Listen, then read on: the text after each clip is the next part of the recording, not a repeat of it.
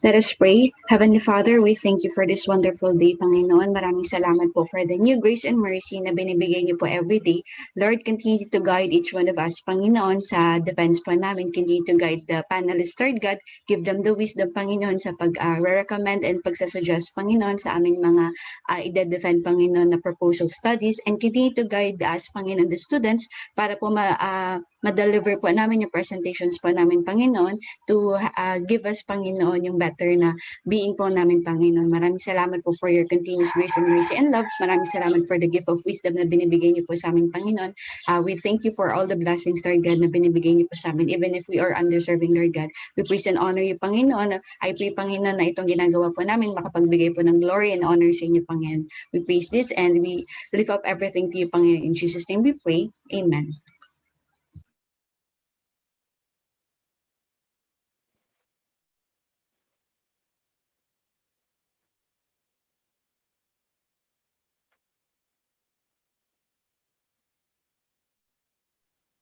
Amen. Thank you, Miss Angelica Kaputan.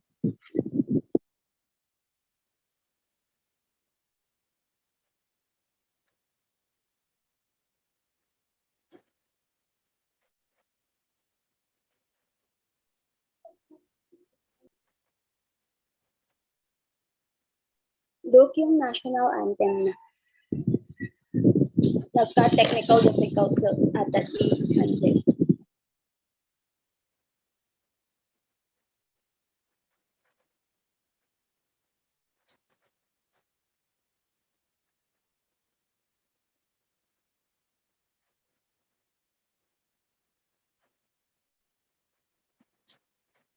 Look, walang audio.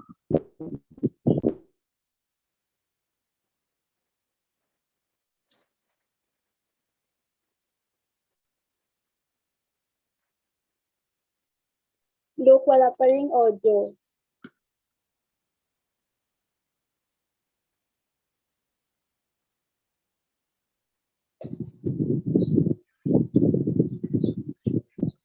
Mag-share screen ka ulit, i-X mo muna.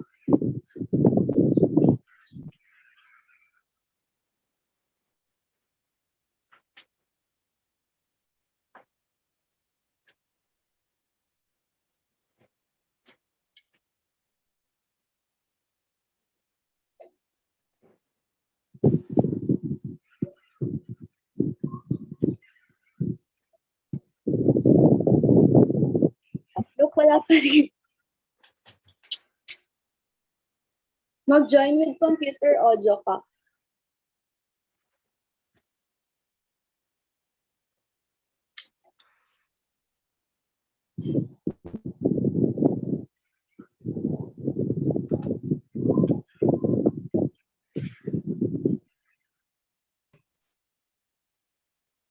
To our dear panelists and to our Zoom participants, we are sorry for the technical difficulties that we are experiencing right now.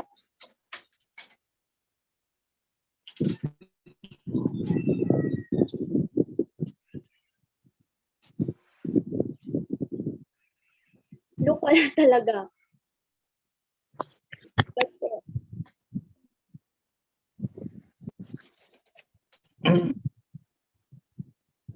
We can forgo with it and we proceed. Sige po din. At this moment, I would like to call the ever supportive, able, and the new research director of the Cagayan State University, Dr. Julius Ticapili, for his welcome. Thank you so much, Claire, and I'm very delighted seeing each and every one of you today. This is another batch that we are catering for a proposal activity, and of course, I would like to first greet the very able department chair of the respiratory therapy program, Nancy Martinez, and to of course our very prolific college research coordinator, Professor Jinky Tuliao, and the very competent panelists who were invited to grace this proposal defense with us today. Now, of course, we have had been always sitting down in proposal defenses, not just but to evaluate your proposals in terms of whether they can already be ready, for the next phase, and that would be data gathering, and eventually, probably in a month or two, or probably after a semester, you will be ready for your final defense. But the real intent, of why we are, looking at the merit of your proposal is to help you realize that research is a very extraordinary thing that people should actually engage in, because this is a way that we will be able to instill in every one of you critical thinking. Before you know it, my dear students, you're not just but the persons learning from this engagement. Even your department chair and the panelists are also learning from me, and I surmise they are also learning from you. No one has the monopoly of the scientific concepts. And, learning takes a very dynamic process so that a lot of individuals are engaged, with it. It has always been the same enthusiasm and excitement that I am feeling every now and then, that I sit down in a proposal or in a final defense on the very occasion that I see bright minds and brilliant students. And of course, as I've said, these students and these bright minds are the hope of the future. And I always have had reiterated that the discipline should not lie with us. We have to clone ourselves. If not that, we have to make more of ourselves. No? While your teachers are well versed, in terms of research, you soon, will be on the same status as ours, and you should be in a capacity of helping others craft, their proposals and better their research activities. That's why, if I may, I would like to invite, each and every one of you to listen intently to critiquing on the very basis that this will not only lead forward to having better quality of researches, but this is an opportunity, that you get something from us. And this will be the same things that you will be teaching to your students, or to whoever comes to your assistance later on. Remember, the research process is very simple. It's provided with systemic procedures, so to speak, that we just have to follow. And regardless of the nature of your profession, your field of specialization, or probably for whatever purpose you are conducting the research, the process remains the same. It just is probably that the format, for each of the institution differ, or the way they call it will be varying. For example, in the information technology engineering, as well as of course in industrial technology education, they call research as a capstone. Okay, but for us, of course, we call it a research, or blatantly, we specifically term it as thesis for the undergrad, dissertation for the graduate school, in particular for the doctoral level. So please do not be reluctant, of asking us questions, because it's actually the best way that you will be learning from us. And of course, I also would like to reiterate once again that research is a very easy process. A lot of people are skeptical about performing research or engaging in research, believing that it's a very complicated procedure. I surmise you have been told that research really is for like bright minds, for people who are not busy, for people inclined in science. But there's no truth to that. Research is actually likened to the activities that we do each day, in particular the routine activities that we do each day. So if you do cooking, for example, if you do gardening, if you do cleaning the house, there is a step-by-step procedure that needs to be done. And of course, following the steps is imperative for you to be able to come up with very good results. I would like to have it in the context of cooking, because I think that's common to every one of us. A lot of us, I think, know the basics of cooking at least. At least. So, of course, when you talk about research, it will start with like asking yourselves, what topic do I want to do? So it seems like in cooking, you start with like asking yourself, what do I want to eat? Okay. And then soon after you knew exactly what you would want to eat, then you would have to review the procedures. It's either through the internet, no? It's either through the cookbooks, no? Or asking your friends about it. So it's similar with research. After knowing what you want, no, to do, you proceed, no, with your review of related literature. No? And after having the review of related literature, what do you do next? You're going already to craft your objectives and collect your materials and then perform the experiment. Similar with cooking, after you knew already the procedures based on, no, the facts that you have gathered, no, in the cookbook or probably in YouTube, what do you need to do? No? You're going to already ask yourself, okay, this is the thing that I would be doing, and this is the version, no, okay, that I will be doing. For example, paella ala Nancy, may mga ganyan, mga version mo. And then, well, you go to the market or to the supermart or the stores, wherever, and then you gather already those that you will be needing in the context of your research. And then you start the cooking. So when you are done with cooking, you will have to serve it to people, right? So that is actually research dissemination. And then you ask them about how did your menu tastes? Like, is it delicious? So it's giving feedback, right? When people ate your viand, the menu you prepared, it's talking about research utilization, correct?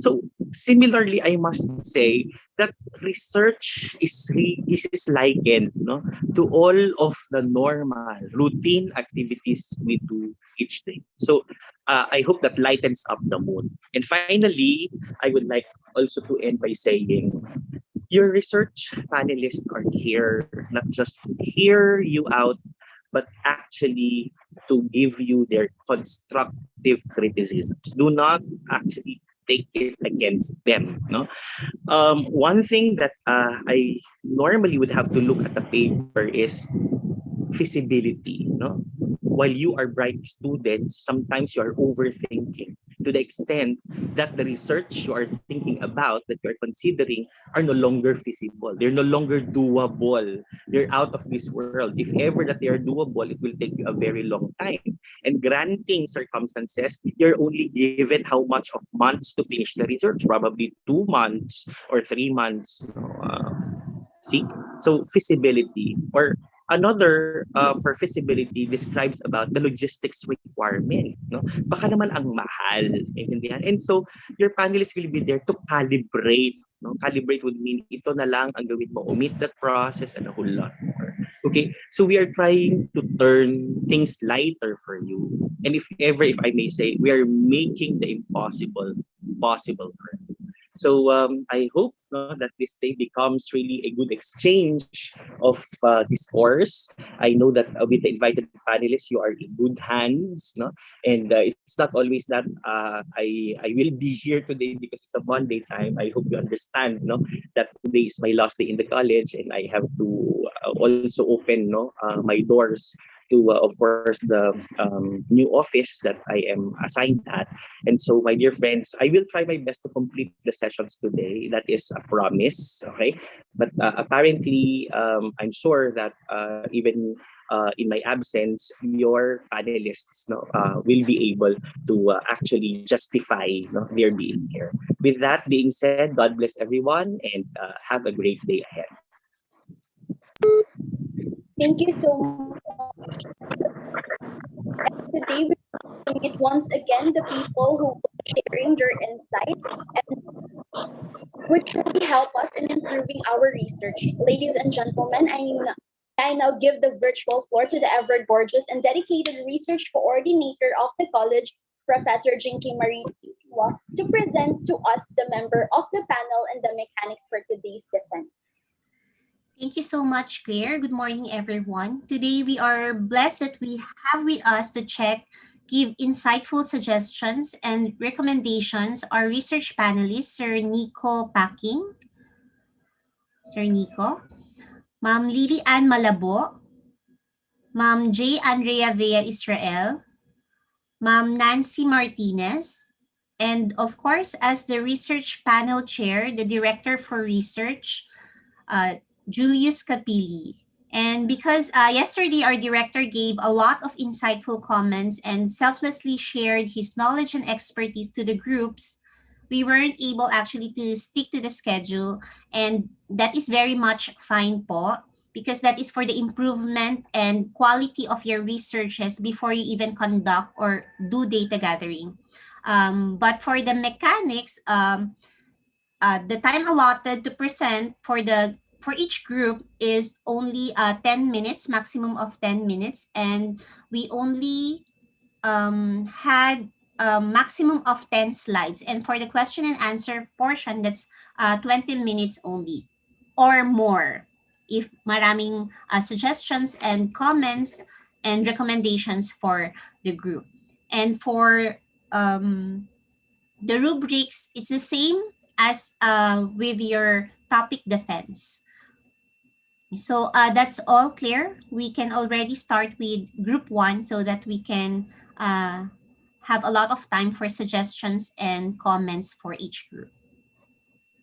Thank you so much, ma'am. So let's now welcome the first group that will present the research proposal, Group 5. For the information of our presenters, we have our timer Biddle for this day. She will inform you about the remaining time that you have for presentation through the chat box. So please be aware of that to our dear presenters. Thank you.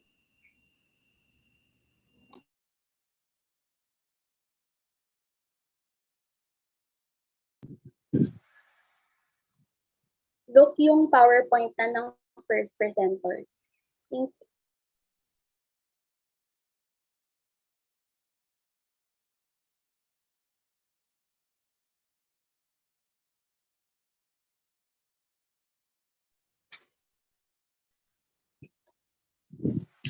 Frances, you can now start.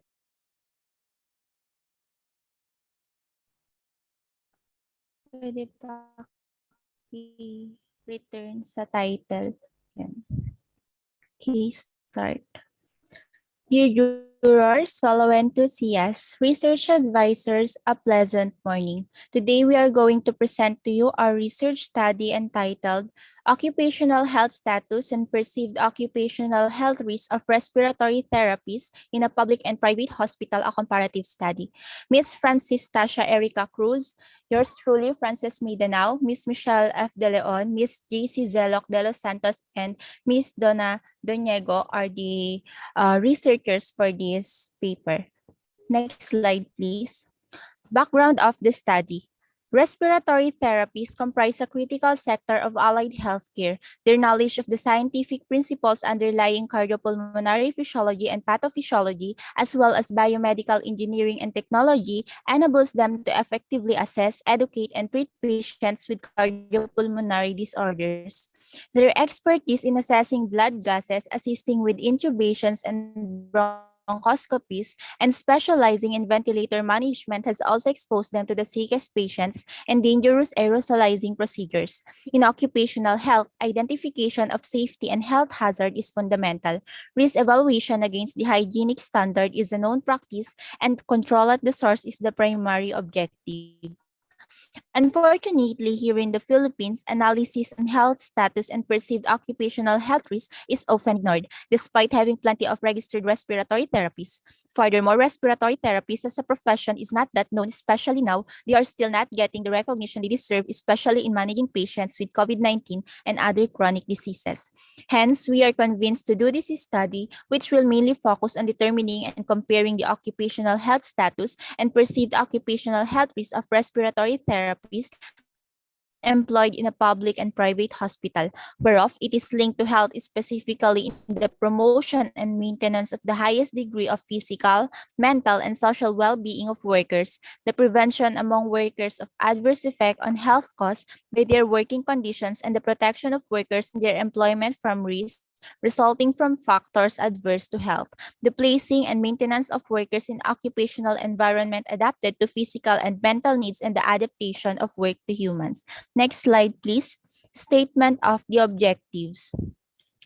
Generally, this study aims to determine and compare the occupational health status and perceived occupational health risk of respiratory therapies employed in a public and private hospital of Tuguegarao City, Cagayan.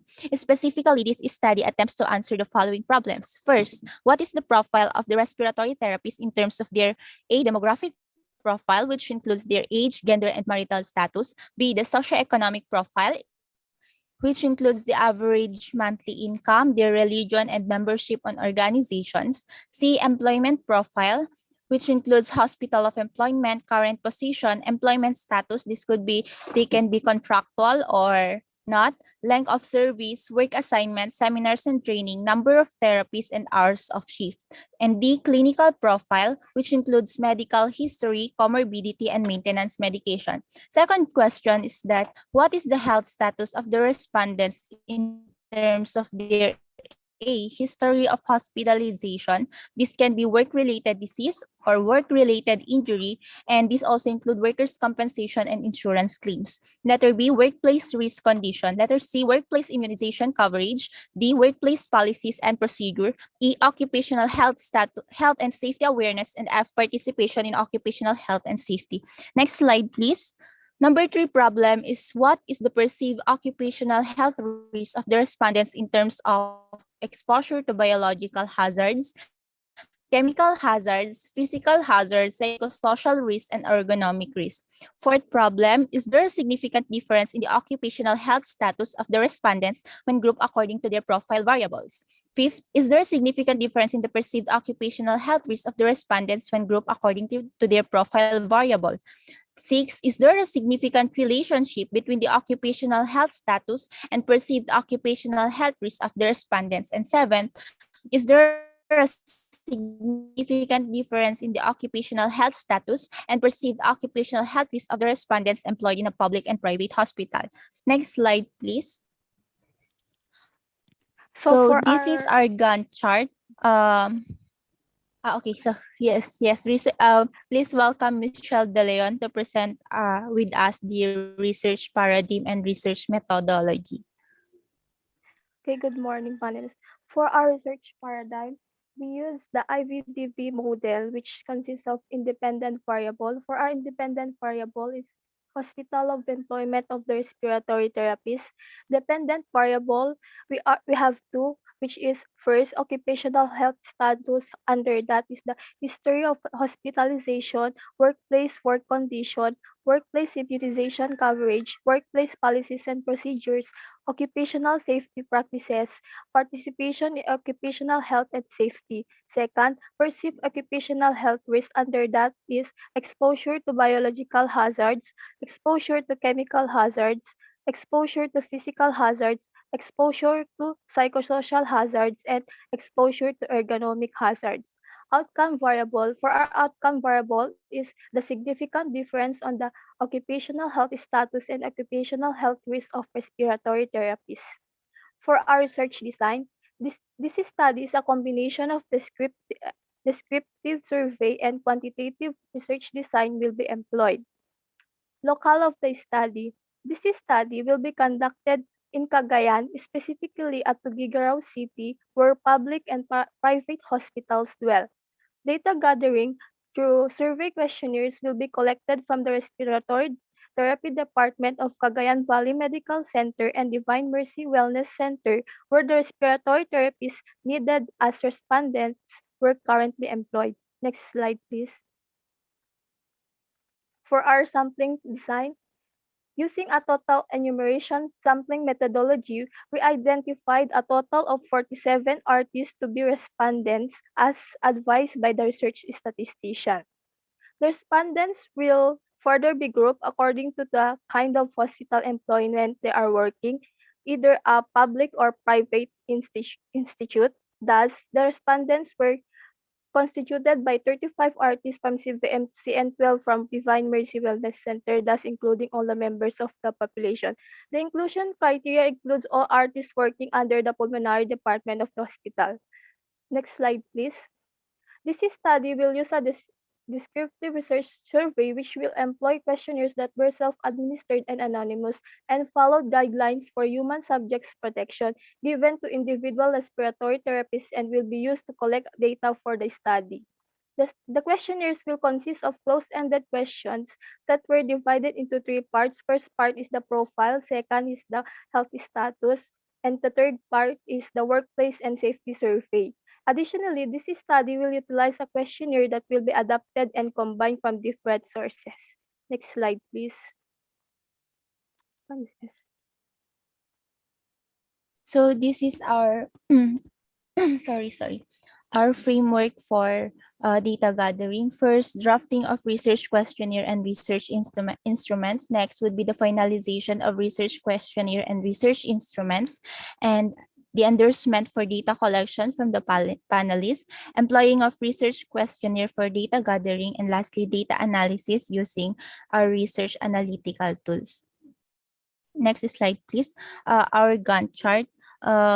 Finalization of research proposal would be until the first week of and until the first to the last week of May. The wait, hindi ko mabasa. Secure approval and the development of research instrumentation, design, and validity and reliability will start from June and until September of 2021. And data gathering, data analysis, and finalization of research paper and submission for final defense will be from September 2021 to December 2021. Next slide, please. So our questionnaire is divided into three sections. First is the profile of the respondents. Next slide, please. These include the demographic profile, socioeconomic profile, employment profile. Next slide, please. Next, please. And second section is will focus on the health status of the respondents, which we have include the parameters, the history of hospitalization, which include work-related disease, work-related injury, and workers' compensation of claims. Next slide, please. This also include workplace immunization coverage. Next slide, please. Workplace policies and procedures, and participation in occupational health and safety. And lastly, the third section would be the focus on perceived occupational health risks of the respondents, which includes the exposure to biological hazards, physical hazards, chemical hazards, psychosocial hazards, and ergonomic risks. We also have here our, next slide, please, review checklist and also the plagiarism report. We have 12% and 86 score on this plagiarism report. That's all. We are now ready to accept your recommendations and answer your questions. Thank you.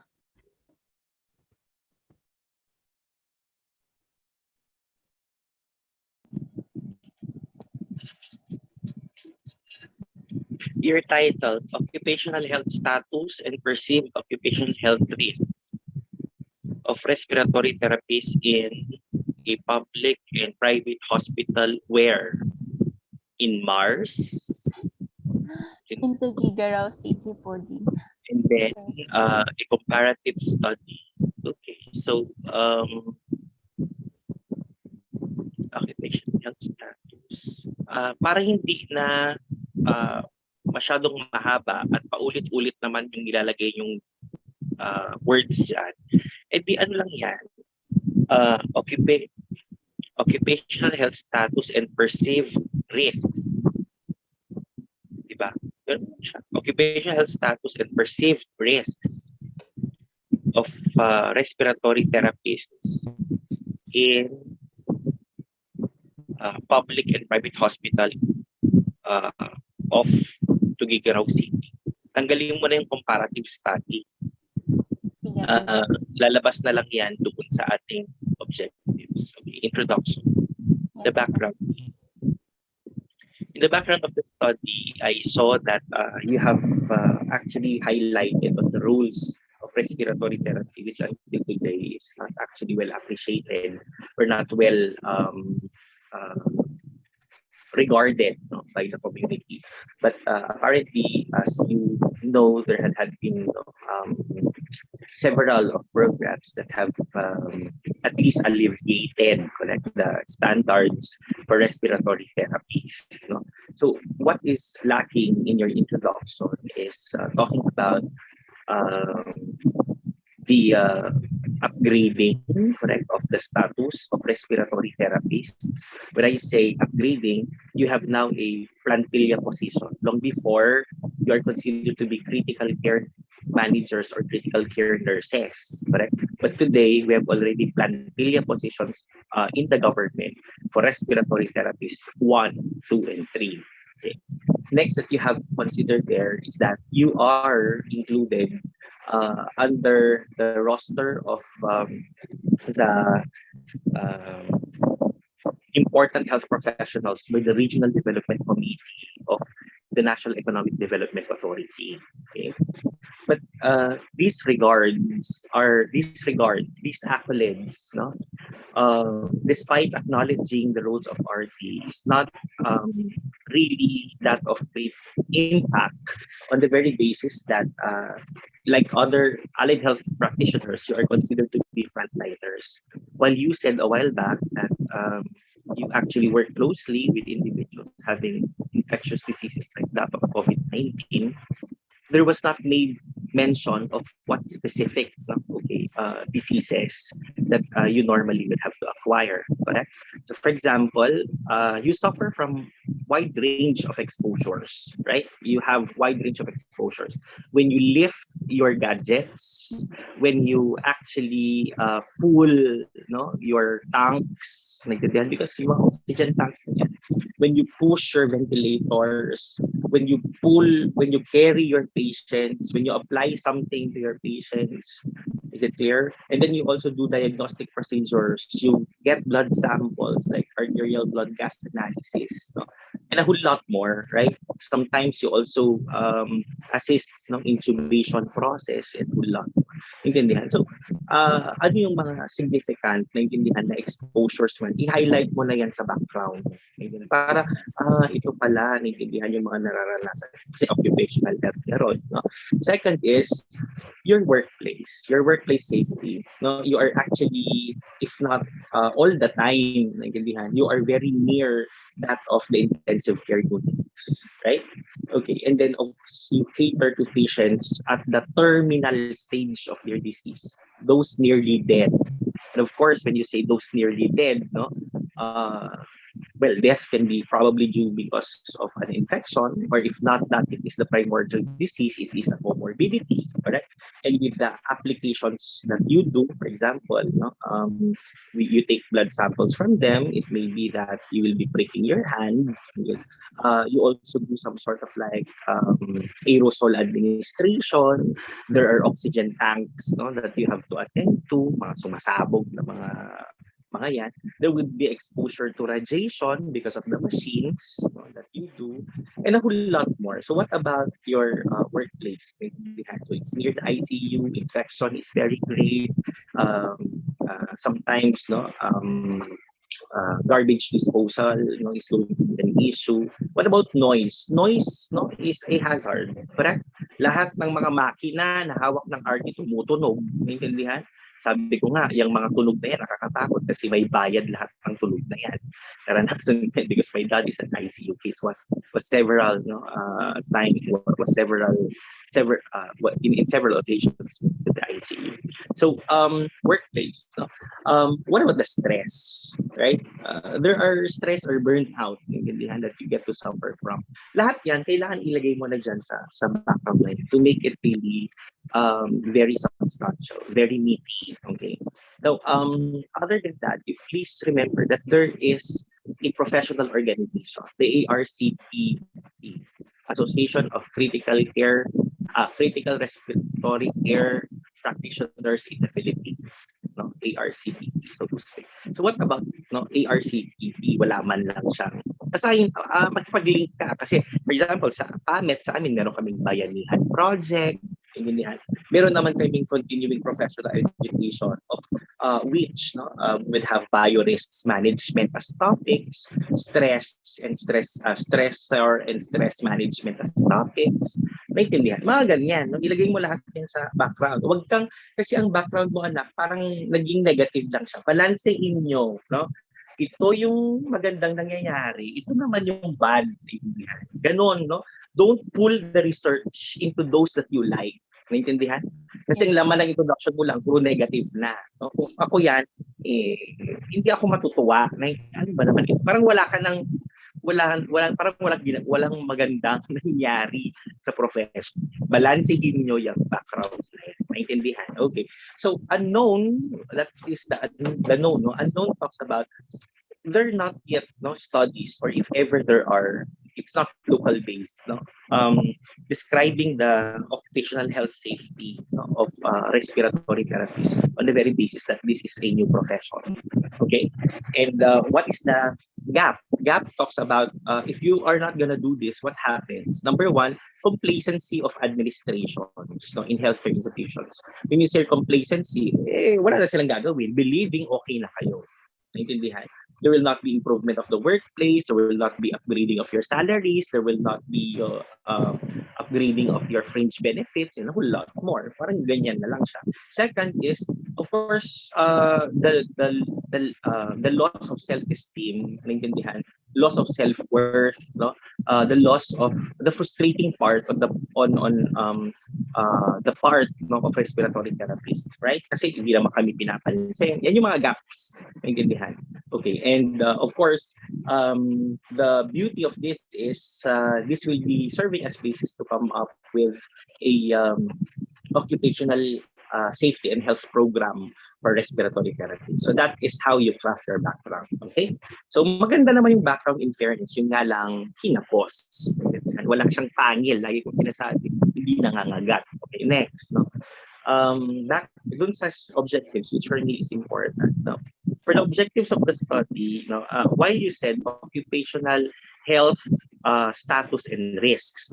So number one, you started with the profile of RD, but apparently when you talk about the profiling variables, there should be more that I would see there in the demographic profile. For example, part of demographic would talk about number of seminars attended on occupational safety. Another would talk about, for example, ano pa ang kanyang demographics. Okay. Importante din sa demographic, hindi lang yung age, hindi lang yung sex, hindi lang yung marital status. Importante sa demographic profile ay kung ano yung height and kung anong weight niya. Kasi ergonometric ka eh. Naintindihan? Baka naman ang liit-liit niya, tapos ang dami-dami bubuhatin niya yung pasyente. I wonder, naintindihan kung paano gagawin. Naintindihan ng isang maliit na RT ang mga yan. Kaya nga minsan sa abroad, prefer nila yung mga malalaki ng katawan. Kasi yung complexity ng trabaho nyo, sometimes sumasakay ka dyan sa kama, naintindihan, para maabot yung pasyente, the whole lot. Okay? So sa socio-economic profile, you talk about average monthly income, family size, you have religion, membership in organization, and what else as social variables. Yan na lang ba? Okay. Kasi kung ganyan lang naman siya kaliit, then I mean, you'd rather place it as socio-demographic profile. You lump them as one. Okay. And then for employment, siguro yung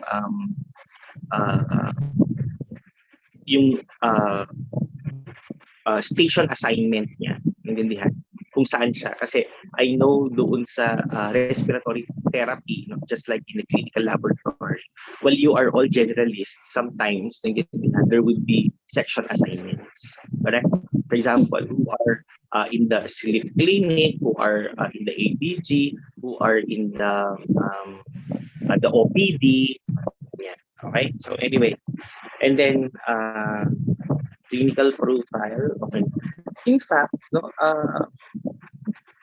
kailangan i-profile mo dito kung ano yung mga trabaho na ginagawa nila. The routine work that they do. Kasi ikaw ay occupational hazard. Okay?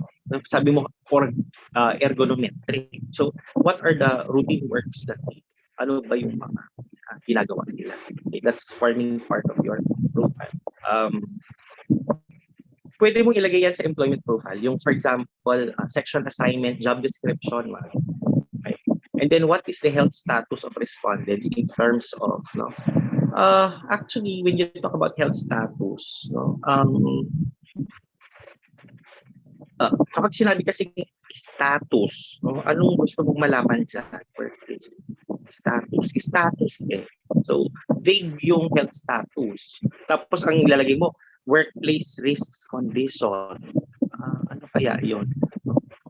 Actually, sige nga, ilagay mo muna sa number 3. Tignan ko lang para makita. Kasi the health status is in fact, what are the perceived occupations? Mali. Sige, balik ka na dun sa second. No? Your health status is already describing about your clinical profile. Intindihan? So, for us not to be redundant, I believe that you have to remove, no, the clinical profile there, and that would be what you're going to assess in the health status. No? What is the health status? What are their current ailments, their comorbidities, intindihan? And then, from the ailments, no, you're going to describe if it is work-related, it is basically, because work-related is actually either it is nosocomial, it is injury, or it is actually acquired, innately by them. It's not actually nosocomial in the strict sense that they got it from the hospital. They just had it. Parang ganun. For example, cancer. That's not a nosocomial disease. Okay. I-lump nyo yan, no? Mukhang may mali dyan sa number 2. Okay? Kasi yung status, health status, kasama na yan yung clinical profile. But I love, no, what I see there as occupation awareness. Okay, health status. Okay, so that would be letter B, no, awareness of health and safety programs. Okay, yun lang yon, no? Naintindihan? So, okay na tayo. Sa number 2, dun sa health status, no, letter A would be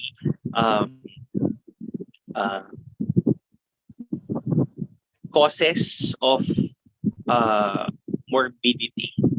And letter B would be awareness on occupational health and safety.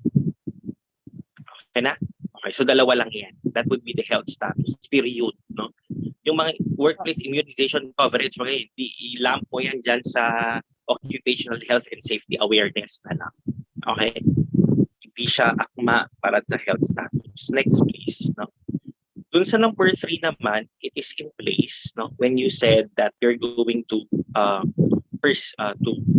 what are when you're going to determine the occupational health risks, no? Now, the words exposure are there, no? So, tanggalin mo na yan, no? So, what is the first thing? How? Dapat number 3 is how. O kaya what? Kasi iba naman yun, no? What are occupational health risks? What are occupational health risks? Are perceived, no, by respondents to be causes of exposure to be caused by exposure to letter A, biological hazards, chemical hazards, physical hazards, psychosocial hazards, and ergonometric risks. Naintindihan? So natanggal natin yung word na exposure. Naintindihan? So I think the researchers knew naman, in fact, what biological, chemical, physical, whatsoever. Naintindihan? Tapos, is there a significant difference on the occupational health status, no, of the respondents when grouped according to profile variables? Isama mo na yun, no? Is there a significant difference on the occupational health status and the risks? Wag mo lang kalimutan. And the perceived risks, no? of the respondents. Okay na? Isagsama mo sa number 4 yan. No? And the perceived risk of respondents when grouped according to profile variables. And then you would want to look into the relationship. What you wanted as relationship would be occupational health status and perceived risks. They cannot be. Naintindihan? Anong relationship ng occupational health status? Tapos perceived. Tignan mo yung status mo, clinical, tapos perceived. Lord. Wow. No? You ask, naintindihan? It would be such a very long story if that's what you wanted to do. Because if you try to take a look, no, when you deal with association, you have 5 no, in number 3, and then you have so long no, in number 2. Dalawa lang yung sub-objective sa number 2 pero malaki. Malaki yan kasi meron kang tinatawag na sub-parameters no, na nakikita sa questionnaire. So I think for this research, tanggalin mo na yung relationship. What is there a significant relationship between the status and the risk? Hindi ko siya actually magustuhan, intindihan ang hindi ata ganun. Okay, so tanggalin mo na yung number 6 para mas madali na lang. And then number 7, ano na naman yan? Okay. We have a problem here, no? Because we forgot that this is a comparative study, no? Comparative niya. Wala. Balik ka sa number 2. Kita nyo na kung lahat ng bawat words na dinidescribe nyo will make the design, will make everything different. Balik ka sa objective number 2. Objective number 2. Okay, objective number 2. How, yan na yan, oh. What are the health? Okay. Maglalagay tayo ng ano dito para ma-compare natin. How, ganun yan. How do the health status no, of respondents in the public and private hospital differ in terms of, so iba na, naintindihan kasi nagko-compare ka na. Kasi kung blatantly, lalagay mo lang what is the health status, wala kang kinompare. Naintindihan? So magiging number 2 mo is how do no the how is the health status no of respondents no working from a public and that of a government no healthcare institution differ in terms of, so may compare na. Okay, number 3. Sa number 3 wala pa tayong compare, intindihan? Okay, so insert natin what is the perceived occupational health risks of respondents in private and public hospitals and laboratories. I don't know, private hospitals ba ginawa nyo? Hospitals ba nasa title? Yes, Hospitals. Po. On the what is the perceived occupational what is the perceived risks no okay of the respondents working in government or private hospitals in terms of the exposure to na correct, so para magkaiba pa rin yung discussions. Okay, number 4, is there a significant difference no on the occupational health status of respondents from wala na pa from public and private hospitals when grouped according to, so you will be analyzing them separately. Naintindihan? You see, yun ang sinasabi ko. One word in the title makes it different from a normal way you do it. Yeah. Okay, so tanggalin mo na yung sabi ko nga, ilamp ko na yung number 4 and number 5 into 1 pala, no? Tanggalin mo yung number 6. Correct? And then, yung program, no? Yung program ang last, no? What needs to be incorporated, no? What needs to be incorporated, no? In an institutional basis, kasi magkaiba sila, no? Private and public, magkaibang nature yan. what are our recommendations to come up with an institutional-based occupational health and safety program for respiratory therapists. So that would be your final objective. Naintindihan? Okay na? So lumabas na yung compare. Sayang yung study mo pag hindi mo yan i-compare. Okay, next. Wala na. Ay, alam na nila Ma'am Jinky kung anong gagawin dyan. I want to know about your research design. Your research design would be limited to descriptive inferential. Bakit may naintindihan descriptive? Hindi dalawa ang design mo, no? Above survey is an inferential research design. Wala ka namang correlational. So this is a descriptive inferential research. Why descriptive, inferential, comparative in terms of approach? Ma'am Jinky, that's how they word it, no? The research design is descriptive, inferential, design, comparative approach. Yes. They will have to work on the two, no?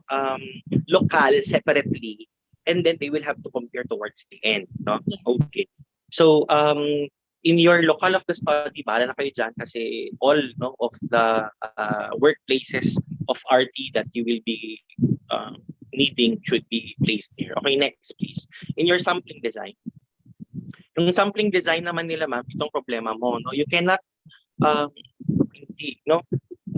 total enumeration ma'am, tapos purposive sampling, ano yan? Two contrasting, designs. Number one, you cannot do a total enumeration, neneng, as much as possible. You get rid of it while I should like it. Because if ever, we cannot use an inferential question if it would be total enumeration. Because when it talks about total enumeration, that is the complete story. There is no assumption. Naintindihan? Hypothesis yun eh. Naintindihan? Nag-a-assume tayo. Pero pag total enumeration yan, ibig sabihin perfect. Naintindihan? Okay, so it should be, if not, I think it would be simple random sampling because they have very few of respondents. You should not take them in different hospitals na lang on the very issue na maliit yan. For example, magkaiba ang sampling mo sa private tapos sa public. So, ang liit-liit yan. Hindi rin yan purposive sampling. Again, because you made use of a parametric. You have to make use of parametric or probability sampling design on the issue that there are inferential questions. Pero kung is there a significant difference? Hindi ka pwedeng gumamit ng non-parametric or non-probability sampling designs pag may inferential questions. Because for sampling designs like quota sampling, purposive sampling, convenience sampling, etc., you are sacrificing, referring to as external validity. The results will only hold true among the respondents. You cannot infer that in a global perspective. Okay, so I think that's it for me, ma'am. Thank you. Thank you, Dean. Let's ask Ma'am Nancy kung meron siyang additional comments on this paper. Okay. I just want to ask, yung local, all hospitals sa Tugigaraw? No, ma'am. Sa CVMC lang po at saka Divine Mercy, ma'am. Okay. Akala ko kasi lahat. So, all RTRPs there employed? Yun po yung dati na nakalagay po sa sampling design namin, ma'am. Lahat po sila. Lahat sila. So, konti lang yon. So, 12 lang po kasi sa Divine, ma'am. Tapos 36 po sa CVMC. 36 na RT? Yes, ma'am. Opo, ma'am. Tinanong po namin si Ma'am Calceda po ba yun? Yung chief po nila. Kaleda. Ay, Caleda po. Yes, ma'am. Ganon, 36. Ang dami palang RT sa, ano ba tawag dito? So, in here, meron kayong tool na gagamitin? Ano ba? They do have a questionnaire for this one, di ba, Princess? Yes po, ma'am. Meron po.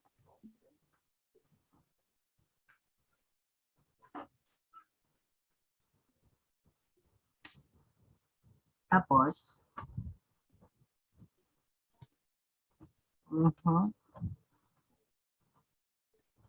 You need to change your tool according to the changes that our director suggested a while Okay. ago, Francis. Yes, oo. Dapat mag-jive doon Yes. yung Yes tool. po, ma'am. So, kasi yan ang sasagot doon sa mga na-revise ni Dean. Ay, ng director pala. Sorry naman. So, You will be doing this in Google Form din for them, di ba? Kasi you cannot go to the Yes hospital. po, ma'am. Yes po. Google Form, who's your advisor? Si Ma'am Lilian po, ma'am. Oh, Ma'am Lily. Pero, Ma'am, oo nga Google Form to, ang hirap. Parang, paano nila i-contact ito? ano ma'am, Here sila, si Ma'am July. Ganito na lang, Frances. Wag na sigurong Ah. Google Form. What I am suggesting now is you just print a hard copy of this questionnaire and then you entrust it sa supervisor para mabilis. Kasi kapag Google Form, they don't have any more time. Ang hirap. Ang hirap. It's kung hindi lang lahat ng RT ang actually sa tracer study namin, kung hindi lang lahat ng RT ang respondent namin, I would like to recommend also na hard copy na lang para mabilis ang reply. You just hand it to July and the supervisor for CUDMC ay sa UDM, Divine is I do not know. Who? Sino ang supervisor niya, Frances? Ma'am, wait po. Tingnan ko lang po sa letter, ma'am. Hindi ko alam kung sino head ngayon doon. Si Nida, ma'am. Nida de la Si Torre. Nida. Okay, Nida is very good. So, if you have a hard time contacting this or whatever, you can just, aside from your advisor, kasi si Ma'am Lily doesn't have any direct contact with these people. So, you can just ask Sir Nico for Nida, Ma'am Nida. And si July naman, madaling kausap si July. Si Ma'am July, you can just give you entrust the hard copies para masagutan ka agad kapag may duty. I-endorse na lang niya sa mga shifts para mabilis. Kasi kapag Google Form ito, may hirapan ka. Tapos isa-isahin mo, not unless you have a GC. Pero I doubt. Di ba? Yes. So, ganun na lang ang gawin nyo. Yun ang gawin nyo. Hard copy na lang para to be distributed sa mga... Anyway, dalawa lang naman to, Ma'am Lily. Madali lang. Madali lang. oh ma'am, liliit pa yung sample nila ma'am kasi sabi ni Dean dapat mag simple random pa sila. Ay, ganun. So, kung sino na lang. Sa kanila ang may time. So kung hindi naman, kung makuha naman lahat, di mas okay anyway, di ba? So bahala na lang. Ano ba? May ano yun ma'am, tawag dito, compute pa natin kung ilan yung samples ma'am. Tapos kasi since inferential, hindi tayo pwedeng mag total enumeration. Ay ganon? O sige, tingnan nyo na lang. So at least mas madali. Di ba? Mas madali, hindi lahat. Mas kumunti. Yes, mas madali yun. So madali silang mapapakiusapan. Pwedeng dagdagan nila ng isa pang Hospital. isa pang private. Kasi yes, St. Paul. Kukunti ang artist ng St. Paul. Okay? lang kasi, ayun. Francis, once na you're going to distribute the tool, itong questionnaire, sabihan mo ako so I could call these people.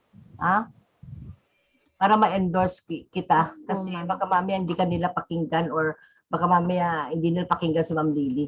You can just call me para ma-endorse ko, para magawa nila kaagad. Maganda nga yun, Ma'am, supervisor, kasi siya rin nakakaalam ng shift nila. Pero kung shift nila, bigay na niya, tapos after, kunin niya na din agad. Oo. Kasi alam mo, ang hirap, kagaya ko, number 1 ako na hindi sumasagot sa mga ganito kapag meron pinapatong sa mesa ko na ganito. Sa totoo lang. Diba? So, tingnan natin. Para I could choose people na lang kung who will answer the questionnaire. Diba? Kasi ang daming, Diyos ko, daming pilosopo. Francis, you just inform me. So, wala naman na, yun lang. Kasi yun lang ang inaalala ko. Baka mamaya hindi kayo pakinggan ng mga visit na to.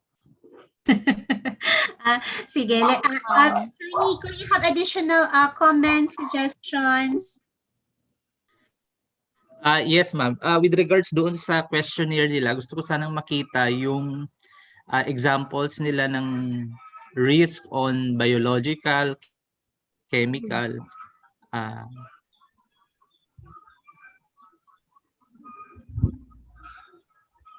yung physical hazards, patingin nga siya.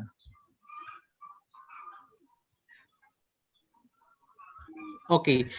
Siguro maganda rin dito sa yung perceived occupational health risk if alam nyo kung ano yung scope of practice ng RT. Hindi lang lagay kayo ng lagay ng kung ano-ano dyan. Pero maganda siguro basahin nyo yung dun sa RA 10024. Nakita niyo yung scope of the practice. Naka-enumerate dun, di ba? So, like for example, tignan nyo dun sa administer. Yes, ma'am. Sige, don't worry. Di-discuss ko yung RA 10024 kasi wala pa ako dun. Yes, ma'am. Para makatulong sa kanila, saan nila i-classify later on yung saan papasok yung chemical, yung physical. Kasi, for example, yung pag-administer ng mechanical ventilatory support, ano yung mga nakikita nyong health risk doon sa pag-administer nila.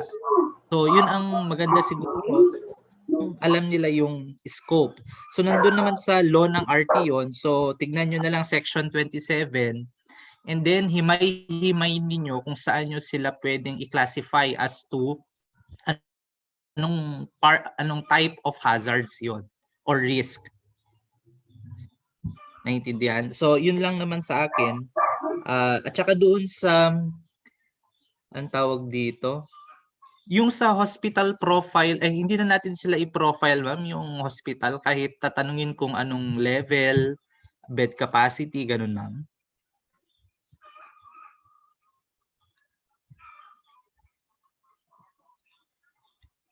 Hindi nyo na tinanong yun, Frances? Sa akin naman, sa akin naman, the way I see it, Sir Nico, be it ano na lang, kasi ang ano naman nila is yung sa RT o regarding risk and whatever. Di ba? Yes, ma'am. Sige, ma'am. Siguro, yun lang ako, ma'am. Doon lang ako sa questionnaire lang nila. Kasi kung ang private or public naman, pareho lang naman yung disposals nila di ba? Or whatever, kung ano. And ang importante doon is RT naman yung kukunin nila at the same time, pare-pareho lang naman ang gagawin ng RT. Yun lang, not unless the hospital has yes, ma'am, yung parang field of specialization na na-divide sila into PFP, yes, ma'am. gano'n, di ba? Oo. Siguro pwede natin itanong kung ano yung services na lang yes. ano nila. Na available sa hospital nila. Oo, sa lab nila. Yes, ma'am. Yun lang po, ma'am. Oo. Kasi baka mamaya dito, ang inaalala, alam ko ni Sir Nico, is baka mamaya CVMC services will not be the same with the services of the other hospitals in private. May limitation. Di ba? Like for St. Paul, limit yun. Mas maraming ginagawa ang CUDMC, si Divine, at saka lalo na si CVMC. So kung timbangin nyo na lang ang exposure ng mga artists. Baka mamaya sa St. Paul wala silang aerosol treatment. 'Di ba? So at least ang nila, ang exposure. Like for CVMC, lahat sila will be exposed sa lahat ng mga respiratory care. So mas na mataas yung occupational risk. So yun, tama din sabi ni Sir Dico na you have to ask also what are the services being rendered from each hospital, be it private or public. Di ba? Anyway, ang talagang subjects nyo naman are artists. Tama ba, Sir Nico? Yes, ma'am. Yes.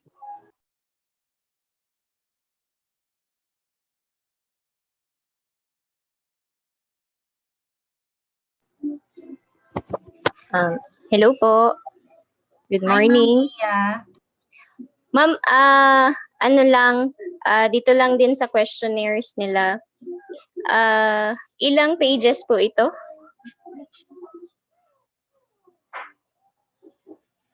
To the group, how many pages is your questionnaire? Ma'am, wait lang po. I-check ko po.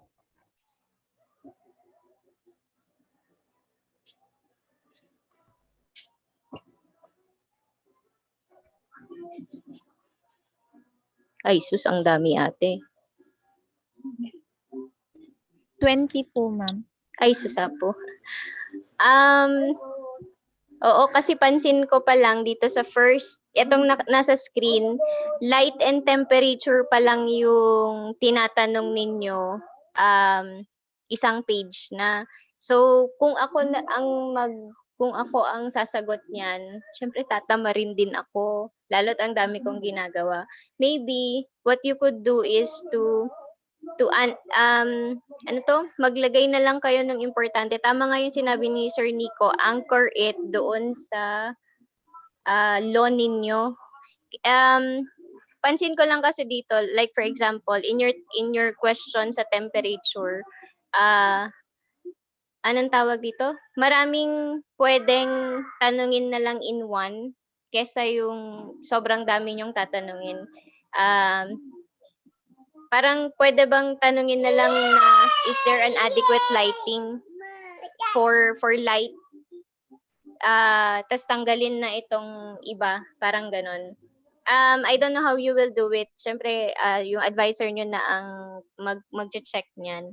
Para we reduce the number of questionnaires kasi babasahin din yan ng mga ng mga respondents ninyo, tapos tatama rin sila, lalo 20 pages yan.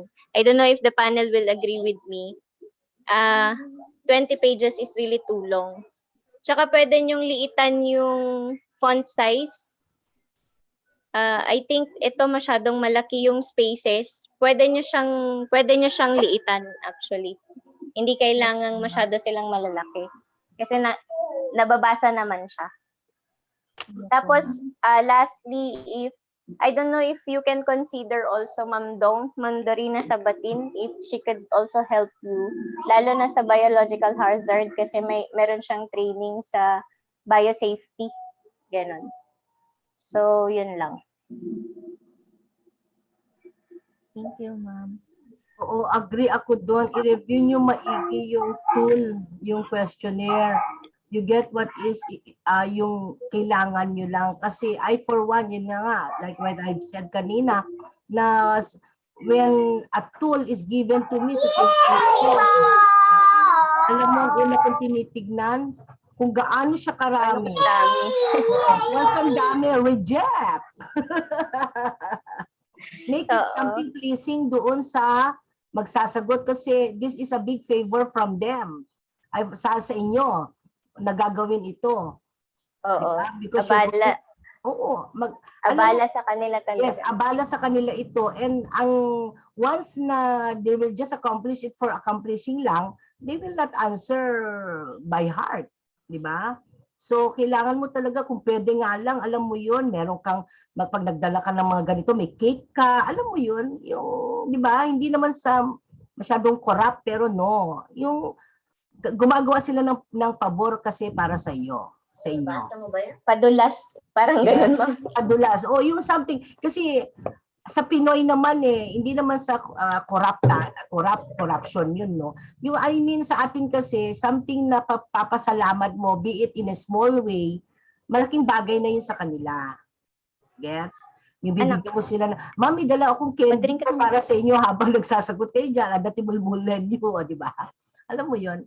Yan yung mga yun, hindi lang yung, Ma'am, sagutin niyo na po yan, kailangan ko na po, dalian nyo. Hindi pwede yun, di ba? So, paano ka makakakuha ng magandang resulta? So, ligawan mo. O, di ba? Tama ba ako? So, yun ang mga iniisipin nyo din. Ang hirap. Hindi naman sa, yun, basta yun, ang pinakaayaw ko yung questionnaire na dinadala sa akin, lalo kapag ang kapal-kapal. Madik.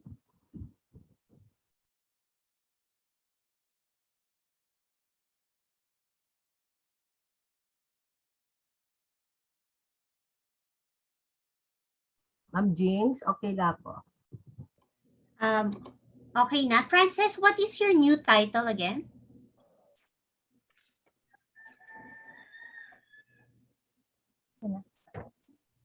Occupational health status and perceived risk of respiratory therapies in a public and private hospital of Tuguegarao City, ma'am. Okay. Okay na. No addition. Kasi nakita ko din sa title niyo parang nadoble yung naayos na pala ni Dean. Okay. Thank you, Frances. And to the panelists, sa group ni Frances, do you have questions, clarifications before we proceed to the next group? Ma'am, dun po sa may sampling design po, ma'am. Ma'am, i-clarify ko lang po sa simple random sampling, applicable po siya both po sa pagkuha po namin ng respondent sa public and private hospital po, ma'am. Yeah. Yes. Okay. Tapos po, isasama na po talaga namin ang St. Paul po sa under sa private. Ganito. You talk it out with Ma'am Lily first. Actually, kung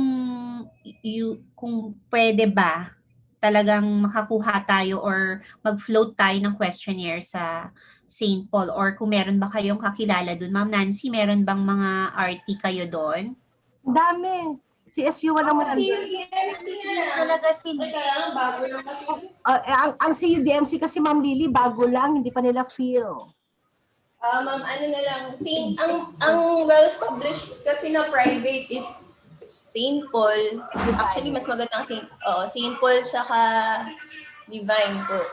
Gusto nyo RPG din. Di ba ma'am may RPG din? Pero ilan ba sa Wala. Wala, ma'am. So, St. Paul and ano lang. St. Paul and Divine lang. Selected private, na lang, hospital. Sa St. Paul, ma'am, ilan lang din sila eh. Konti lang, siguro 6. Hindi ko alam. Oo, konti lang sila doon. Hindi ko lang alam kung sino ang pinaka-head ngayon doon eh. Sino ba ang nandun nung Si Kirby, ewan ko. Sir Nico, sino? Parang hindi ko na rin alam sinong nila doon. Di ba si Lay Domingo? Parang ma'am. O yun, basta. Kasi sila lang dalawa lang ang private na may RT, ma'am. Ng RPG, walang RT. Tsaka ang Klinika de Leon, wala, no? Yes, wala. Wala ang RPG. Wala. So, yun. Yung dalawang yun ang kukunin nila. Para medyo lumaki, dumami din yung sample natin ng private hospital. Diba, ma'am?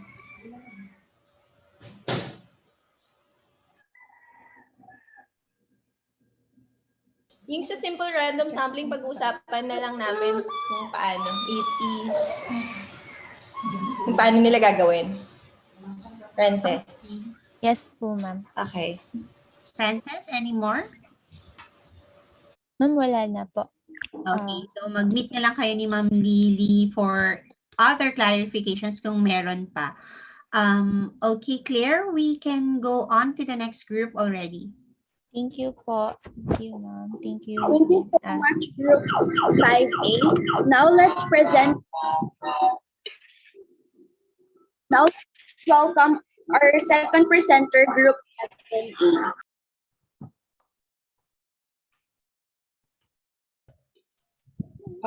Morning, everyone.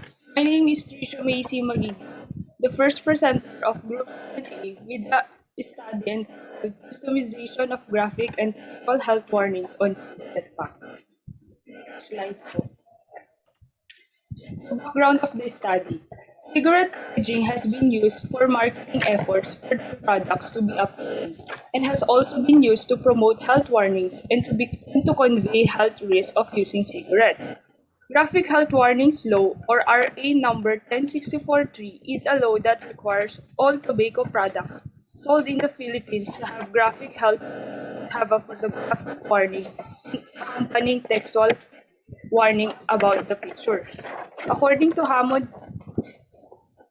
According to Hammond, some studies showed that it had low discernible impact on prevalence, and it showed no effect on behavior and indicate that its effect might partially wear out over time.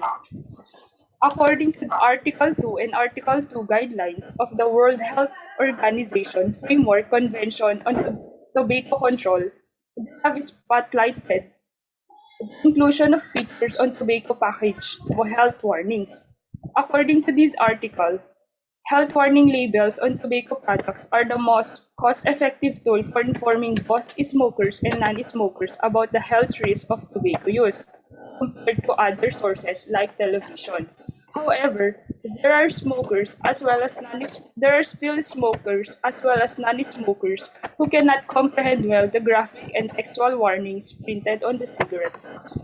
Thus, this study aims on gathering recommendations on customization of the health warnings on its target respondents. Next slide po. Of the problem. As I said earlier, this study aims on the customization of graphic and textual health warnings printed on cigarette packs. Specifically, it answers the following. 1. What are the perceptions of the healthcare professionals and consumers on the graphic and textual health warnings of cigarette packs in terms of content, contrast, taste, and relevance? Number 2, how do the cigarette smokers perceive the usefulness of graphic and textual health warnings in enhancement of knowledge and behavioral change? What are the recommendations of healthcare professionals and smokers that can help improve the graphical health warnings textual warning? So the last two questions will be conducted through a small group discussion. Overall, this section aims to collect perceptions and recommendations of the smokers and the healthcare professionals on the customization of graphic and textual health warnings. Moreover, the researchers will look for possible impacts of these warnings on smokers, including the way they perceive and comprehend these images. So among the smokers, we will randomly choose 8 of them to answer. And for the professionals, all of them will answer because there are only 8 of them. Next slide po.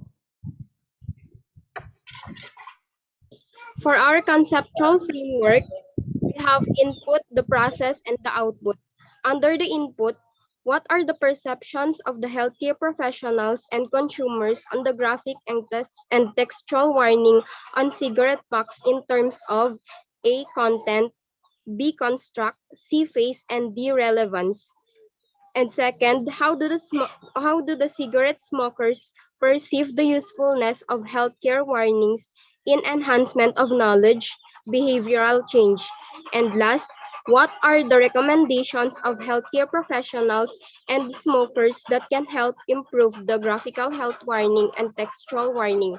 For the process, we will conduct online survey questionnaire and small group discussion via online platform and small group discussion with respondents and answering of survey questionnaires.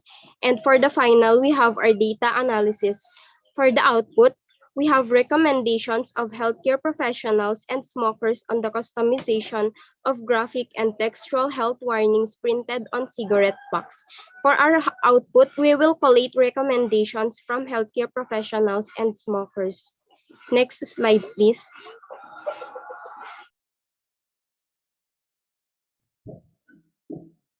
Research design. The study will use both quantitative and qualitative research design. For the quantitative design, it is questionnaires to be used for the validation that will be dispersed through Google Forms. And for the qualitative, it is the interview. So the researchers will use this to of research to measure the validity of the graphical and textual warnings and to gather various perspectives of the respondents on its impact on their improvement of knowledge and changes in behavior, as well as gather recommendations for improving the graphical and textual health warnings. So one goal for this section is to identify what factors can be improved and relevant problems that should be taken care of and stimulate for change. Locale of the study. The research will be conducted in Tuguegarao City, Cagayan, and Google Forms will be used to distribute structured survey questionnaires to respondents. So the researchers chose the location of implementation because it would provide them with the necessary information, and this was their target population. Next slide. Sampling design. The respondents of the study will be determined using the non-probability sampling method, specifically the purposive and snowball sampling. The respondents of the study will be healthcare professionals and cigarette smokers. The healthcare professionals can be medical doctors in the field of pulmonology, respiratory therapists, public health workers, or nurses. The smokers are cigarette smokers that are occasional smokers or heavy smokers, and short-term smokers or long-term smokers. The smokers can be of any age, gender, and occupation and should be residing or at the time of data gathering is living in Tuguegarao City, Cagayan.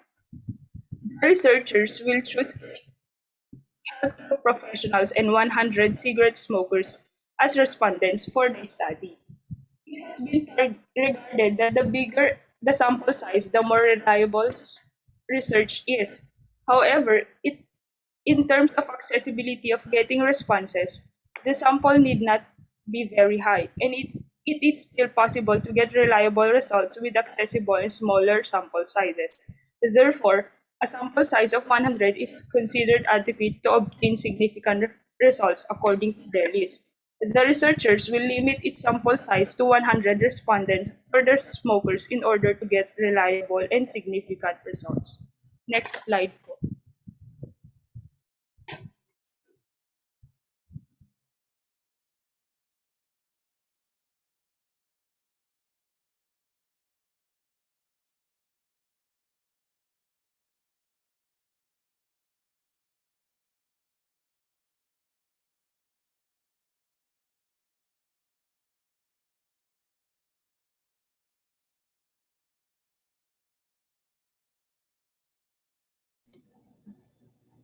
Nag-lag ba ako or nag-lag sila? Jay, nakamute ka. Islapay. Nakamute siya. Sorry po, ma'am. For our data gathering procedure, we have preparation of the research instrument to be used. The researchers will first formulate sets of questionnaires, and this will be referred to our research advisor to further check and validate on it, and after that, these sets of questionnaires will be pilot tested. Next, the researchers construct letters for the municipal mayor of Tuguegarao City and to the medical director of St. Paul Hospital to ask their permission if we can conduct our study within their location.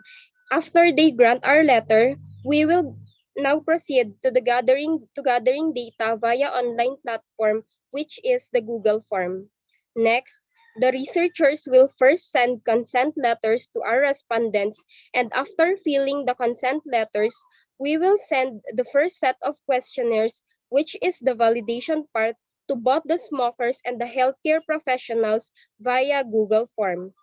And second, the second set of our questionnaires, the researchers will only select 10 respondents from the group of smokers who will participate on the small group discussion to answer the interview guide questions. Again, this part will only be exclusive for the smokers.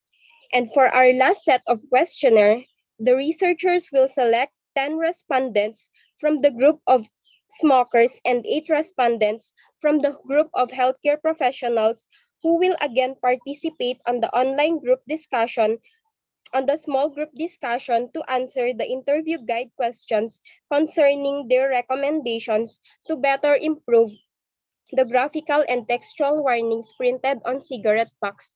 And lastly, the evaluation, analysis, and interpretation of data. Next slide, please. For our Gantt chart, we've begun on the month of February, starting from the selection of research proposal, and we've target to finish up to the dissemination on the month of October to December. Next slide, please. For our research instrument, we have the researchers prepared 3 sets of questionnaires. For the first questionnaire will be the validation part, and attached on this questionnaire are the different cigarette packs with different printed graphical and textual warnings, which will help the respondents to validate it further. Next slide, please.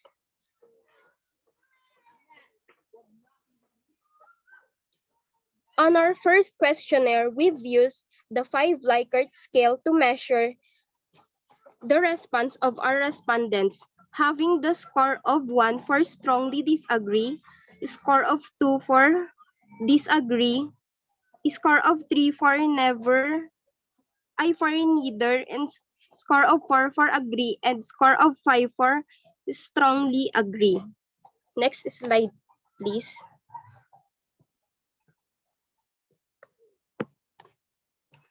The second questionnaire consists of the interview guide questions, which aims to know how these graphical and textual warnings enhances the knowledge of the smokers and if it has something to do with their smoking behavior. This part will only be exclusive for the smokers. And last, the third questionnaire consists of recommendations for the customization.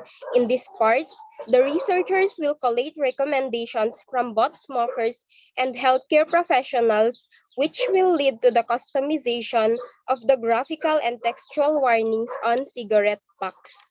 Next slide, please. In this slide, the left part is our ethics clearance, and on the right part, it is our plagiarism and grammar report. As stated here, we've committed 4% of plagiarism in our study. That's all, and we are now ready to listen on your recommendations and comments po, suggestions. Thank you po.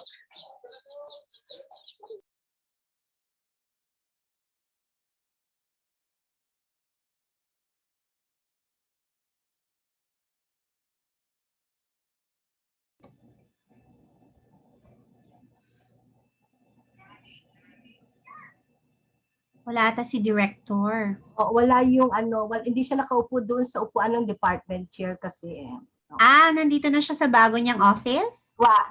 Ayan na siya. Nasa mesa ko. Akala ko nandun na siya sa bago niyang office. Nakamute ka, director.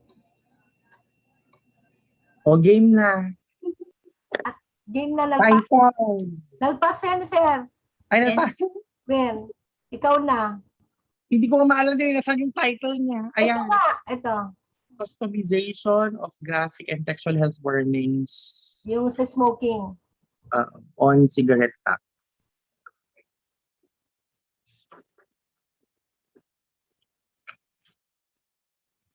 The word customization. Wait lang Sige. Punta ka sa objectives.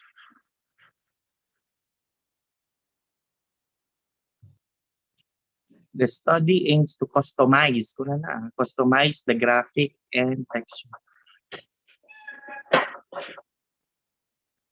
Ma'am Jing, and the rest, kasi when you talk about customization, you're going to make it concise, correct? Yes. In other words, before you make it concise, you're going to evaluate. Yes. Correct?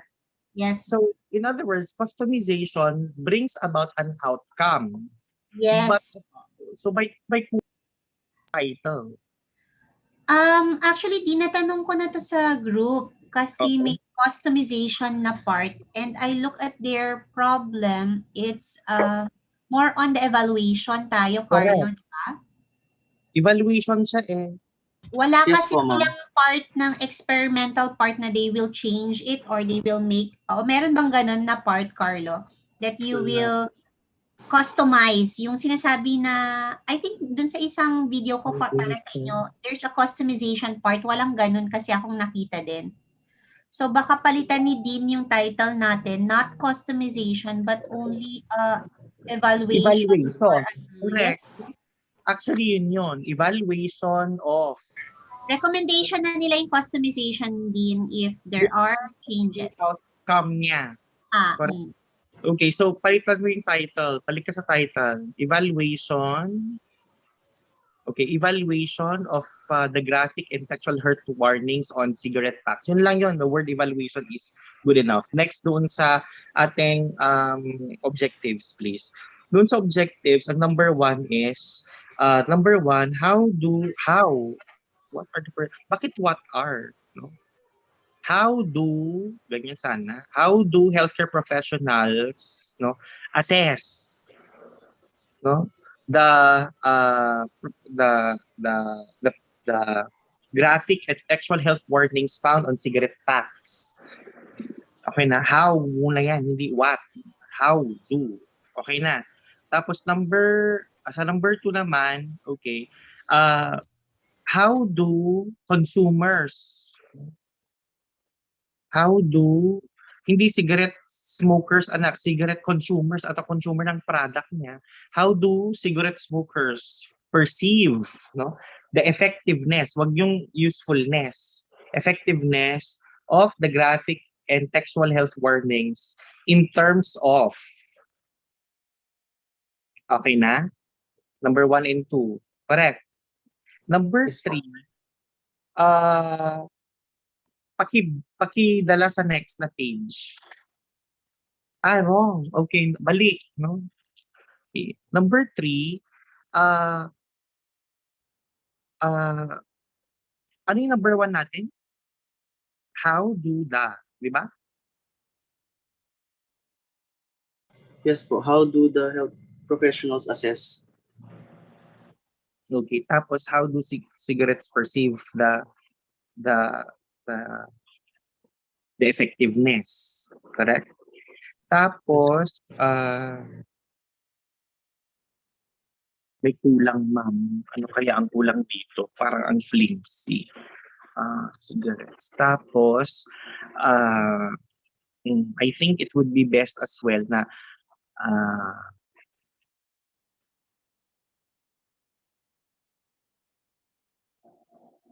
kasi applied research ito eh.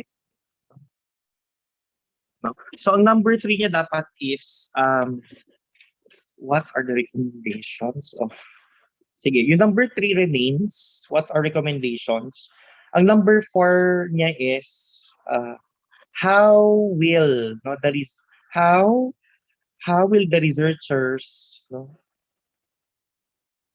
hindi what? Hindi, what pala. What can be probable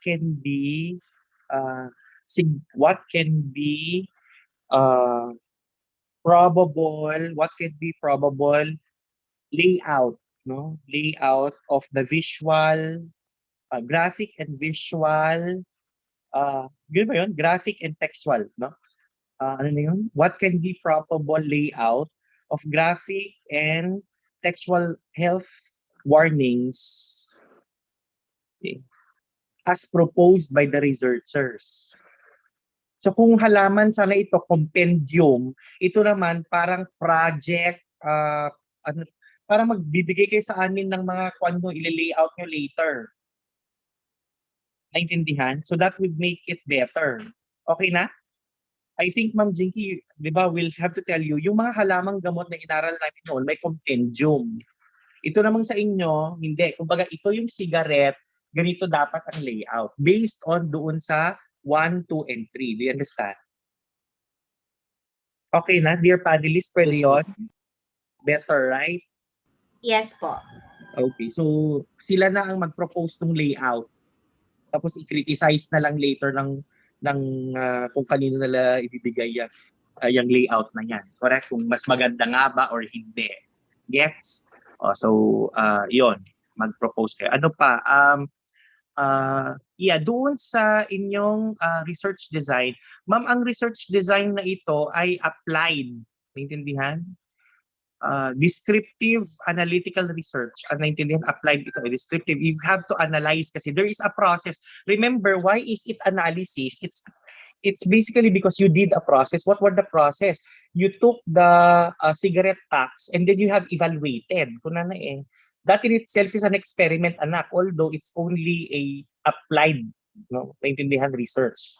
So descriptive analytical design ito. Okay na? Because there is an output towards the end, which is the customized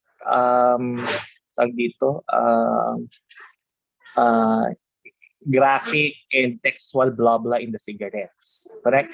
Now, wait lang. May sabihin ako. Next, no? Doon sa sampling design naman, ang sampling design niya, syempre hindi ka non-probability, anak, no?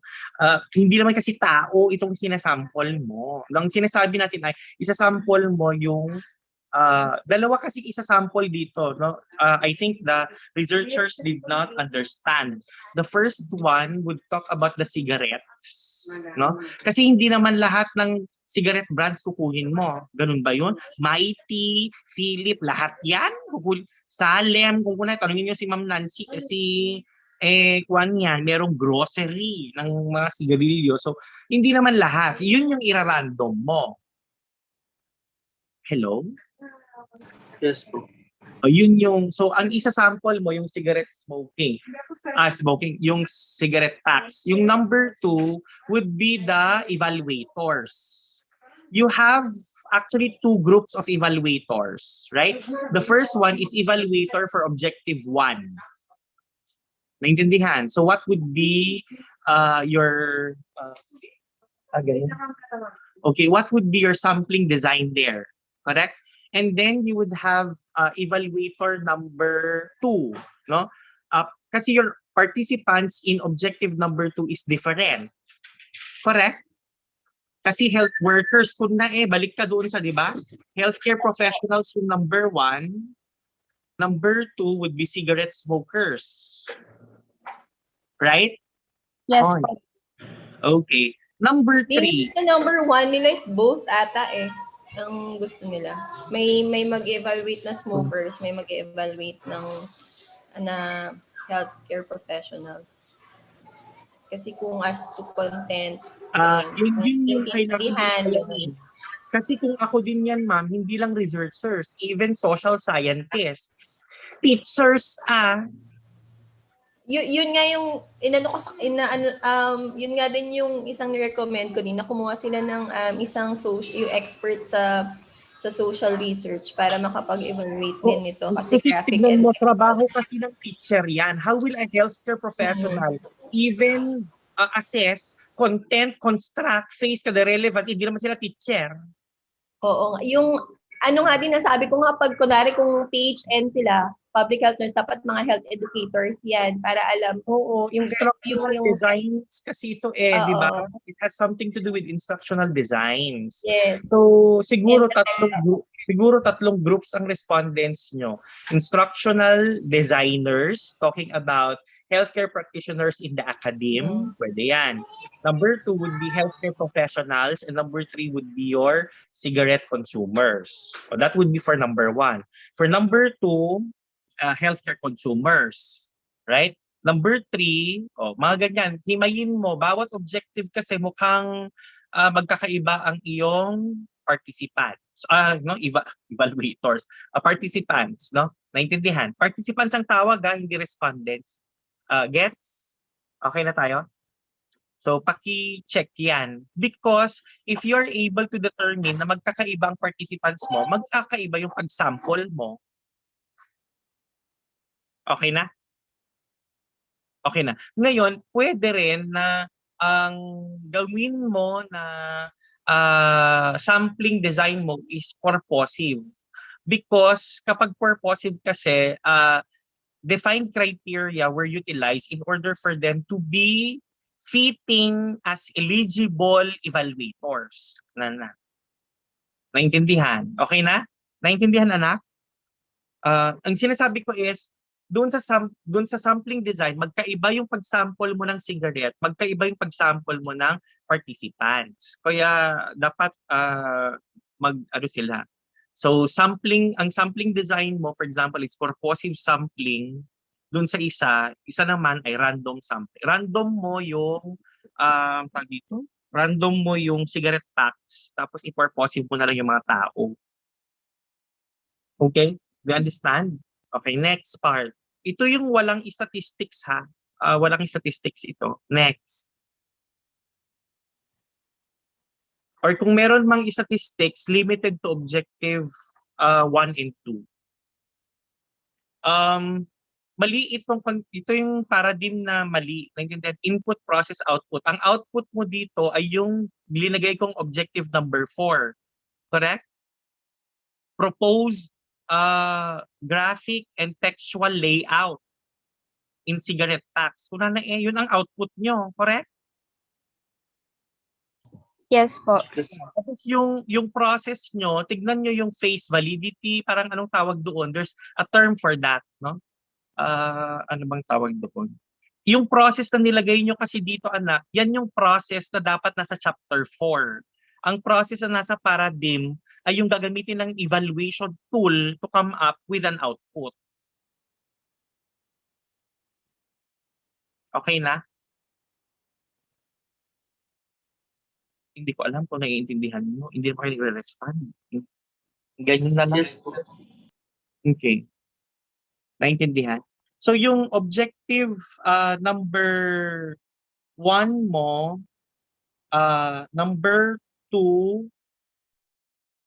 asan ba yung objectives niya? Ilalagay nyo lahat yan sa, for example, perceptions of healthcare workers, consumers, and instructional technologists on the existing graphic and textual health warnings on cigarette packs. That is actually part 1 of your input variable. Number 2, perceived usefulness of graphic and textual health warnings by consumers. That would be item number 2 in the input variable. Correct? Number 3, recommendations of healthcare professionals and consumers. No? I think yung number 3, ilagay nyo rin yung instructional technologists. Kasama pa rin sila. Participants for objective number 1 would be participants for number 3. Okay? So ilagay mo rin yan doon. Okay na? Sa input. Ang magiging output mo ay yung proposed layout, yung gagawin nyo. Gets mo na? Okay, Yes, so ay format tayo. Next. Sir Jules, Yes, ma'am. interruption. Ang tama ba yung pagkaintindi ko? Gagawa sila, mag-customize sila ng yung parang layout? Yes, mag-layout sila, ma'am.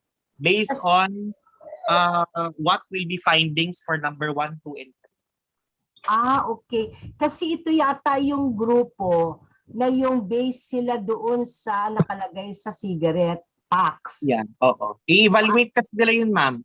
Tapos, katulad ng research namin sa DOH, in-evaluate namin yung mga health promotion education materials. Based on our evaluation, mag-propose kami ng mas maganda. Oh my God, parang complicated. Hindi, madali lang yan, ma'am, kasi ano lang naman yan. Based on the feedback that will be taken from instructional technologies. For example, sabi nila, color, hindi maganda. Ganun lang naman.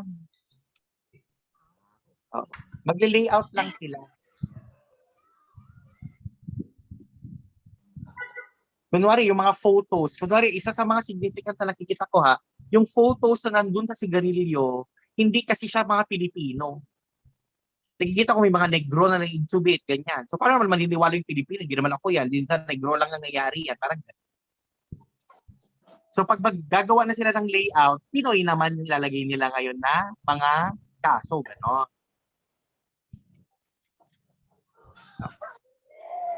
Parang Hello gano'n lang. po. Dali lang to, ma'am. Question po. Yes. So yung gagawin po namin is magbibigay po kami ng parang kami po mismo yung magle-layout or magbibigay kami ng parang recommendations Magle-layout based dun kayo. sa binigay. Okay. Base sa mga recommendation. For example, picture number 1.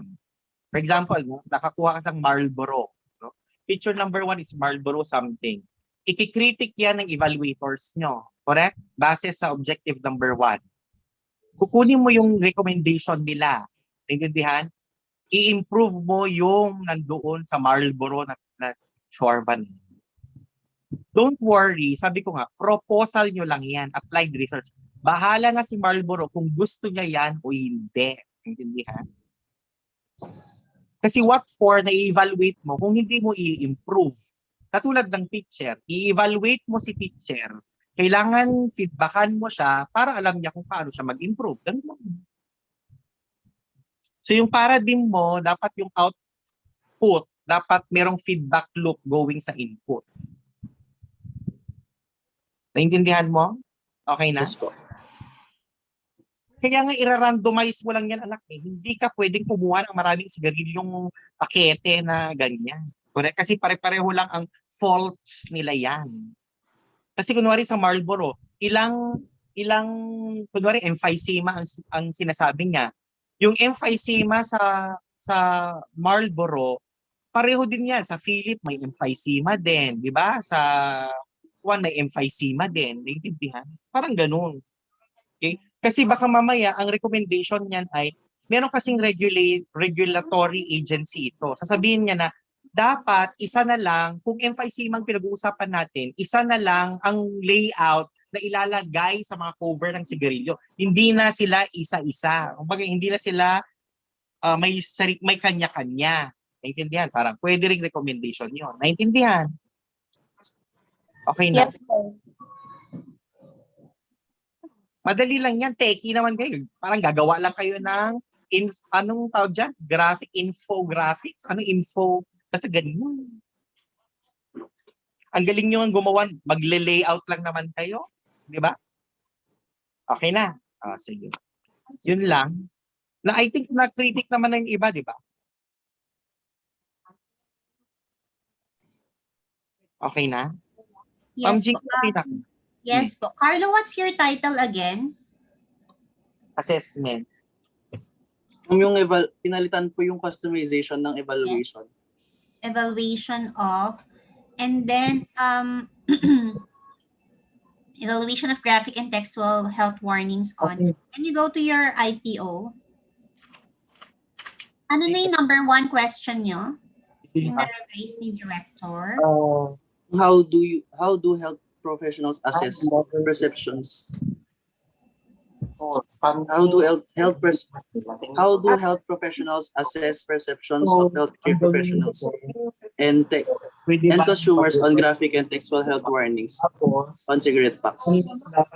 How do professionals kumuha ka dun sa assess the graphic and textual health warnings on cigarette packs in terms of content, construct, facing, Okay na yung papel. Tama ba yun, Carlo? Yes po. Yes po. How do po yung start? Pinalitan po yung what or. Yes, pero ganun yun ha. You are not looking already at the perceptions at that part. Yung ang how do, yan mo na kung what they think about the content, construct, face, and relevance. And then after you knew kung ano ang tingin nila dun sa mga yun, number 2 would be yung Jinx share na isa. How do consumers perceive effectiveness? Jinx saglit. pero meron ng consumers dun sa number 1. Sir Jules. Sir, naka-on ki mic mo. Yes, ma'am. May consumers na rin po. Kasi I think number 1 would be Ma'am Lily, number 1 would look at the side of the experts. Number 2 would be the side of the consumers. Kasi if we look at the usefulness, si number 1 may relevance, letter D, may relevance sila dun eh. Kung isasama natin si consumers. Yung sa number 1, kahit wala na si consumers. Oo, kasi kung nandito na si relevance, di ba sa number 1 nila, letter D, Kasi relevance? yung number 2 nila is, di ba, yung usefulness, di ba, i-evaluate din nila as to its effectiveness and usefulness sa kanila. So, yun nga kahit hindi na. Oo, kasi di ba dito, they will be selecting experts sa number 1. Ang gusto ko nga experts lang sa number 1 kasi baka mamaya, syempre, para mas may impact dun sa different parameters na na nilagay nila dyan. Parang ganun. Parang paggawa ng instructional material, we first the acceptability according to the experts.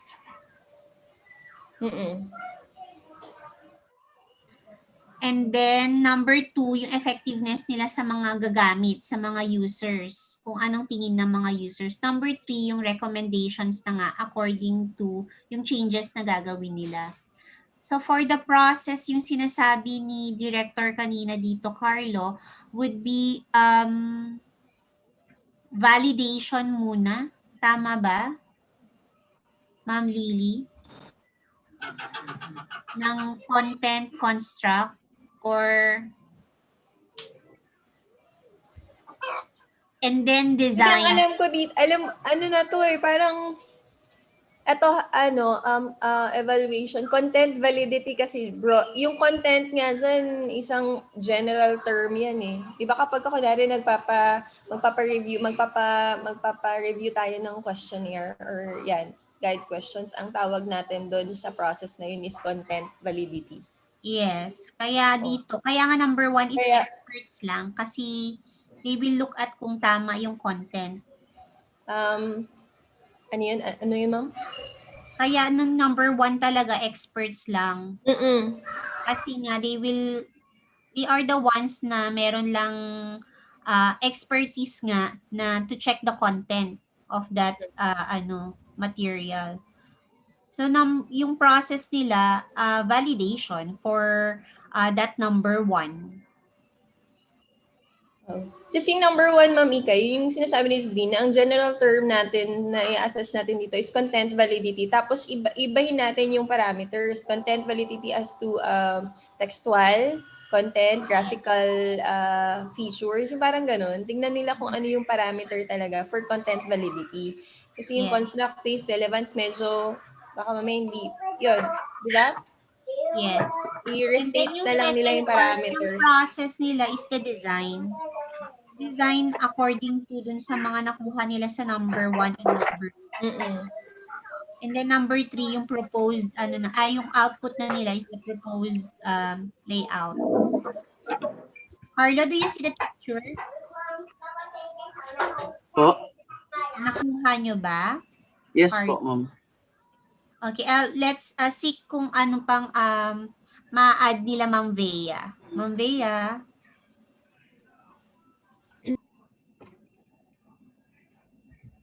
Hello po. Hi, ma'am. Hello, ma'am. Ma'am, pwede bang mag-add ng parang recommendation doon sa, ano ba to? Sa paper mismo. Talagang graphical at saka textual context lang yung gusto nating or pwedeng maglagay din tayo ng recommendation ng smokers at saka ng professionals kung papaano parang yung parang effective para sa kanila na yun ata yung number 3, ma'am. Mag-quit. Number 3 objective. Patingin nga ulit yung number 3 objective. Ito, ma'am, nandito sa slide nila. Number 3, what are the recommendations ng health? Graphical and health warning dito, ma'am. Pwede ba lagyan ito ng letter C, others? hindi kasi, parang open. parang marami akong friends na smokers. Eh, wala silang pakialam sa graphic or sa text because they know kung ano ang effect ng Pero smoking. ano to, Ma'am Bay? Kasi itong yung method nila dito is qualitative ang approach. So Yes. malamang baka ma-explore din nila. Kaya nga ma'am, bale dun sa letter C, parang lagyan lang natin ng siguro ganun nga, open-ended and others. Hindi ko alam kung paano siya ilagay. Kasi ang point ng mga smokers is, even though alam nila yung consequence niyan, cigarette is still the cheapest vice na meron. So, kaya kahit alam nila yung consequence of smoking, nag-i-smoke pa rin sila kasi they can afford it. Sabihin natin magkano ang isang piso o 2 piso, still ganun pa rin siya. Ma'am Cheap pa Bea, rin siya. nasa kabilang na to, study, syntax law. Ay. So eto, we will only concentrate talaga on graphic On design. the graphical. Actually, we're looking at the effectivity niya na ano ba yung attitude nila kapag nakikita nila yung mga picture. Yun pa lang. Okay. Pero yun din ang pupuntahan natin, yung sinasabi mo na ang gusto kasi, ang pinaka-aim talaga natin is iwasan nila, di ba? True. Oo, pero yun nga, this is just one aspect itong si ano natin. Merong isang study na sa syntax effectivity naman ng price ng mga to. Na kahit nagtaas na ng presyo ng isang stick, bakit marami pa rin nag-i-smoke. Ganon. Yes. Ito siguro is another. Pero depende naman sa recommendation ng makukuha nila, ma'am, 'di ba? Yes, ma'am. Sa number 3, actually, makakakuha sila ng recommendation dito kung paano mai-improve para mas, pero in terms of graphical and textual pa rin lang, Yes, para iwasan nila ang pag-smoke. Parang ganon. Kasi titignan natin yung side ng smokers. Siguro they will... Ma'am, hindi ba natin ipo-profile yung mga smokers? Wala silang profiling ng smokers dito, ma'am. Kasi, hindi ba parang magkakaroon ng bias kapag walang profiling ng smokers?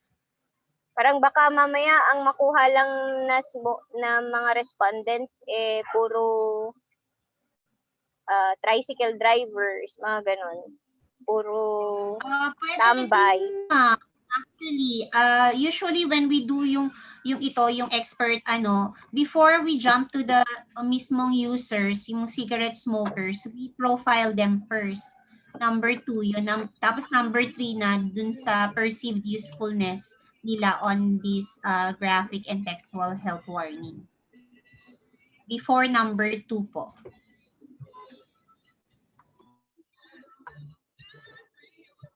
Ma'am Lily, we add number 2, profile of the cigarette smokers, the usual profile that we do for cigarette smokers. Okay. Sa tingin mo, ma'am, para they can check also kung meron nga, like, meron tayong smokers kasi ng mga professionals din. Smokers Tama. Yep. Pwede din. Profile just to see kung may differences. Kasi yun yung sinasabi ni Ma'am Bea.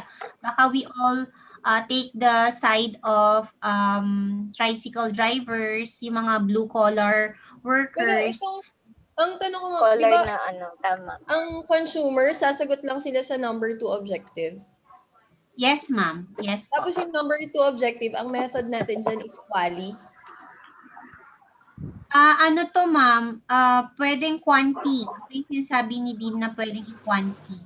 Pwedeng quanti and then meron tayong mag-triangulate, interview natin sila. Kasi this is behavior hindi natin makukuha ng questionnaire lang talaga. Kung quanti nga siya, Para may inference ka din.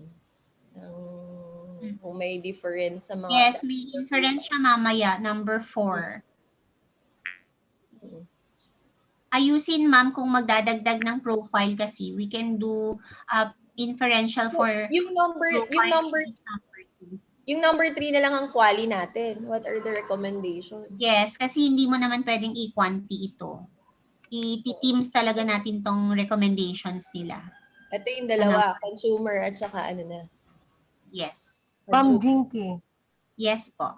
Oo. Kasi yung number 2, how do the cigarette smokers naman perceive the usefulness of the graphics? So regardless of who that smoker is, ang concentration lang naman is how do you perceive yung kung ano yung effect sa kanila, di ba? Yes. Di ba nasa instruction naman yun. Kahit na anong sabi niya, ops, hindi po yan. Ano pong epekto kasi smoker po kayo, ano po ito sa inyo? Ganun naman ang effect nun kasi di ba? Tama ba ako sa pagkaintindi? Yes, ma'am. Yes po. Yun, kaya ang sabi ni Din kanina, hindi lang smokers, kailangan yung kagaya nung ano yun, yung sinabi niya ng mga tatlong di ba? Kategorya. Tatlo ba yun? For number 1 yun, ma'am. Yun. So mga professionals din, mga ganun. So ito naman, regardless kung sino yan, basta smoker. Yeah, yun. Regardless na lang kung anong impact niya. With impact kasi ang titingnan mo, how do they perceive that graphic na na-layout, na customize. Tama ba ako? Yes. Ayun. Okay na. Ma'am Lily, merong tayong 2 ways din dito. Pwedeng mag-profile sila or pwedeng mag-inclusion sila ng respondents nila. Inclusion-exclusion criteria. Kung sino yung mga kukunan nilang respondents for cigarettes. As to age, kasi mahirap. May mga minors na naninigarilyo, dapat exclude natin yan. Kasi mahirap yan. Or ethics. Pero yung sa profession nila,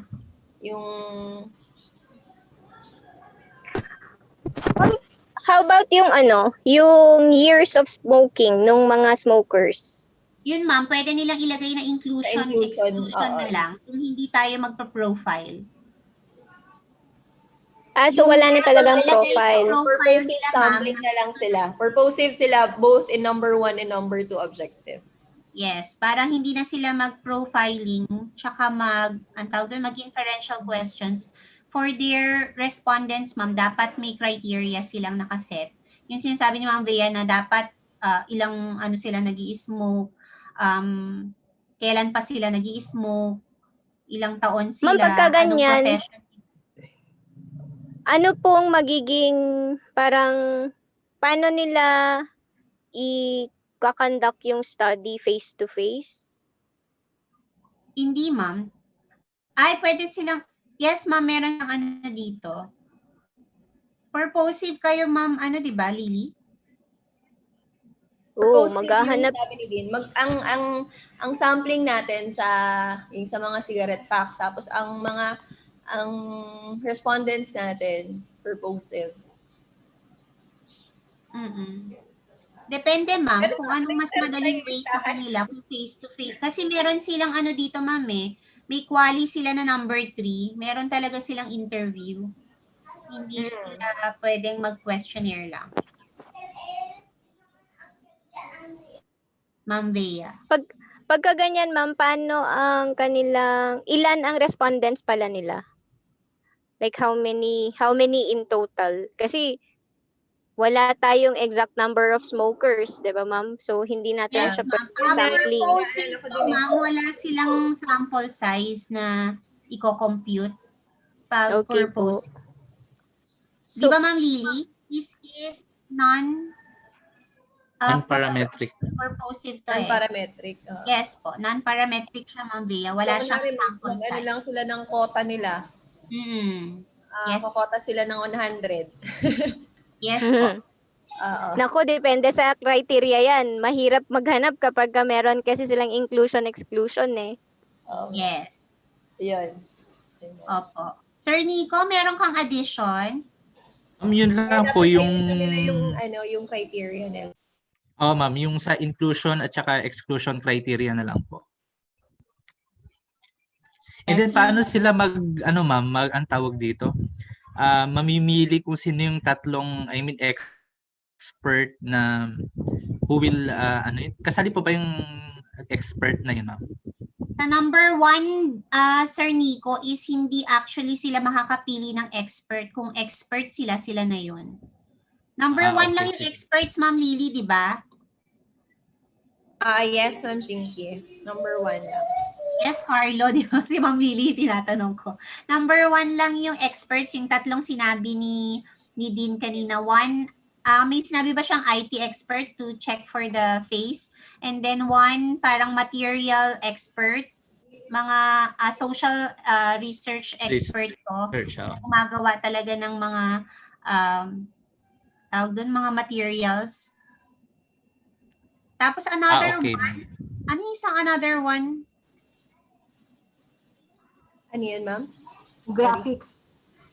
Graphics, dapat ganun. May graphics expert, may mga ganun. Graphics expert. Number 1, Sir Nico. Content. Oo. Wala kang masyadong criteria dito kung expert sila. Parang sila na yun. Kunwari, hanap ka ng expert for magaling ng research. O edi si Dean na lang yun. Yeah, parang hindi naman tayo makakakuha ng hindi na tayo magsaset talaga ng maraming criteria para doon. Yes, ma'am. So, doon na lang sa group, siguro this time maghanap na sila ng pwedeng evaluate dito sa number 1 nila. Yes. Ba? Okay na po, ma'am. Yun lang, ma'am. Okay na. Ma'am Nancy? Nancy, pwede bang si Doc Je na lang? Oo, walang problema.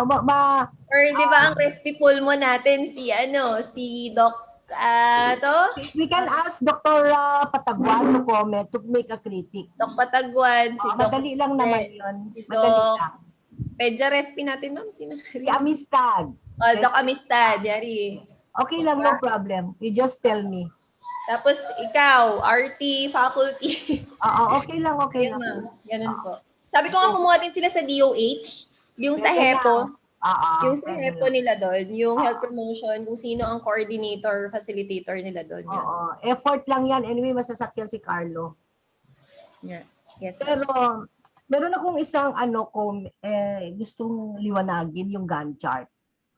Kasi talaga plano no hanggang December. Ma'am, estimated lang po yung nalagay na. So kung estimated yan, baka January pa, gano'n?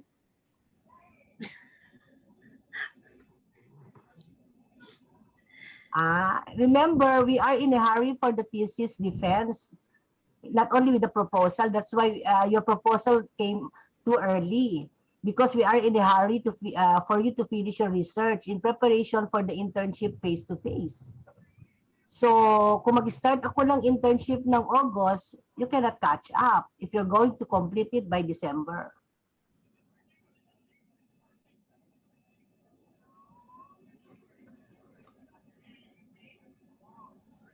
Baka papalitan na lang nila Carlo, ma'am.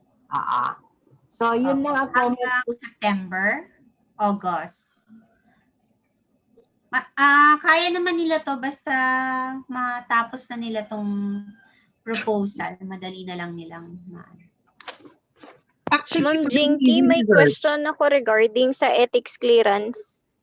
Yes po. Yes, Director. Hindi, one thing that you have to remember is, for me, this is a very easy research. In 1 month time, so long that you will be able to focus and prepare your Gantt chart very well, you will finish this. Ako lang, kung akong gagawa nito, isang buwan lang to. For example, i-randomize mo yung cigarettes, no? You have to identify already your respondents. Ibigay mo sa kanila yung questionnaire. Bigay mo lang yung cigarette. Mag-evaluate lang sila, madali lang to. Actually, ewan ko kung what's making it very complicated for you, but for me, it's very simple. Yes, tama. Kung naiintindihan nila din yung alam nila kung yung study nila. Carlo? Second, oo. Second, dun sa ethics requirement, please remember that there are some researches that we will forgo the ethics review. Obviously, when all of these students will get the research ethics clearance from RT2MC, hindi nila matatapos to in one semester on the very basis that the research ethics review takes only one review committee will be meeting only once a month. And it takes several reviews before they're even granted the certificate, no, for review. So in other words, let it be that they proceed with it even without that, because if this is going to be a practice, no, thing to do and to appreciate research, okay lang yan. Not the case of those that will handle the animals, because at least we must have a BAI clearance. That's it. I'm appreciating that there's such thing as like the form for RT2MC, but none of this shall peruse.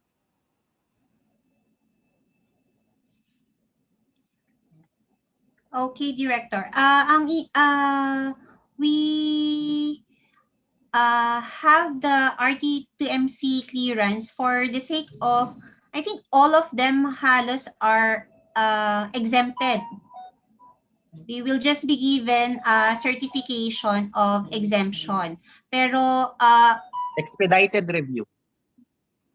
meron silang exempted, expedited, tsaka yung full review din. Merong exemption. So they will just pass this and then magbibigay na ng certificate daw sila, ma'am, na exempted sila for the undergrad thesis. Yeah, so long that, of course, the nature of the research is not going to be using, no? Yes po. Like this yung sa kanila din. Correct? Plus, hindi sensitive yung issue, right? Yes. Okay, and then, please take note that even when it will be expedited or exempted, they still will have to abide with the deadlines for submission, because they will have to line it up for the review, regardless of whether this is exempted or what. Plus, they have to pay the review fee. Yes, Dean. 1,000 for undergrad. Yes. So, kasi 5,000 sa atin, di ba? For example, itong review na to. Yes. Ma'am Bea, your question for the ethics?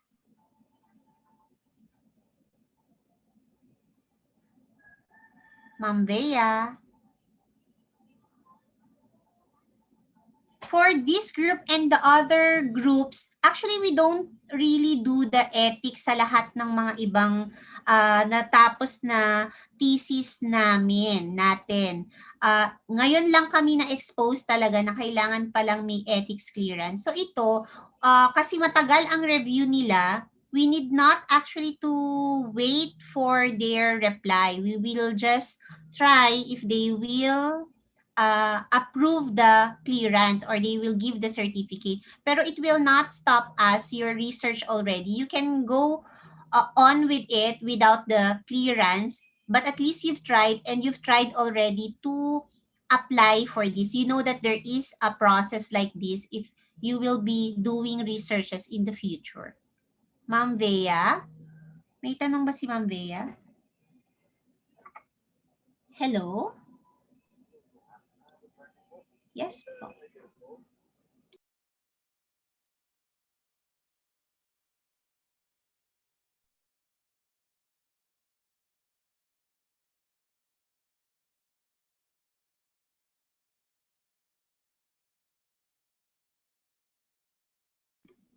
If there are no more, Carlo and the group, meron ba kayong question?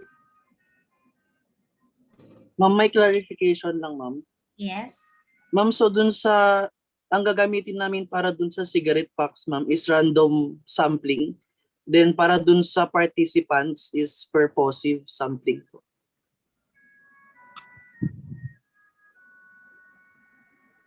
Tama po ba yun, ma'am? Yes. Ang gagamitin namin is... Ganun siya. Okay po. Thank you po. Kaya ngayon pa lang, dun sa purposive sampling nyo for the respondents, isipin nyo na kung sino-sino sila. No? Yes. Okay.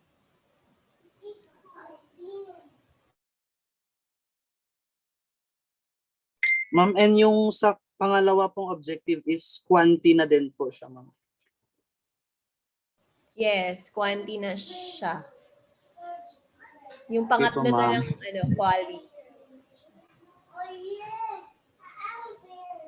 So yung sa questionnaires, ma'am, is parang naka-table na rin po yung gagamitin namin. So, yung content niya, those that will cover knowledge, and then next part, dalawang parts yun, di ba? Knowledge, tapos po. yung sa behavior. Okay? Sige, yun lang.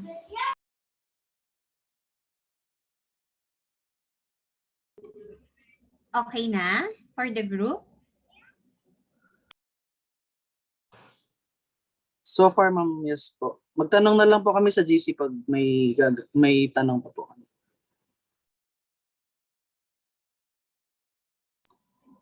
Okay, if there are no more questions, comments from our panelists, meron pa ba? Wala na? Let's go on to the next group. Last group po na, ma'am. Thank you, ma'am. Thank you po. Thank you, ma'am. Thank you so much, Group 7A. Now we will have the research proposal of Group 9A. You may now start. Before we start, may I ask our dear panelists if I'm audible po? Yes, yes. Thank you, ma'am. Yes, you are edible daw. Edible kanino?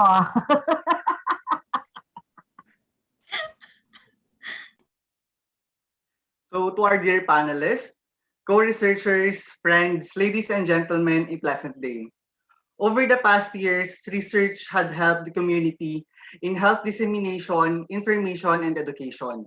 Today, we, the researchers, are focused on identifying problems present in the community that are timely, relevant, and essential.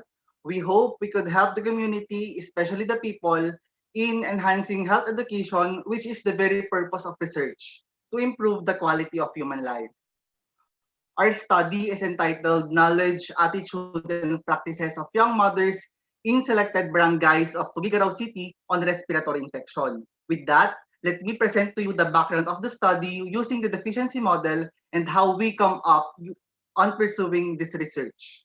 Over the past years, respiratory infection had been the leading cause of mortality and morbidity in developing countries, especially in children.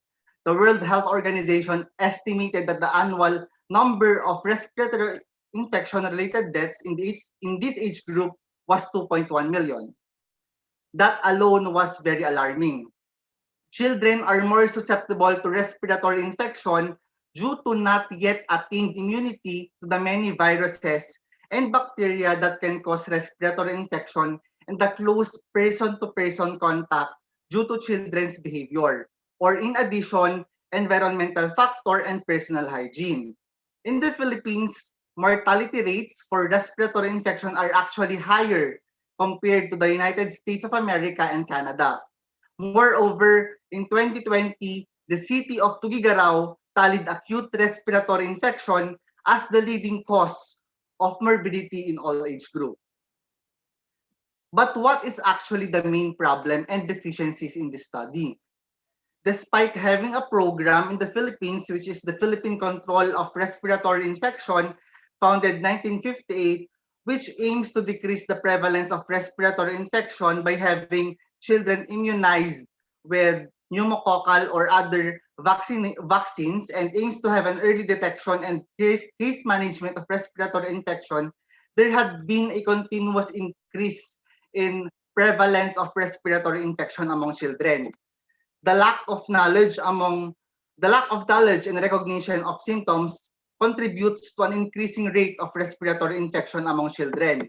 Mothers, especially the young ones, relies first on home remedies and unnecessary attitudes and practices before consulting a doctor, till such time that they will find out that their child is in the stage of respiratory distress or the terminal stage of the disease. Assessing the level of awareness regarding knowledge, attitude, and practices of mothers in respiratory infection is expected to comprehend the greatest of the issue better and contribute to further detection and early care management of respiratory infection.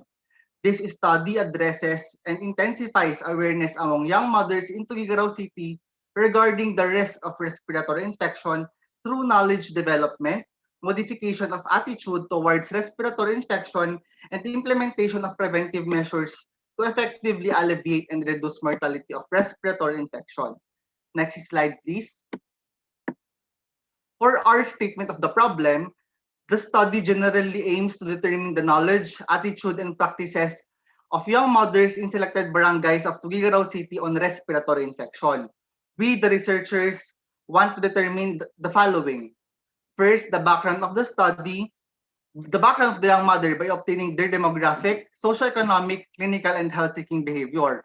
For demographic, their age, educational attainment, number of children, and place of residency.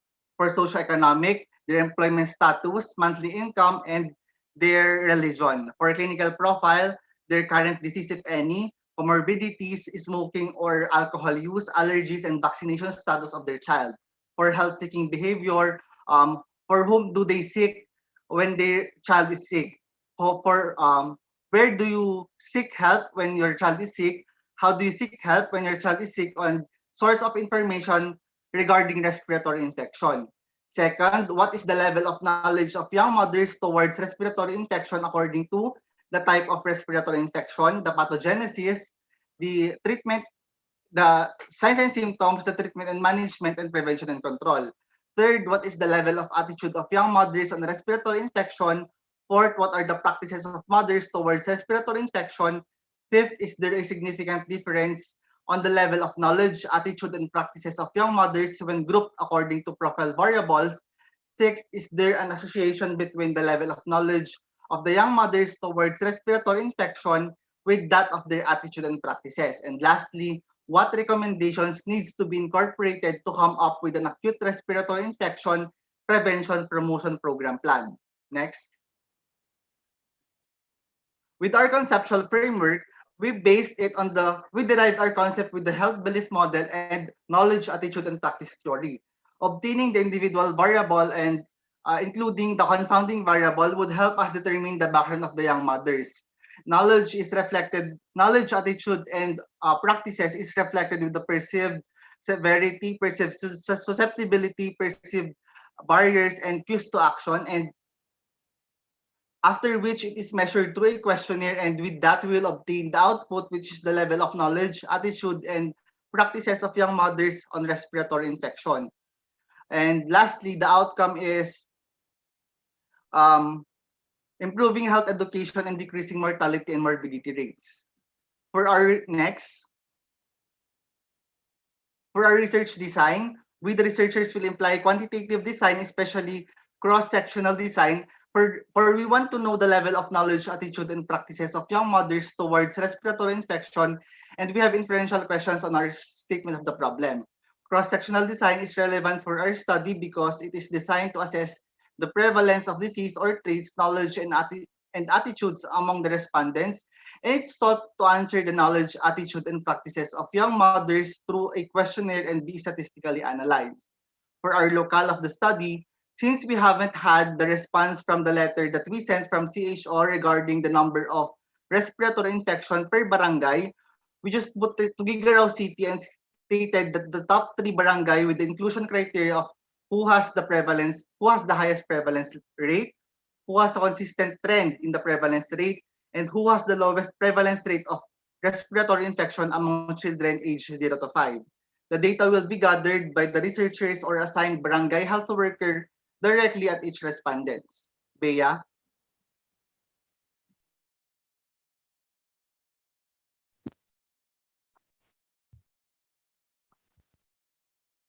For our sampling design, our respondents, as mentioned earlier, should meet the inclusion criteria we have mentioned in the scope of this study in Chapter 1. We will be gathering data from the City Health Office later on to determine which barangay will participate in our study. We will be employing cross-sectional design for our study, and because data will still further be known, the researchers have decided to use total enumeration, which means that all the available young mothers from that specific barangay will be our respondents for this study. For the calculation of the sample size, we will use Daniel formula with a confidence interval of 95% and 5% margin of error. Next slide, please.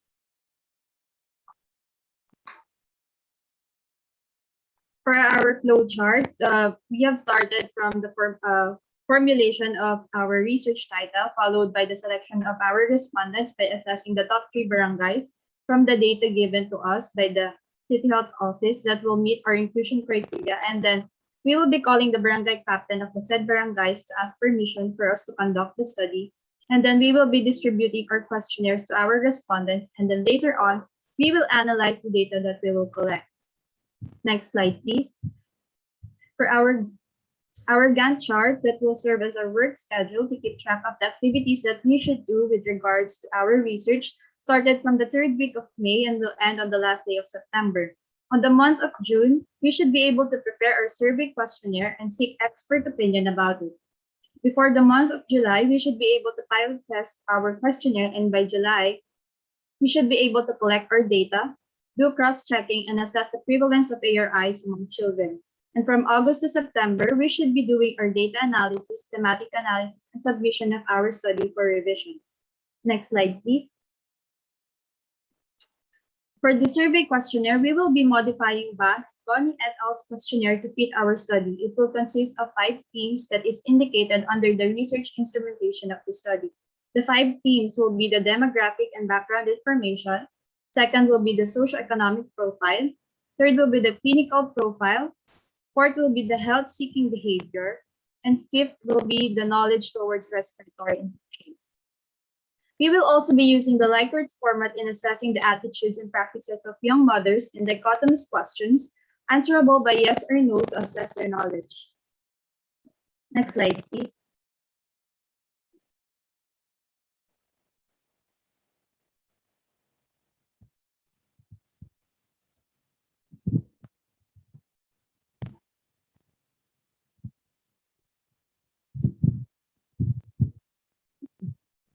Next slide, please, for the plagiarism and grammar report.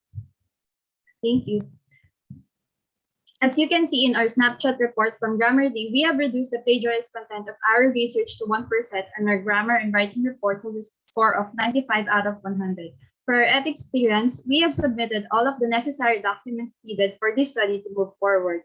The basic ones are the review checklist, IRB protocol application form, protocol assessment form, study protocol, data collection forms with our resumes, diagrammatic workflow, and CV of advisor and primary investigator. As we end our presentation for the proposal defense, we want to leave a quote: protect and safeguard your lungs. Healthy lungs, healthy life. Let's fight against respiratory infections.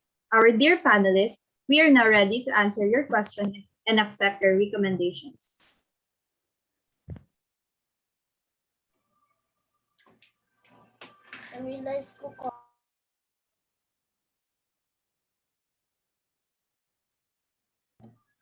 Okay, thank you to the group. This is group. Ma'am, please go on because I have a visitor. Thank you.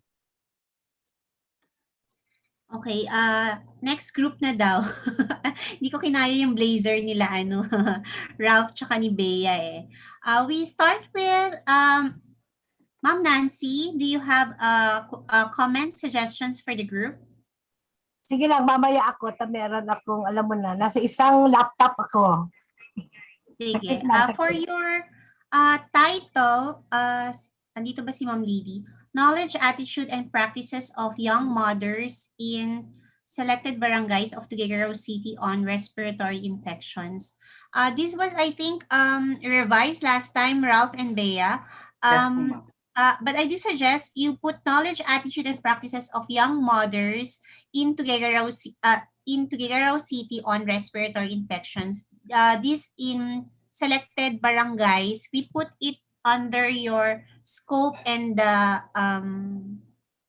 limitations. Scope and the limitations, and saan ba nilalagay itong when you do the selection already? Sa sampling ba? Sampling, yes, ma'am. Sa lokal. Yes, ma'am. Opo. Yes, we remove that para mas bongga ang itsura niya, Ralph and Bea. Parang buong Tuguegarao City, pero when you go to the paper, pagdating mo na sa lokal, dun mo sabihin kung ano yung mga barangays that you've selected and why you've selected those barangays. If you can see, pag nakakakita kayo dun sa mga nabasa niyo mga literatures last time, wala kayong makikita na in selected barangay, sasabihin nila yung buong ano 'di ba, lokal kung saan nila kinuha, and then ano na nila sa mismong abstract and then sa mismong lokal kung ano yung specific na mga barangays. Yes, that is one suggestion. Then go on to the next slide.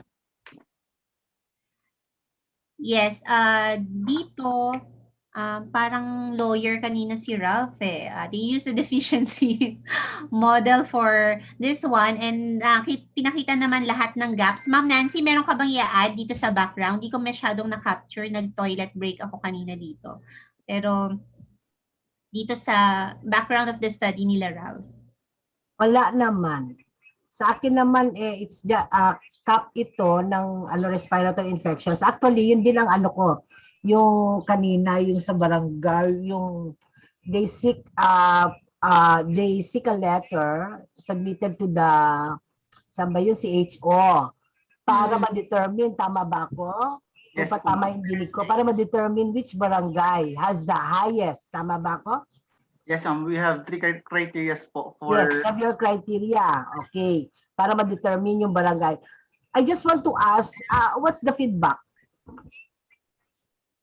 Ma'am, so far we don't have na-accept ko yung letter namin from the CHO. Mag-follow up po kami sa letter namin sa kanila tomorrow para po sa data namin. Okay. Ma'am G, tapusin ko lang yung concern ko. Yun ang problema, no? Yun ang problema. Yung getting feedback, lalo-lalo na sa CHO, na siya yung pinaka-toxic ngayon sa pandemic eh. So, I do not know, kasi alam ko, it's been weeks already that you have submitted your letter. Aware ako doon, alam ko yun. Tama ako? Last Monday po kami nag-submit, ma'am. Then, they received the copy of our letter last Monday din po. Just last Monday? Parang matagal na. Ma'am, Monday po, ma'am. Monday po. Okay, so Monday lang kayo nag-submit. So kasi you're going po, to wala pong taga-Tuguegarao sa amin, halos wala pong taga-Tuguegarao sa amin, ma'am. Tapos, naka-quarantine po si Frem, so wala pong makakalabas. So pero nag-submit na kayo. Ngayon, if you're going to follow it up today or within this week, you have to have an answer, no? Na how sure or when are they going to provide you? Kasi ito ang magpapadelay sa inyo. Yes, ma'am. So, Ma'am Chinky, I know the advisor. Madam Lily Ann Malabo. So Ma'am Lily could find a way now kung ano yung plan B nyo. Di ba, Ma'am Lil? Opo. Kasi... What did they request from the City Health Office, Ma'am Nancy? Only the barangays? Yes. Ang concern ko nga sa kanila, ma'am, wala palang taga-Tuguegarao sa kanila. Precisely, ma'am. Sana doon na lang kila Ralph para madali. Ralph, pwede sa inyo? Saan to? Taga-saan si Ralph? Ma'am, ganito sa amin po. Sila eh. Pero ako lang po taga Isabela rin po sa amin, ma'am. Actually, kalat-kalat po kaming magkaka-group. May taga Laguna, may taga downstream, Tuguegarao po. Pwede siguro, Ma'am Lily, if I may suggest, kagaya ng kukuha ng isang barangay kay Ralph, kukuha si Bea sa Laguna ng isang barangay. Pwede ba yon? Tapos isa na lang na barangay from the group. Then that's it.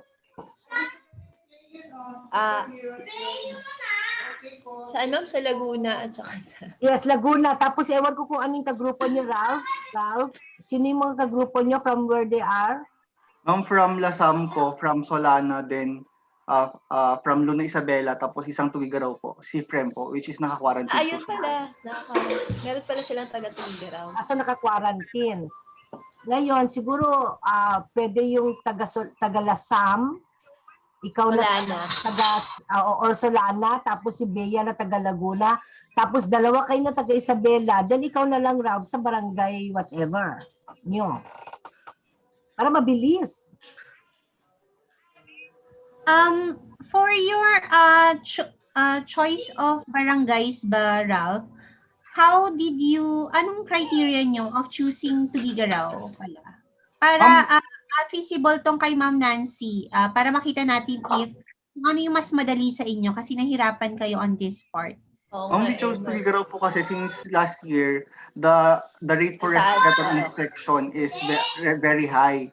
That was the number one rate for morbidity po among children's po. So that was our basis po in choosing Tugigaraw as our local. Okay. Number one compared to number one ng Tugigaraw on morbidity and mortality. Yes po. Cagayan to, sa Cagayan, di ba? In Cagayan province, or yun lang nung chinek nyo sa City Health Office, kasi nung last time chinek ko sa City Health Office, it's their number one. Yes, ma'am. Yes, Kaya alam kong Tugigaraw. But if i-check pa dun sa Ilagan or sa Isabela, kung taga saan ka, ano bang number one din nila ng mortality, morbidity? We haven't had the data po regarding po sa region po. Pero for sure, very high din ang percentage yan. Oo. Para mas maganda yung ano natin, kasi alam nyo dito sa Tugigaraw, yes.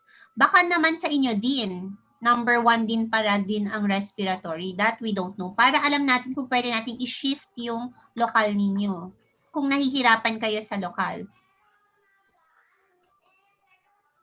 Ma'am, our preliminary plan po is to go there. Pero sabi nga po ni Ma'am Nancy, the quarantine protocols got stricter po since magkakaroon po ng MECQ. So, yun din po yung parang... June pa man din. Yes po, ma'am. Buong June yun. Hindi kayo makakagalaw ng buong June. I think Isabela is on GCQ na or MGCQ. MGCQ po. O pwede na kayong lumabas, di ba? As yes, po. 30 years old na ba kayo? What if it's, sa Laguna, kawawa naman si Beatrice na mag-isa lang siya. Kasi sa Laguna, GCQ na sila the whole of June eh.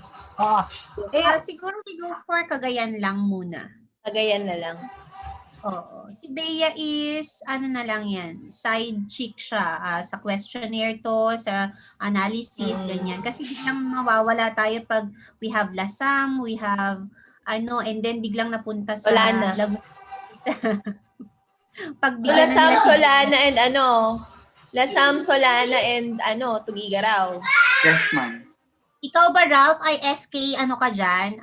Active ka dyan sa inyo? Ma'am, may kakilala ko naman po yung SK namin sa barangay namin. Ka dyan.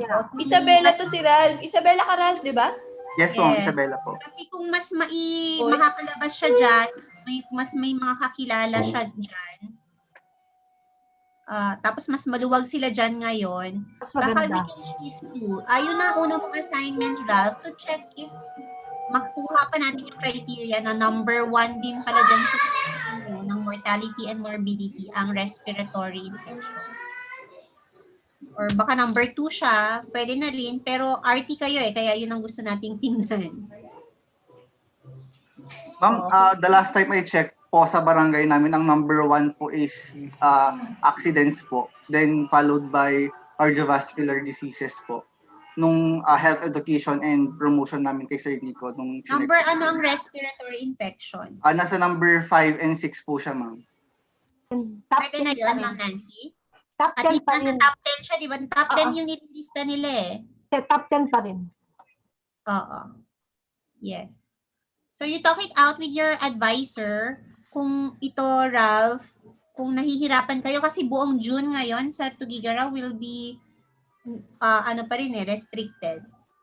Kung gusto nyong ituloy na ito, pag-usapan ninyo sa group ninyo. Okay, next slide. I think very comprehensive naman tong background of the study when I saw your paper. Sa questionnaire nila, what is the profile of the Bakit nga ba young mothers, Ralph?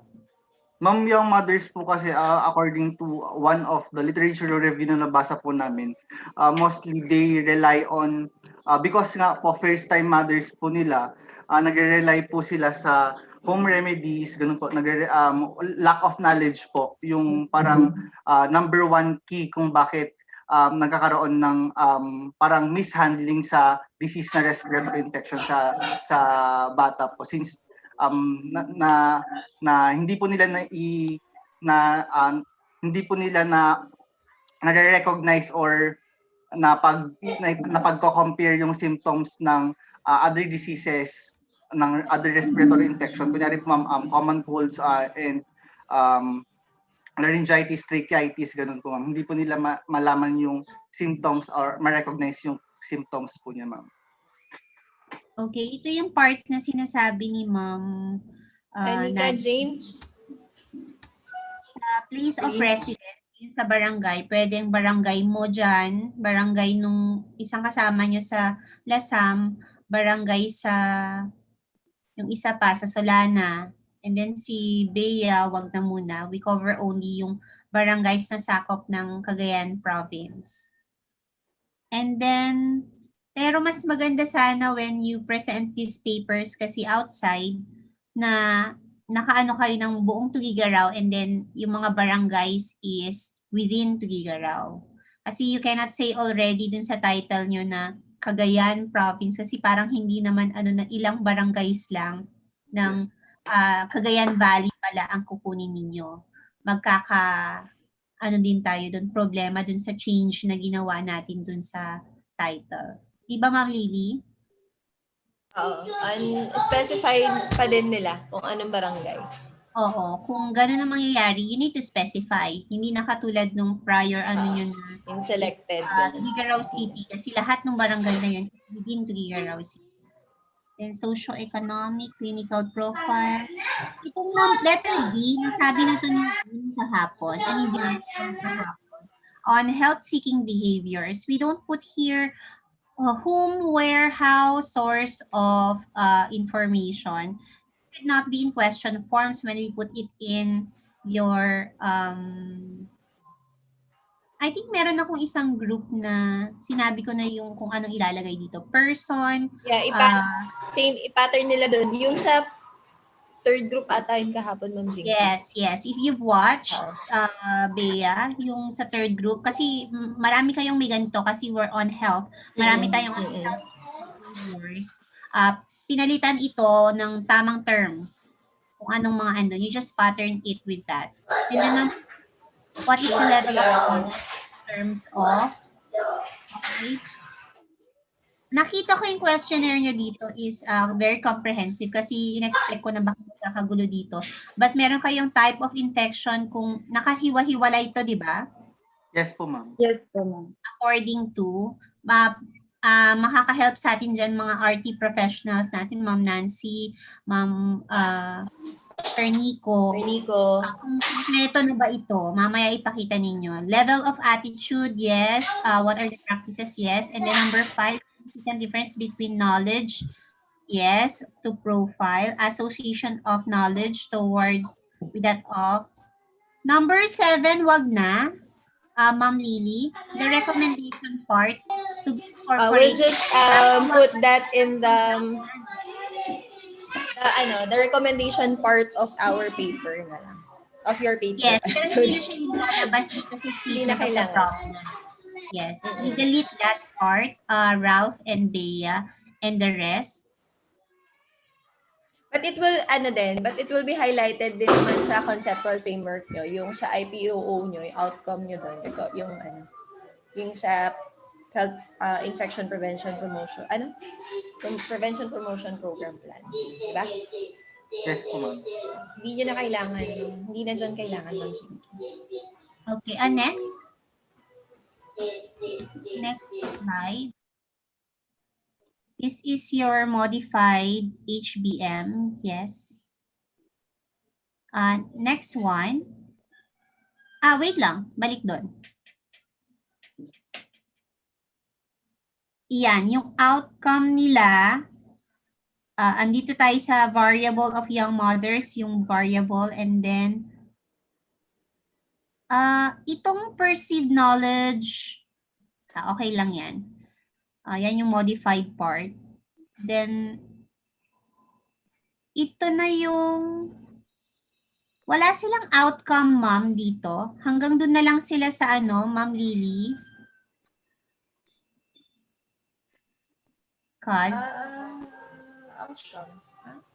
Hanggang dun na lang sila sa level of knowledge, attitude. If they do have outcome, yun nga yung proposal nila na yung kanina, yung recommendation, the program plan. Hindi kasi yun yung nakalagay sa outcome nila. Hindi, yun na yun, yung prevention promotion program. Yun na yung outcome. Oo, yun ang magiging outcome nyo. Ikay? Improving knowledge is not an outcome, Ralph. Diba? When you say outcome, the outcome. What will you do after basing from the result of the research? Based from, now you know the level of knowledge, attitude, and practices of young mothers, what would be the outcome? Program plan na nila. Program plan. Okay. Careful. Ma'am Jinky? Yes, Ma'am Nancy? Oo. Gusto ko lang klaro yung respiratory infections. Lower, upper, both? Both po, ma'am. Wow. Tingnan nyo kasi nakategorya yan ng lower, upper. Kung both, bahala kayo. Ang haba ng questionnaire nila, ma'am. Bonggang-bongga. Yes. Pwedeng gawin ng 5 groups. Kaya nga Kaya tingnan nyo maigi. Evaluate nyo maigi kung saan lang ang sasakupin nyo. Siguro upper respiratory tract lang kasi sa upper naman lagi-lagi talagang number one. Ha? Ano bang common, ma'am? Upper, di ba? Upper. Ang daming sa mga bata kasi siyempre sipon-sipon. That is upper lang. So wag na kayo masyadong mag-lower. Other groups, Ralph, ang next year, ipamana mo yung lower respiratory. Lower naman, Diba? Tapos ipagkasama ni Ma'am Lily yung buong papel. Huwag nyo na sakupin kasi. Ako yung sasagot, young naman ako, di ba? If I'm the young mother, nakita ko yung questionnaire nyo, parang ayokong sagutin. Parang pangpadat ang haba ng tanong. At saka mahihirapan kayo niyan mamaya. Kasi sasabihin nyo, siyempre sasabihin nyo pa kung ano yung lower sa upper. Ang hirap ng natin. Actually, hindi na nila sineparate dun, ma'am. Parang part na lang nila as researchers, alam nila kung ano talaga yung upper sa lower din. Tama ba, Ralph? Yes, ma'am. May 6 po kami na upper, tapos 3 po na lower. Since yun po yung 9 na most common na acquired respiratory infections ng bata. Children age 0 to 5 po. Oo. So you just choose upper lang. Kung 3 lang naman din yung sa lower. Anong 3, ma'am? Anong 3? 3 lang naman yung sakit na common for the children sa lower. Right, Ralph? Yes, ma'am. And the other 6 is, upper. Tama ba? Yes, pero ma'am. let's go for the upper na lang. Pero ano pa tawag dito? Concentrate as general upper. Gets? So, ma-define nyo naman doon sa research nyo kung ano yung upper. Yes, tama ba ako? Oo. Kasi ang number 1 talaga is ang dami-daming upper sa Tugigaraw. Tugigaraw. Biro mo, 1,000 ang upper respiratory tract infection.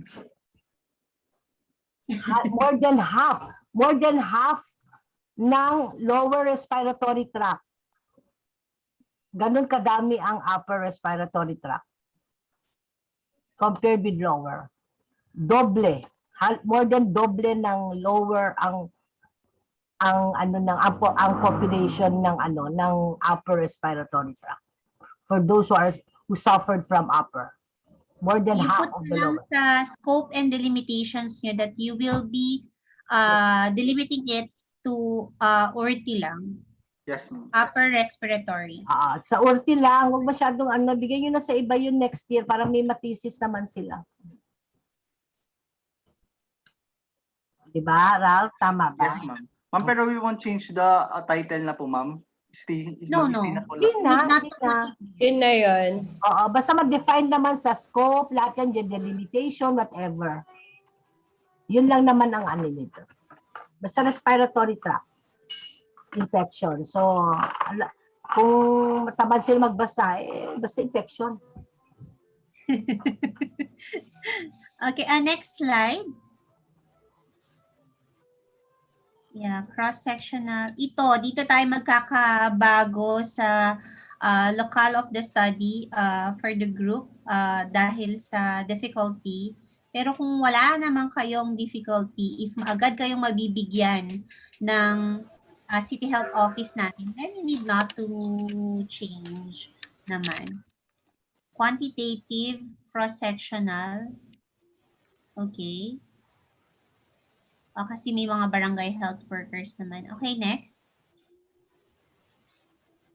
Next slide.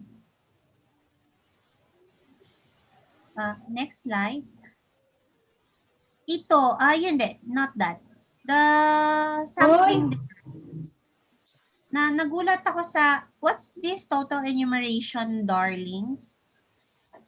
Yes po, ma'am. Since wala pa po kaming data from the City Health Office, ma'am, gagamit po kami ng total enumeration, which means na lahat po ng available young mothers from that specific barangay na madadetermine namin is kukunin po naming respondent sa study namin. Yes. I get what you meant by lahat nun, yun ang population nyo. But you actually don't write it kasi yung total enumeration na yan is for, saan bang part yun? It's for the sample size already, kaya medyo naguluhan ako at that part. You say that the kahit tanggalin nyo na yung nakalagay na yan, it is understood already that your population would be all the young mothers in Tuguegarao City, parang ganon, or the barangays na select meron kayo. And then, kaya tanggalin nyo na yung part ng total enumeration, parang lahat kasi yun is bibigyan yun, lahat ng yun ay respondents nyo already. So you don't put that anymore. That's understood. You go to this formula already. Yung kung paano nyo kukunin yung mismong sample size ninyo. Sige, next. Next. Okay na tayo dyan. Gantt chart, okay na. I have no more questions. The questionnaire, patingin tayo. How long? Ma'am, it's 21 pages po. Ilan? 21 pages po. Yeah, when you do a questionnaire, my dears, this should be in long bond paper. I think I missed that out nung naka-long siya. Kasi merong, and then I think this one, nagparami sa inyo yung header pa niya. Yes po, ma'am. When you see the sample questionnaire na naka-attach dun sa drive na inano ko sa inyo, it's 3 or 4 pages lang siya kasi naka-long siya and then parang nakuha lahat ng space. Parang inano lahat ng space dun para hindi ganun kakapal. Bibigyan mo ako niyan, hindi ko sasagutin 21 pages, Ralph. Parang ganon. So, lilit to kasi binawasan ni Ma'am Nancy yung natin, yung scope natin. And yun nga, ganun lang siya dapat kakunti para si respondent ay sasagot talaga siya by heart. Hindi niya sasagutin na mag-check lang siya. That is one. Oo, siguro isa yun sa aano ko sa susunod. Gagawin ko ng how to do yung phase of your questionnaire. I have no more questions. Nag-input na si Ma'am Nancy. Punta tayo kay Sir Nico as an RT. Yes, ma'am. Ralph, ano yung content ng letter nyo sa City Health? Anong Sir, specific ang datang kailangan nyo? Sir, wala po kaming nilagay na date for dun sa kailan kukunin po data po, sir. Pero ang naka-include po na ano dun, sir, is yung 0 to prevalence, no, sir. Number of respiratory infection cases sa all barangays po sa Tugigaraw ng from 2016 from 2015 to 2020 ay 2016 to 2020 po, sir. Since I think hindi masyadong maganda ang record na 2020 kasi with the pandemic, baka hindi masyadong natutukan or maganda yung record dito kasi baka nag-focus sila sa pandemic. Siguro hanggang 2019 na lang siguro. Pero nung walang pumunta pa sa inyo ng City Health, sir, meron na po, office. Okay, as per experience kasi, si Dr. James kasi hindi niya gagawan ng action yung letter once hindi niya na kayo nakita personal yan or i-follow up nyo. Yung ang style niya kasi yan, pag pumunta kayo, ipapahanap niya yung letter. Kasama niyo si Ma'am Gigi. Action na niya. That's the time, that's the time na bibigyan niya kayo ng time at saka i-interviewin niya pa kayo niyan. O, di ba? Oo, kaya mahirap talaga ang at saka si Dr. James wala lagi sa office niya yan.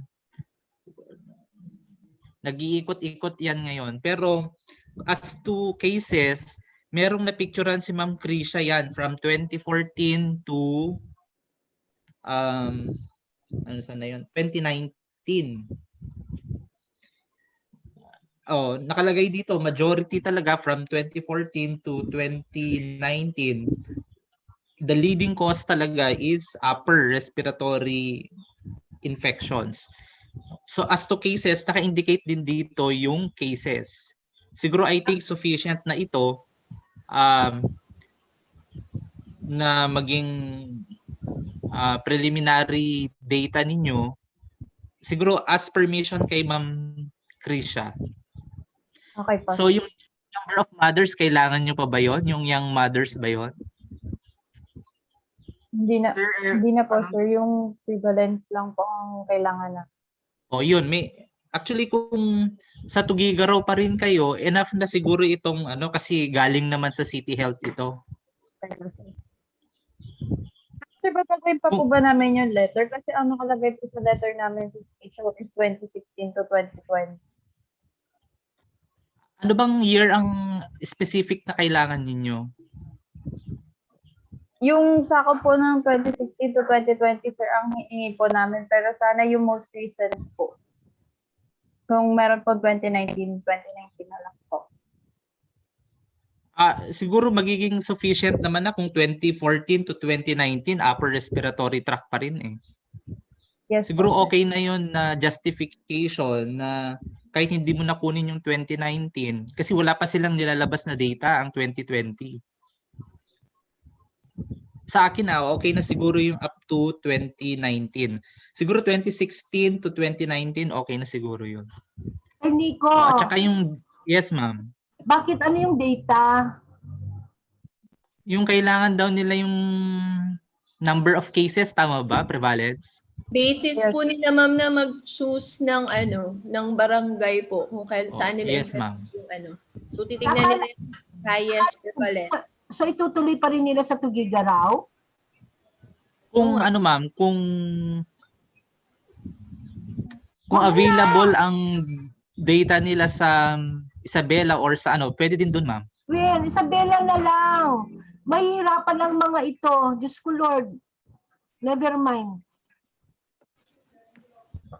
Isabela, saan pala sige, ma'am. Si Ralph? Ralph, saan ka sa Isabela? Ma'am Benito Soliven, Isabela po. Mas maganda dyan sa Benito Soliven. Well, dyan na lang. Wait, ganito na lang. Kasi diba yan? Parang, kasi yung sa LGU scorecard natin, kasama ba ang Benito Soliven doon? Yung sa performance nila. Ganito. Parang Oo, yes. Tama to. Dun sa scorecard mo. Magandang, Ralph, maganda yung dyan sa place ninyo. Sa Benito Soliven, ano yan eh, parang, ano ba yung tawag dito? Ang daming After tao yan dyan. ng ano, di ba? San Mariano. Ay, before San Mariano? After. Yes po, ma'am. Before San Mariano po. Yeah. Papasok ko yan eh. Napuntahan ko na yan, ma'am. Okay dyan. Maraming ano dyan, ano kumbaga, progreso na bayan yan. Tago siya, pero okay naman siya. Ganito, pasensya na ha, pasensya na. Yung kay Sir Nico nyo, concern lang siya na gusto nyo to push through with the study. I am asking now the body, kayong researchers, gusto nyo bang ituloy ang Tugigaraw? Or you wanted yung plan B? Ma'am, yes po. Nag-usap po kami sa GC, ma'am, kung ever po na makapag-follow up po kami sa City Health Office ng data po namin. Gusto po sana namin ituloy yung Tugigaraw. Pero kung hindi po kami makakakuha ng data within the week, then we'll go for the plan B po, ma'am. Tama. Okay. I am giving you 2 weeks to decide. Naintindihan? I am giving you 2 weeks to decide dahil you cannot adjust your... hindi ko alam yung Gantt chart nyo kasi kung how long it will take. And sa September po, ma'am. Sa ano Okay, po? September. Since we're considering the internship po. Okay. So, yun nga, yung inaano ko yung sana matapos nga ito. Ngayon, kaya 2 weeks. Okay, I'm giving you 2 weeks. Sabi nyo, within the week. O sige, i-adjust natin ng 2 weeks. Sige. Kung ituloy nyo yan, natugigaraw, ayusin nyo. Kung hindi, after 2 weeks, mag-plan B na kayo. Tama? Yes, ito ma'am. ang agreement natin, ha? Okay? O sige. You go with the suggestion ni Sir Nico na yung 2019 na yan.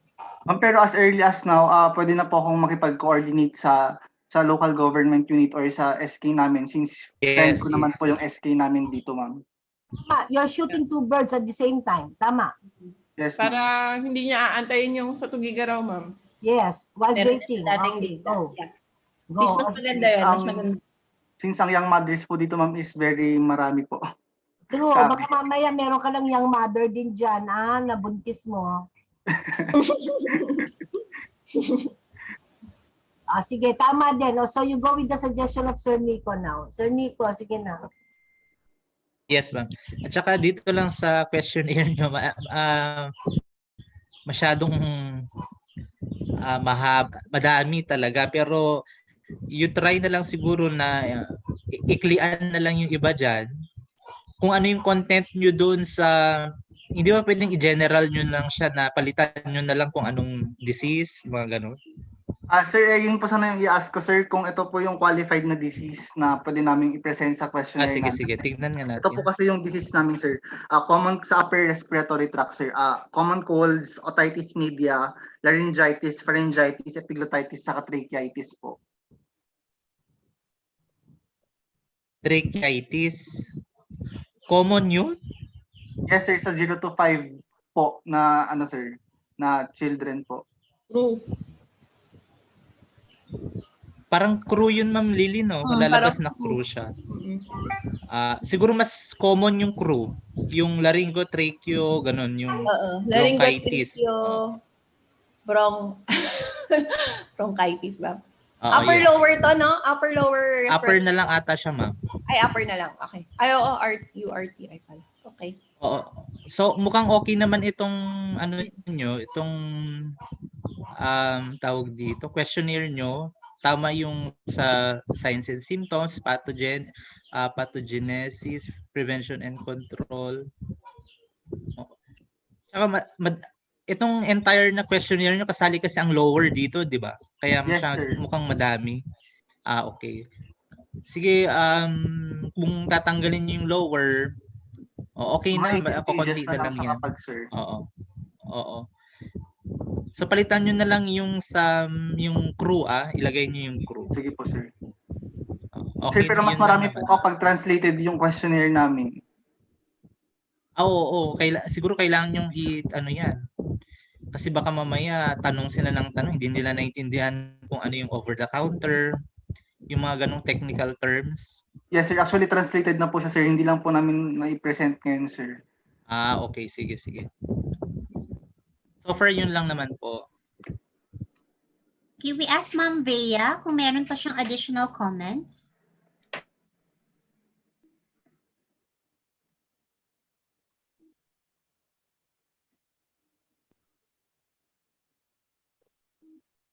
Nawala ata si Ma'am Bea.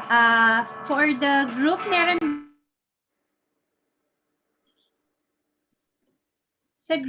ba silang clarification? Ma'am, clarify ko lang po yung recommendations po ng panelist po. Ma'am, first first po is yung palitan po ng yung selected barangays ng Tuguegarao City, pero kapag hindi po mapapursue yung Tuguegarao City, papalitan po nung sa Benito Sullivan Isabela po. Yes. Tapos second po ma'am is didelete po namin yung number 7 na statement of the problem, which is yung sa recommendation prevention promotion plan po. Yes. Tapos third po is dun sa conceptual framework po, yung sa outcome, ang ilalagay po namin is yung sa program prevention promotion plan po, ma'am. Yes, pero actually medyo ako dyan, pag-usapan nyo ni Ma'am Lily. Yes po, ma'am. Kasi tinanggal siya na part sa, kasi magiging mas mahirap ang gagawin niyo after. Especially hindi kayo mga public health. Public health kasi ang gumagawa ng program plan, proposal plan, parang ganun. After Ano na lang, yung sa atin yung policy formulation, action plan, mga ganun. Yes. Sa paper nyo naman, after the conclusion, may recommendation naman talaga doon. Yan. You just put a sentence there na, yun nga, to make a program proposal plan according to yung findings ninyo. Parang ganun. Pero hindi na kayo mismo ang maggagawa ng ganun. Masyado ng difficult para sa inyo siguro. Or kung gusto ni advisor, pwede naman. Kung gusto niyo rin. natin sa LGU ng Tuguegarao, ng Benito Sullivan. Kung gusto niyo gumawa ng program. Kasi ako mismo nahihirapan akong sa MPH ko kasi part siya ng thesis ko last time to make a program plan. Parang ganun. After all na nagawa ninyo, gagawa pa kayo ng program plan. It's not easy. Mag-end na sila sa output na level. Yes, output na lang, no outcome. Output na lang sila sa outcome. Or kung andito si director, papapalitan niya yan ng IVDV. Kasi the process is on the questionnaire or the interview will not be process na analytical. So, IVDV na lang siya, my dears. Yes po, ma'am. Okay, ano pa yun, Ralph? Next po, tatanggalin po namin yung sa questionnaire yung lower respiratory tract and magpo-focus po kami sa upper respiratory tract. Yes, as advised by Ma'am Nancy. We must emphasize that also in the title itself na ano na lang, Ma'am Lily, pwede din, pero ilalagay na lang nila sa scope kung hindi nila i-emphasize na worthy. Para for the general public siguro, pag nakita nilang respiratory infections lang, ganun, and then sa scope niya yung upper lang pala yung kinover nila, parang ganun. Yes po, ma'am. And next po, ma'am, yung sa total enumeration po, tanggalin na lang po namin instead yung sa calculation of sampling size na lang po yung ilalagay namin, ma'am. Kasi understood na yun na talagang yung population, total yun. Yes, ma'am. Yan. Tapos lastly po, ma'am, instead of tracheitis po, will include crew po as our sa questionnaire po namin. Ano yun? Dumugo yung ilong ko. Pero sige, okay. And then? Yung crew. Sa tracheolaryngobronchitis po. Oo, sige. And then? And yung sa data po, ma'am, kung makakakuha po kami ng data within 2 weeks ng Tuguegarao City, we'll pursue Tuguegarao City as our local.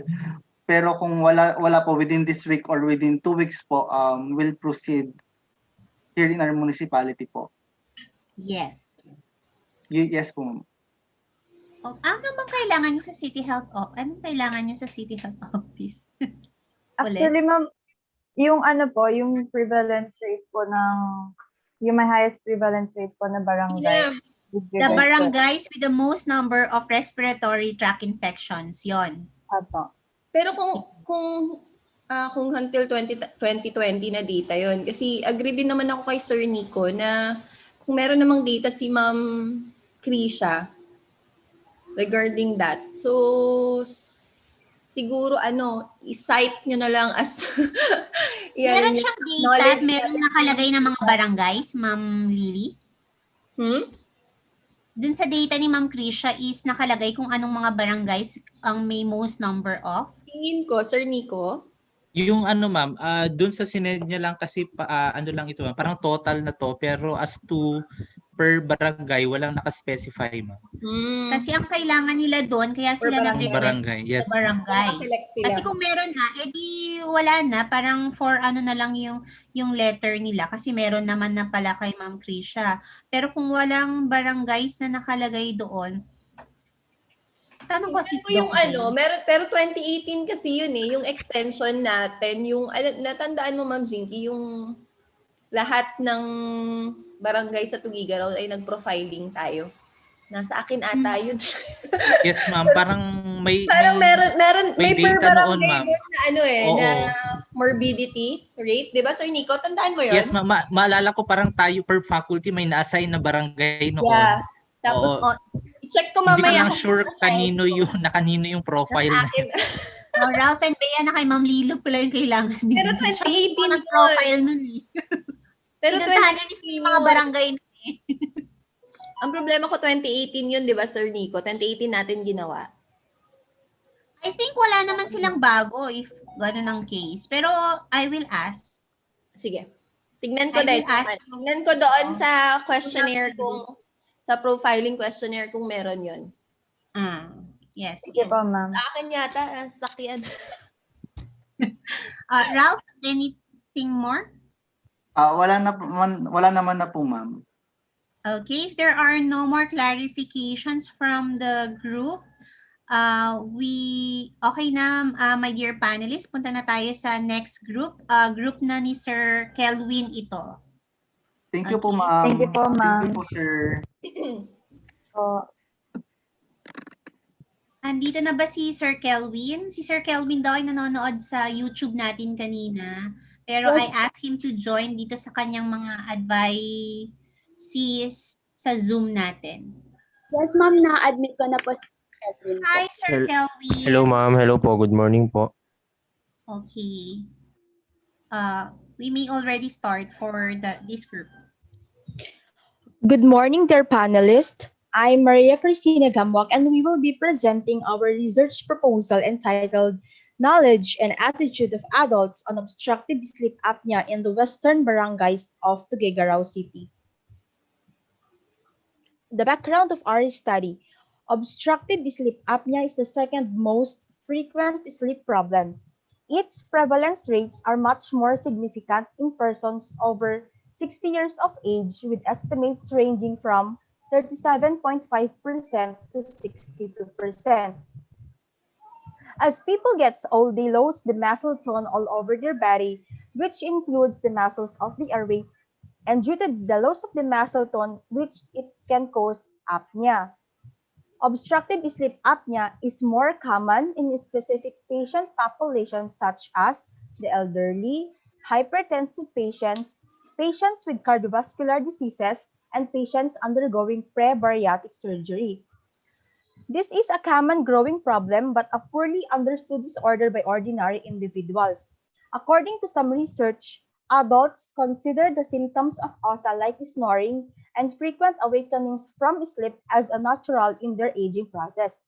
Several studies have been conducted to increase the knowledge of the condition, but only a few were conducted in the Philippines. Therefore, this study adds the little literature examining and focusing on an individual's knowledge and awareness of obstructive sleep apnea to address health and wellness. Next slide po.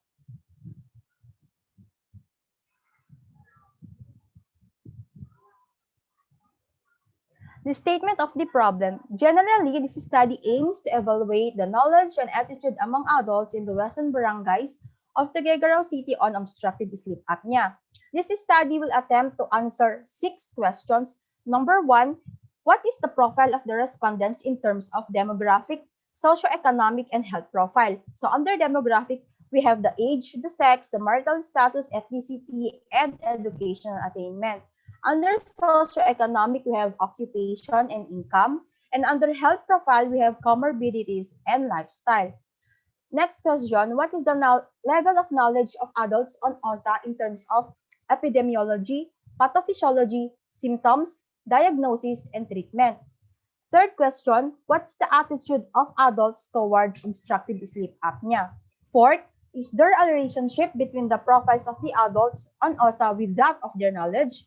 Fifth, is there a relationship between the profiles of the adults on OSA with that of their attitude? And last, is there a relationship between the knowledge of the adults on OSA with that of their attitude? Next slide.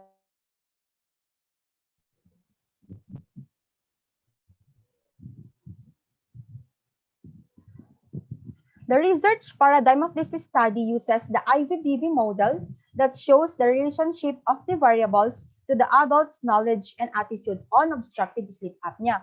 The independent variables consist of the profile of the respondents according to their demographic profile, their socioeconomic profile, and their health profile. Next slide po. The research design of this study implemented a descriptive correlational research design to determine the level of knowledge and attitude of obstructive sleep apnea. Descriptive correlational research is used in this study to discover the relationship among the independent and dependent variables. It will be utilized to establish the socioeconomic, demographic, and health profile, as well as the relationship of these three to the knowledge and attitude of the adults. The locale of this study will be conducted in the municipality of Tuguegarao City, particularly in the western barangays, which includes Barangay Bagay, Buntun, Catagaman Nuevo, Catagaman Pardo, Catagaman Viejo, Palwa Norte, Palwa Sur, San Gabriel, Ugak Norte, and Ugak Sur. The survey sites of the study were determined based on the city's division, with the majority of barangays having the most populations. The finalization of this research will be conducted at the Cagayan State University Andrews Campus. Good morning again, panelists. I am Camila Merardo and I will discuss the remaining slides. Sampling design. The researchers use simple random sampling considering the set of inclusion criteria for the selection of respondents. Simple random sampling wherein every qualified individuals qualified individuals have equal chances of being chosen to be the respondents. And the inclusion criteria are the individuals in Tuguegarao City who are in Western barangays, ages 40 to 65 years old, able to read and write in Filipino or English, able to comply with all the requirements of the study and written informed consent. This will be calculated based on the known population of the older individuals, confidence interval, and margin of error set of 95% and 5% respectively. Next slide, please. Data gathering procedure. First, secure for approval and forwarding of letter to the CHO requesting for statistical data on the Western barangays population, ask permission for the conduction of the study on the selected barangays and computation for sample size, questionnaire preparation for pilot testing and validation. Once accepted, randomly selection of respondents from the Western barangays, data gathering, and lastly, evaluation, analysis, and interpretation. Next slide, please. Gantt chart.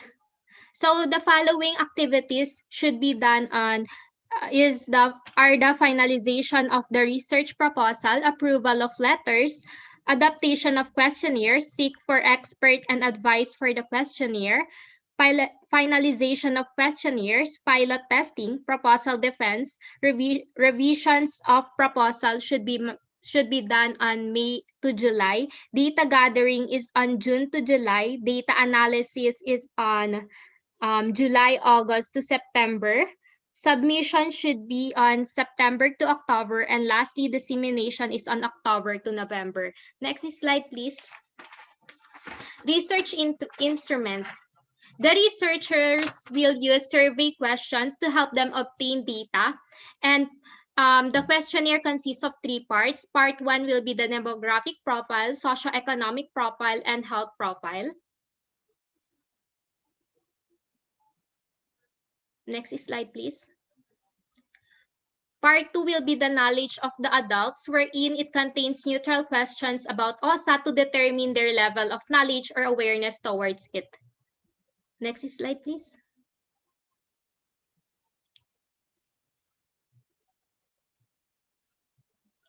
Part 3 will be the attitude of the adults. It has neutral questions too pertaining to OSA to assess their attitude towards it. Next slide, please.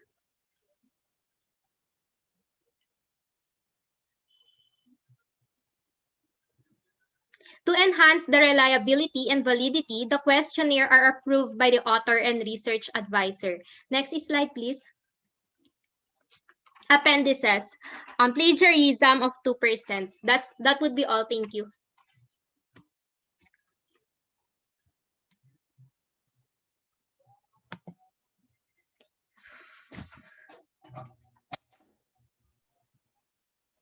Thank you so much, group of Miss Camille and Christina. The group is now open for suggestions, recommendations, and comments of the panelists.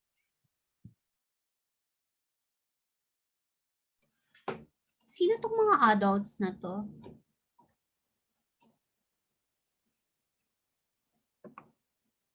Hello? Naghang ba ako? Adults daw ng Western Barangay. Walang specific group, just adults.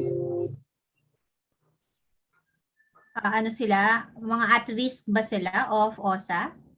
Yes po, ma'am. Bali po yung nasa inclusion criteria po namin is 40 to 65 po yung nilagay po namin. Knowledge and attitude of adults.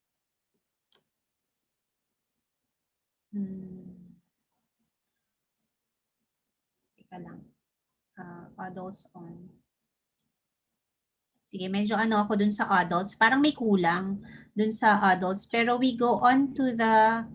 Andito na si director. Pero baka busy pa si director. Ma'am Lily? Kaz? Hello? Sorry, nandito ako sa taas. Alright.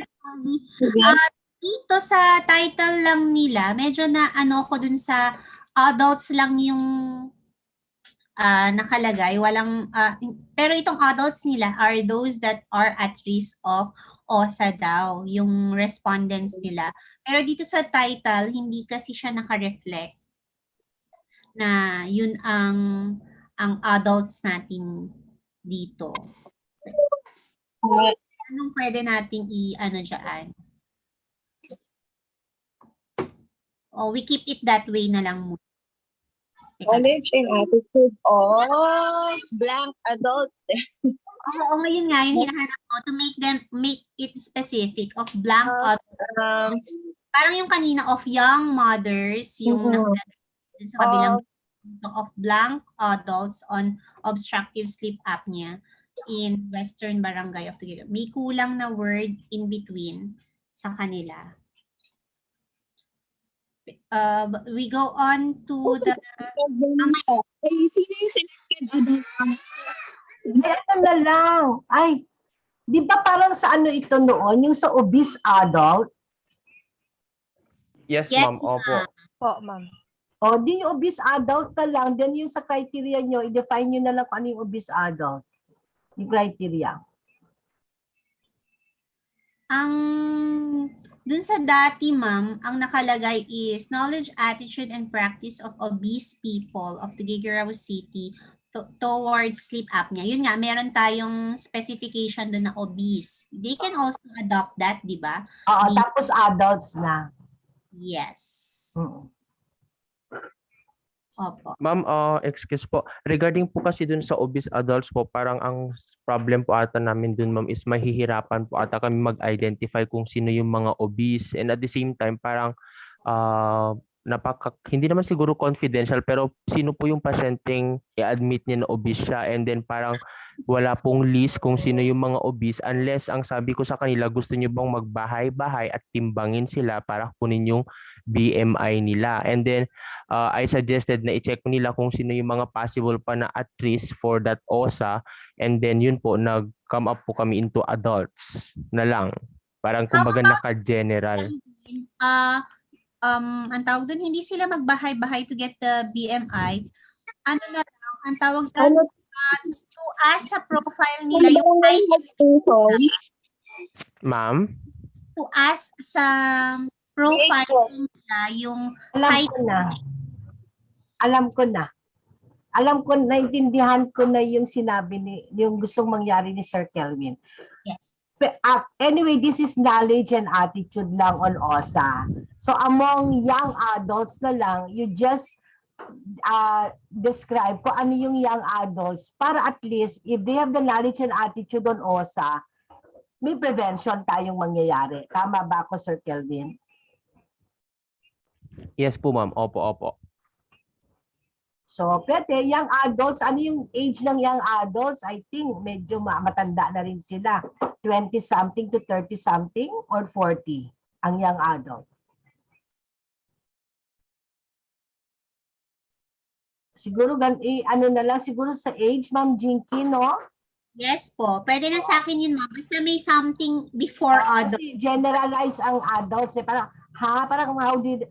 Yun na lang, young adults na lang, Ma'am Sir Kelvin, para at least knowledge and attitude, maano natin kung ano yung knowledge and attitude nila on OSA, para at least in the future, kapag naging talagang matured adult na talaga sila, they know how yung sa prevention.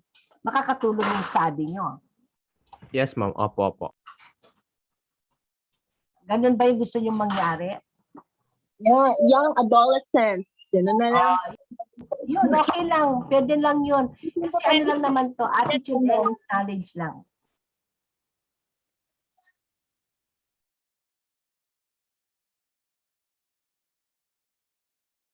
Okay, next slide po tayo. Next na tayo.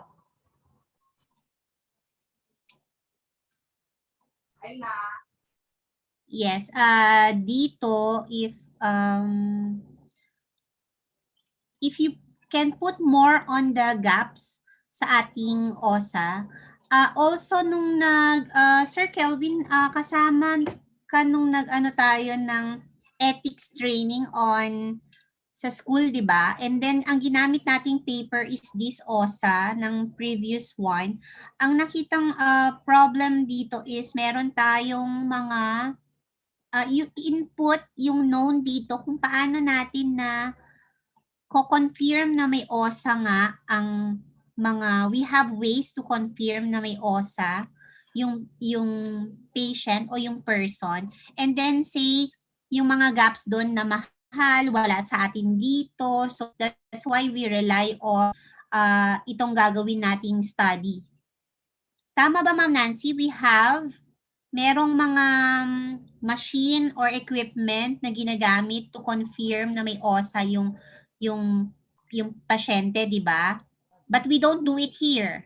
No, Yes, that's why ang gagawin natin is titingnan nga natin kung yung knowledge nila and attitude dito, that's the most we can do. Yes, tatambal natin sa profile nila, like titingnan natin kung sa age, sa anong profile nila dito, the status, hindi ba natin isasama, may lifestyle naman sila dito, hindi natin isasama yung ano nila, kung mas mabigat sila or yung BMI sa knowledge nila. Hindi na, kasi hindi naman natin i-confirm or we just want the knowledge and attitude. Yes, Ma'am Jing. Oo, okay. Yung sa lang dito, yung known na sinasabi ni Dean, we put lang na meron tayo. Oo, meron tayong existing ways on how to confirm this OSA. Pero wala tayo nito dito. You can put siguro kung saan meron nationwide or kung wala dito sa Philippines, and then you go to the region dito sa atin kung meron o wala. And then you put the gaps kung bakit magiging important tong knowledge and attitude nila on OSA. Kasi maraming may ganun, baka maraming may ganun pero hindi natin alam na may ganun. Parang ganun. And then, siguro yun lang for the background. We go to the next, the statement of the problem. Next slide, please.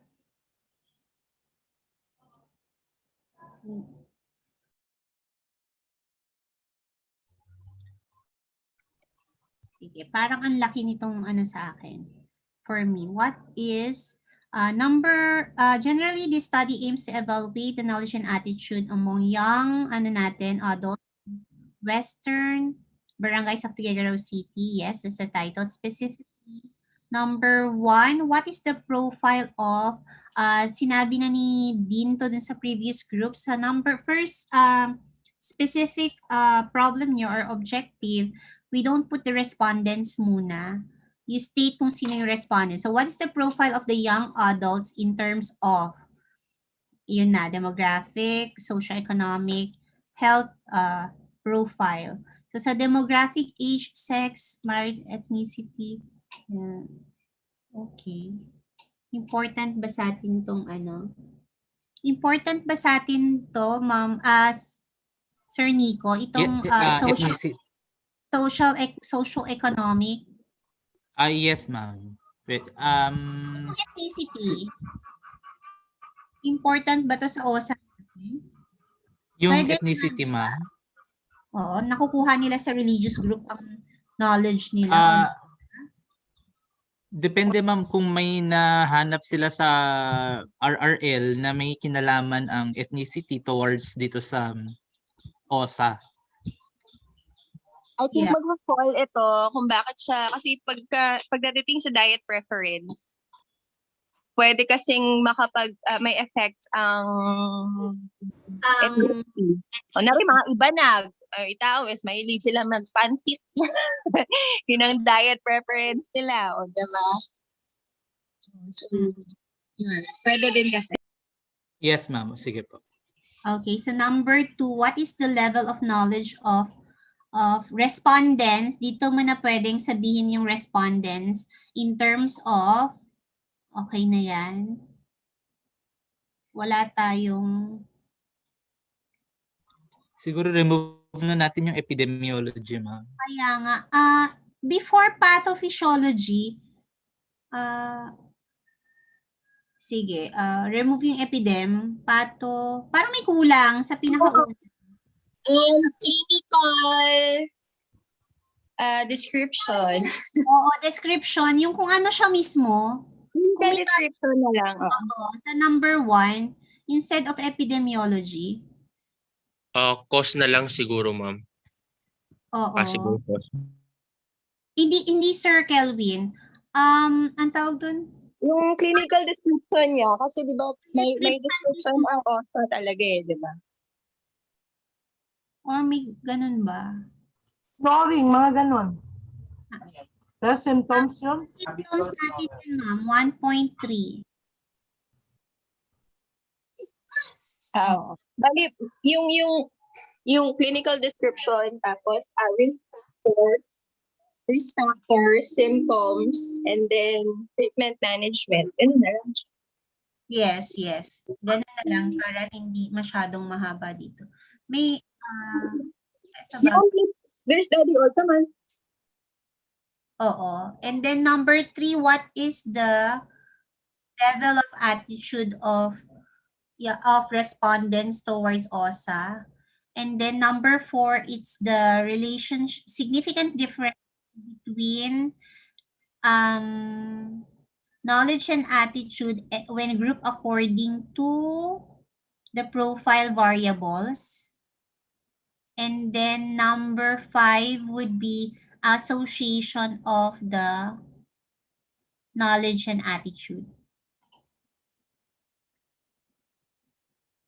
Tama, Ma'am Bea? Nahiwa-hiwalay itong ano nila eh. Para mas konti lang, Miss Rose Ann. Yes po, ma'am. Okay, next slide. Yes, IVDV na tayo dito. And then, IV would be the, yes, profile and then the knowledge attitude. Yes, that's correct. Next. Research design.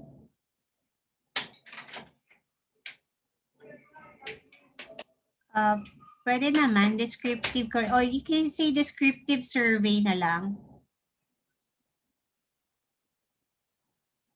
Local. Kasi you will be, meron silang iba't ibang barangays. Lahat ito, sige nga, you go to the next slide.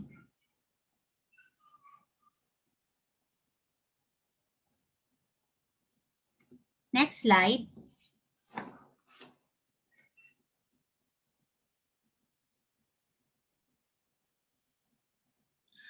Sir Kelvin, wala kayong gustong parang isang group of respondents na lang? Hello?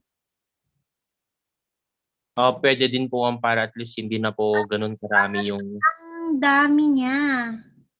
Parang yung last na group na gumawa nitong OSA is mga employees ng CSU.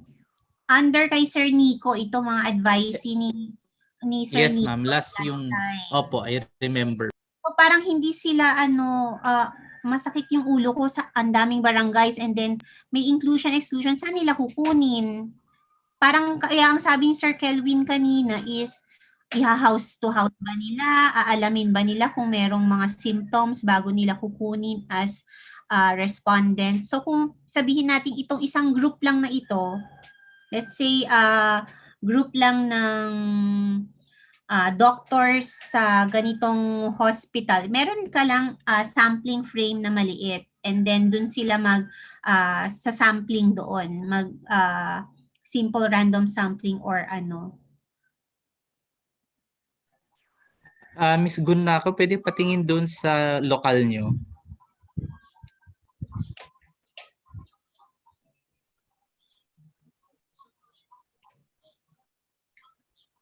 Kasi buong Western Barangay sila and then pero wala tayong reason why Western Barangay. Maganda sana na Western Barangays kasi ang laking group. Pero the reason, hindi ko makuha dito yung reason kung bakit silang mga barangays. Hindi naman sinabing silang mga barangays ang maraming nag-i-snore sa kanila. Maraming obese sa kanila. Parang hindi ganun. Majority lang of kung saan may pinakamaraming population. Ganun ang nakalagay. Yes, ma'am. At saka itong looking dito sa mga barangays na to, ang lalaki ng mga to. Yeah. Gaman na lang, mamatay ka na. Yeah. Ano pong masuggest natin na group of people na para may sampling frame sila, wala silang frame eh. Parang lahat pwede, parang ganun ang ano. Meron silang inclusion, exclusion, pero marami pa rin yun. Kung for age lang. Pwede kasi sabihin natin na mga doctors, tapos mga young adults sila, ganun din. Pero at least may frame sila. Pero ito, wala tayong frame eh. Oo. Alam mo, Sir Kelvin, siguro i-adapt mo yung kagaya ng ginawa ng group ni Sir Nico no nasa CSU lang. I-extend yun naman sa mga lokal, sa mga municipals office. Employees ng City Hall kung gusto niyo. City Hall kasi yan ay may mga vices na vices, mga stress nila sa work. Alam mo yun, tapos talagang sila yung mga candidate ng possible OSA. Yun, tama, isang city hall, ganun, local. O, pwede yun. ni Ma'am Nancy na yun sa employees ng ibang institution naman or ibang agency tayo doon. It's either municipal or city hall. Admin nila. Yung mga, ano ba tayo dito, ma'am? Ang mga at risk ay yung mga stress, gano'n? Yes, Aside ma'am. Isa yan. Kasi kapag stress ka, the more na, alam mo, nagpapak sila ng cigarette, iinom ang mga yan, ang daming vices, or magpansit sila, kakain, tapos alam mo yon, kasi hindi naman matataba lang ang magkakaroon ng OSA. There are people na mapayat din na may OSA. Oo, kaya kailangan din nila itong knowledge and attitude. Alam nila yan. Ay, kailangan din maging aware sila. Hindi lang, tingnan mo Ma'am X, ang daming may mga inaatake na lang.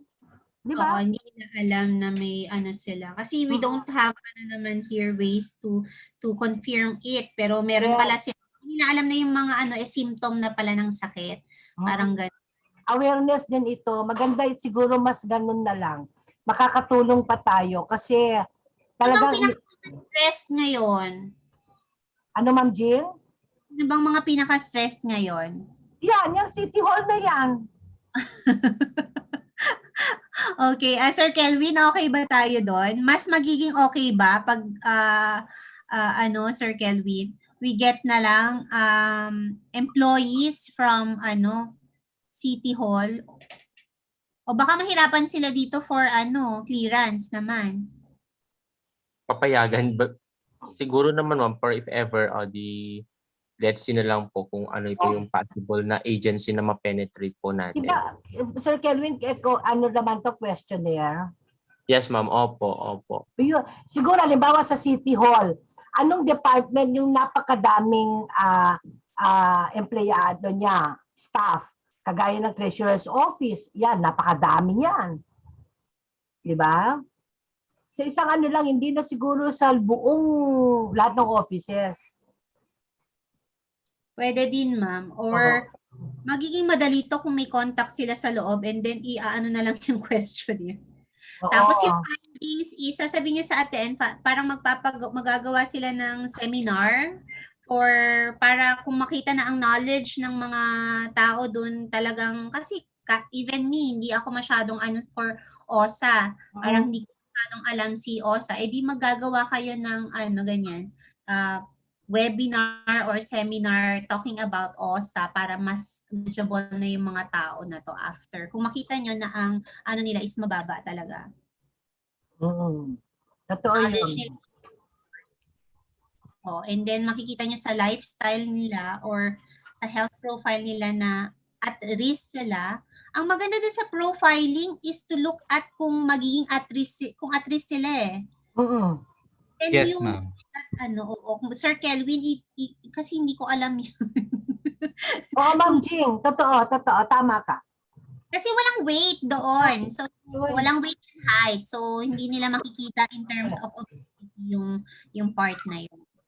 Kung gusto nyo yung police station ng Tugigaraw. Pwede. Para isa na lang yun. Pwede yun. Pwede din yun. Tingnan na lang nila, Sir Kelvin and the group kung anong mas madali nilang as respondents. Oo, pwede lang. Tama yun. Yung mga taong maraming bisyo. Sige, para kunin na rin namin yung mga height and weight nila para isumbong namin sila kung hindi pasok sa yung mga... Sabihin mo, alam mo Sir Kelvin, siguro maganda na ilagay mo sa letter mo kung ano yung purpose ng study mo at ano yung kahalagaan ng study mo para sa kanila. Yun. Yes, ang nilagay naman nila sa letter nila, yun yung important part, the purpose of the study. Ganun lang, oo. Wag na ito, Diyos ko, bagay, ang lalaking ito. Barangay. Hindi nga tayo makalabas-labas ngayon, tapos pupunta. Winner. Kung politiko ka, winner ka na dito kapag nakakapagkampanya ka sa Western Barangay na ito. Panalo ka na. So you actually can change already yung sa title ninyo. You can put yung respondents nyo dun. Kung for example, police officers, you change your young adults to police officers na. doon sa title part. Sige, next part. Next one. Sampling design, di ba you have the whole population of the police and then you get only according to for kung ano man gagamitin yung formula to get the sample for represent kasi meron kayong inferential so you need sample size for this one. If you use Rouse-off calculator, if you use other formulas, Lovian's, Lynch, or Daniel's formula for this one to compute, hindi ko nakita kung paano nyo i-compute. And kung ang ginamit nyo is the buong Western Barangay, aabot kayo ng napakaraming respondents dito. Ngayon na mas alam nyo na yung respondents ninyo, alamin nyo lang yung population ng police dito sa atin, and then compute for the sample size using the formula. You will get it already here. And then from there, you can do the simple random sampling na. Okay, next one.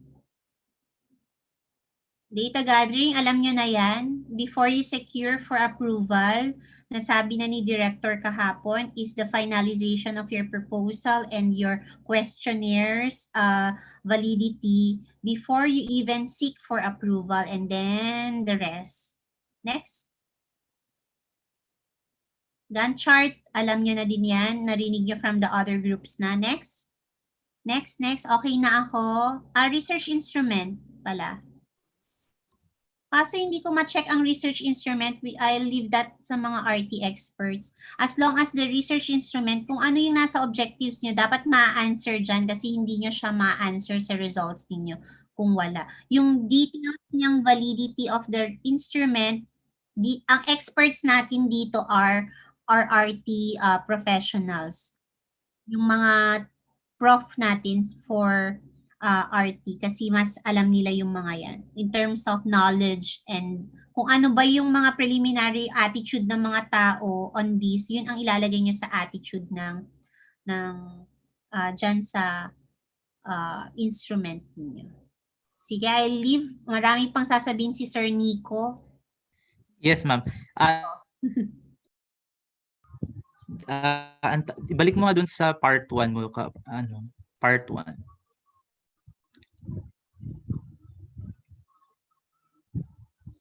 Yung sa demographic yan. Dun sa socioeconomic, employment status, length of service, dagdag nyo lang yung length of service. Yan, okay na tayo sa average monthly income. And then dito sa health profile, i-adapt nyo na lang doon sa previous na group kasi halos may mga health profile kayo eh. Nandiyan yung lifestyle, alcohol consumption, cigarettes, consumption, lagay nyo din lahat yun. And then itong comorbidities, according kay Din, per system ang gagawin daw dito sa health status na ito or health profile. Kailangan nyo ba yung buong health profile nila or comorbidities lang?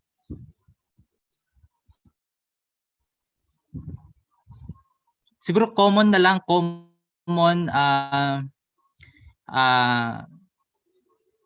ano bang kukunin nyo dito sa health profile nila, yung habits and lifestyles lang? Miss Gunakaw?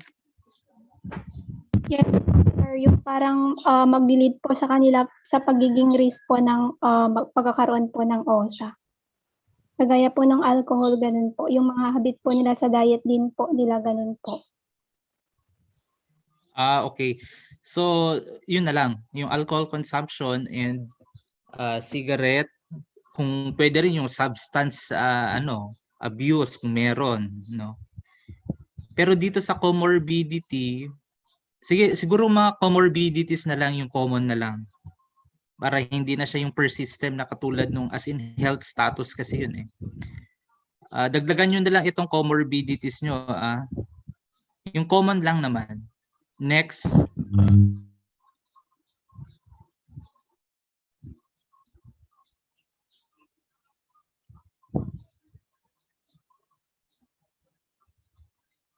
So yung knowledge ninyo, napalitan yun, di ba? In terms of their um, ano na yun, yung description ng disease. Sali pa bang pathophysiology nyo? Dama nila, sir. Okay. So, yung clinical overview nung sakit, pathophysiology, signs and symptoms kung meron, treatment and management, and then prevention and control kung meron. May prevention and control kayo? Wala po, sir. Wala po, sir. Ay, wala. Sir Kelvin, ilalagay kaya natin yung prevention and control? Yes, sir. Opo. Sige, dagdag nyo na lang yung prevention and control. And then itong mga technical terms na to, katulad nitong continuous positive airway pressure, siguro i-translate nyo na lang into such a way na magets nila kung ano yung continuous positive airway pressure, ano yung laser assisted, ano yung mga yan.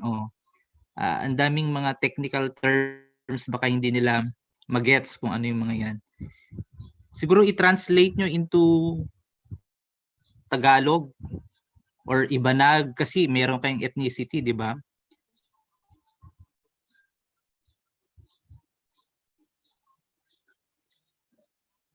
Halo-halo na lahat yung knowledge dito sa ano nyo, from signs and symptoms down to management and treatment. As one na ito? Yes po, sir. Bali ilang pages itong questionnaire nyo?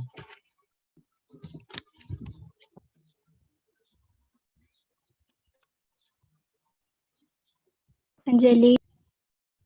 Ayan, meron kayong craniofacial and oropharyngeal examination. Saan papasok itong craniofacial and oropharyngeal examination? Sir Kelvin. Diagnostic ata ito eh. Sir Kelvin, evaluate mo Monday to questionnaire da, please. Sir, meron po kasi kaming nasali doon sa ano po namin na diagnostic po. So, bali po matatanggal din po yun. Okay. So under may diagnostic kayo? Yes po, sir. Under po sa Okay. po kasi, sir. Kaya meron pala ito. Pero ano nyo ito ay translate nyo na lang na mas maintindihan nila. Kasi OSA pa lang sa atin, mahirap na talaga siyang intindihin at marami siyang mga words na masyadong medical in nature kaya baka hindi nila magets kung ano ito. Kaya if I suggest, i-translate nyo into Tagalog na lang. 'Di ba? Kasi kung mga police ang respondents nyo dito, baka hindi lang survey ang gagawin nyo, baka may interview portion ito. Ang tendency, check na lang sila ng check kung ano ito. 'Di ba? Katulad nito craniofacial, mga ganyan-ganyan, yung collar size. As much as possible, in layman's term na lang siya. At saka i-limit nyo yung paggamit ng mga ganyan o yung pharyngoplasty, Gawing layman lang. Oo, baka hindi nila, baka mamaya. Hindi, Sir Nico, ang worry ko, baka pati sila, hindi na rin nila maintindihan yung itatanong nila. Yun nga ma'am, kaya tinatanong kung alam ba nila yung itong craniofacial, baka magtanong yung mga respondents nila, sila mismo, hindi rin nila alam. Alam ko na, Sir Kelvin. Ma'am? Anyway, they have Sir Richie as their OSA teacher. They can ask guidance from Sir Richie kung ano yung mga pwedeng nilang itanong. Sige diba? ma'am, sige po. Opo. Sayang, sana napunta si Sir Richie dito. Na-invite ko sana siya dito. Hindi ko alam. So yun na lang siguro ang gawin ng grupo, Sir Kelvin, with your presence. Yeah, if you wanted me to endorse you, okay, Sir Richie, why not? For the study. Sige ma'am, sige ma'am. Ayusin na lang din muna namin itong questionnaires nila ma'am, and then kapag medyo okay na, para ipa-check po namin. Oo, mag-Zoom meet na lang kayo para maganda. Para magkaintindihan. Yes, ma'am. Okay. Anyway, Sir Richie also is good in research. Okay, merong addition si Ma'am Vea.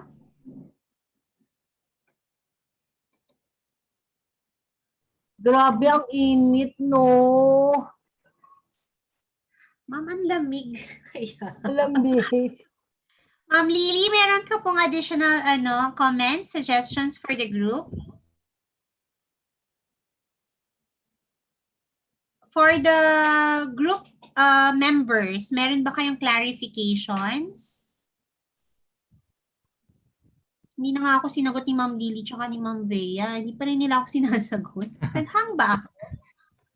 Hanapin ko ma'am sino yung last na nag-study ng OSA noon, kung mukhang maganda naman yung ano nila kasi nakatagalog ata last year ata yun panahon nila. Tapos sinanslate nila. Oh Last yes ma'am. Sino ko ata yun nun, sir? Sina Debbie Bermihiso, Ellen Oo yun Guevara. sir. Wen. Sila ata yun. So, I-chat ko sila kung... So, batch 2019. Yes ma'am. Nabigay ko yung info sa kanila, sir, pero di ko lang sure kung na-contact ko nila. Nag-reach out po kami sa kanila pero tinanong po namin kung may file pa po sila, wala na daw po. Sabihin mo, tinatamad lang sila. Sabihin mo, kailangan ni Ma'am Nancy.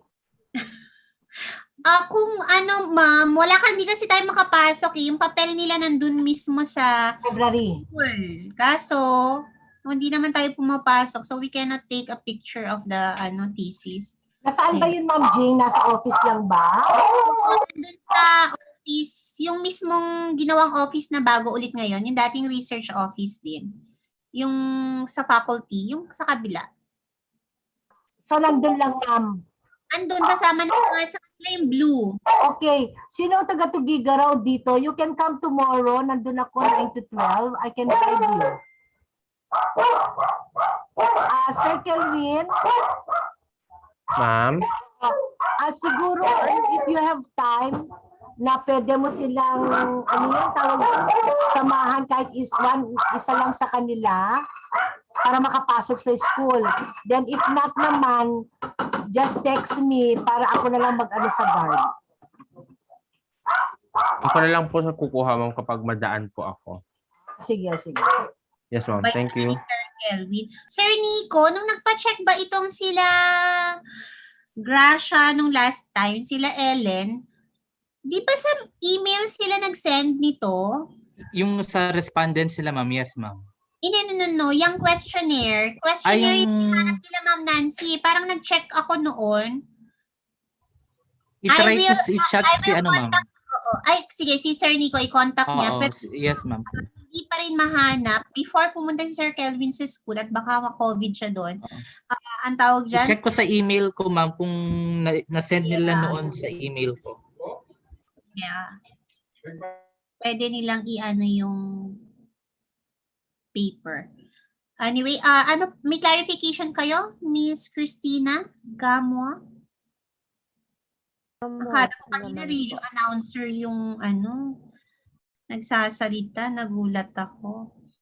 Minakaw, meron kang clarification? Wala na po. Okay, if there are no more, Ma'am Nancy, pwede pang mag-isang group? Before mag-lunch, at may lunch ang panel naman. Wait lang po, ma'am. May kausap po, ma'am. Kaya pa ng isang group? Hindi tayo gutom ngayon? Ma'am Nancy, or mag-break na muna? Yes, ma'am. Ano yun? Kaya pa mag-isang group or mag-break muna ng 1 hour? Oo, break muna. 1 hour. Init na ako. Sige.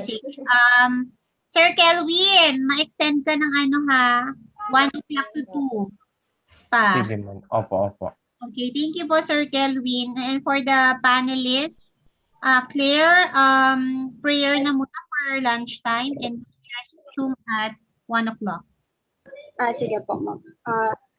Heavenly Father, thank you for today, Father God. Thank you for the wisdom that you have given each participant today, and even Lord God for our panelists, Lord God. Thank you for speaking out through them, Lord. We pray for the food, Lord God, that is served in our tables right now, Father God. Lord, we pray.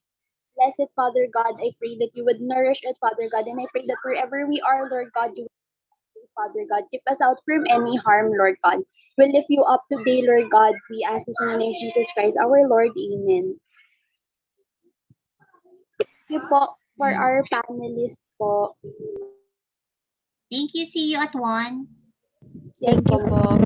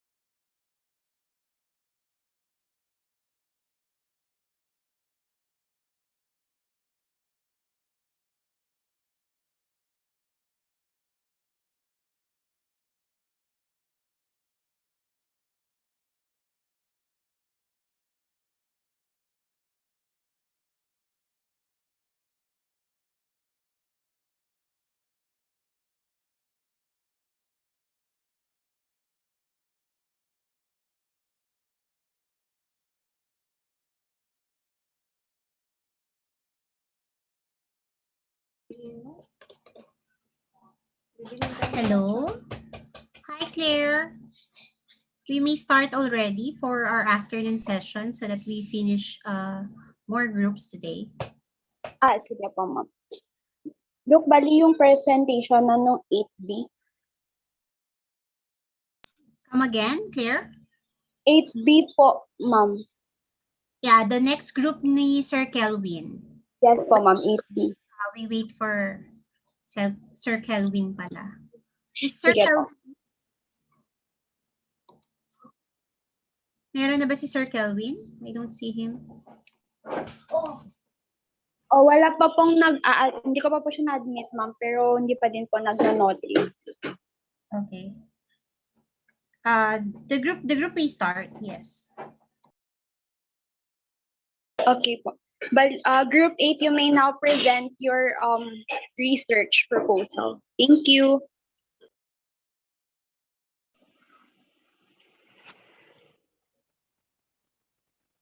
Good afternoon, everyone. I am Nicole Obrihose, and in behalf of my group mates, Ivy, Ava, Kyla, and Cristel, I will present to you our research proposal about the knowledge, attitudes, and practices of mothers towards pediatric hypertension in the Western barangays of Tuguegarao City.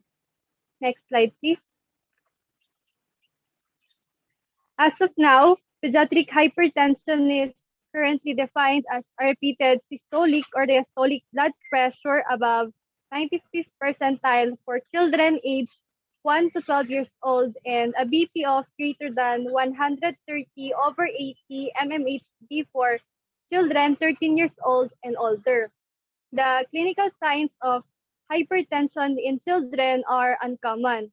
With underlying diseases, it may include failure to thrive and failure to grow. Additionally, a significantly elevated blood pressure may cause dizziness, nausea, headache, epistaxis, visual changes, and seizures. And on recently conducted studies, the prevalence of pediatric hypertension is low but increasing. That can vary according to ethnicity, obesity, age, gender, and academic stress. Moreover, pediatric hypertension is is a significant predictor of adult hypertension and poses a threat to long-term cardiovascular risk. And even with existing studies, it can be concluded that there remains a gap in understanding pediatric hypertension, especially in terms of diagnosis, monitoring, evaluation, and treatment. And with that, this study may facilitate the visibility of policy regarding the awareness of hypertension in children. Next slide, please. For the objectives of the study, it generally aims to evaluate the knowledge, attitude, and practices of mothers towards pediatric hypertension. That includes the evaluation of the respondents' demographic and socioeconomic profile, as well as their health-seeking behaviors and possible contributing and attributable factors to pediatric hypertension. The study also aims to evaluate the respondents' level of knowledge about the disease in terms of causes and risk factors, the signs and symptoms, treatment and management, and prevention and control. In addition, the study also aims to assess the respondents' attitudes and practices addressing pediatric hypertension. Furthermore, it also aims to assess if there are differences on the respondents' level of knowledge, attitude, and practices with respect to their profile variables. And lastly, it aims to determine if there is an association between the respondents' knowledge with their attitudes and practices. Next slide, please.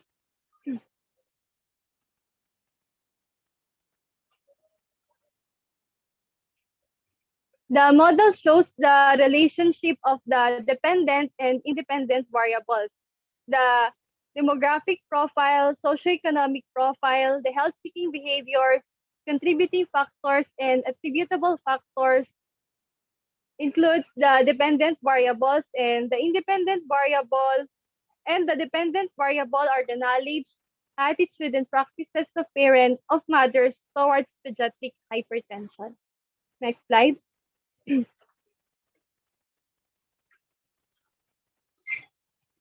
are now on the research design and locale of the study. The study will be conducted in the western barangays of Tuguegarao City for a period of 3 months. The study will employ a descriptive correlational design.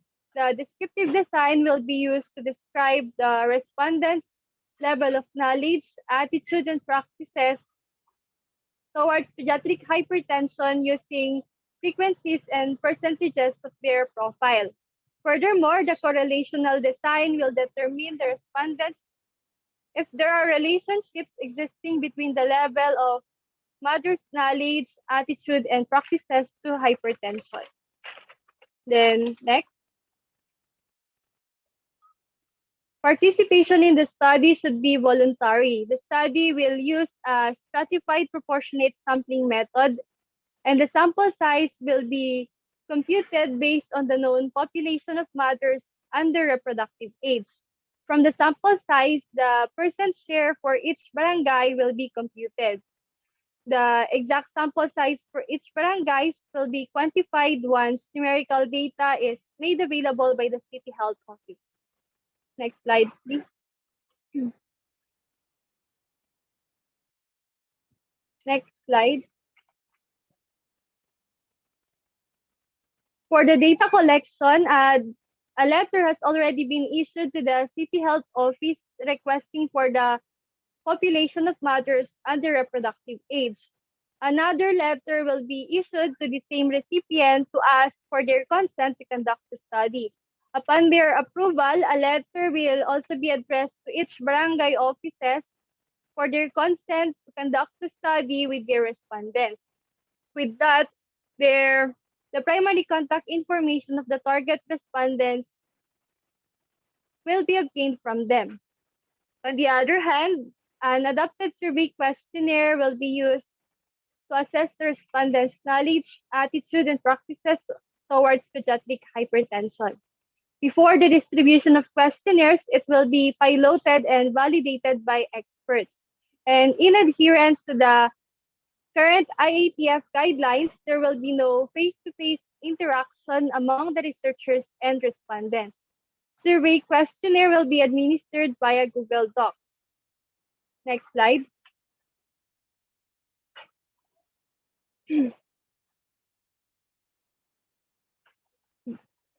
The figure shows the time frame for data collection, and in a span of 3 months from July to September, researchers will proceed with their data collection.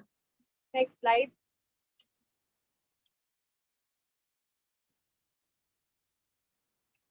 The survey questionnaire is adapted from the recent studies conducted about the knowledge, attitude, and practices of adult hypertensive patients towards hypertension.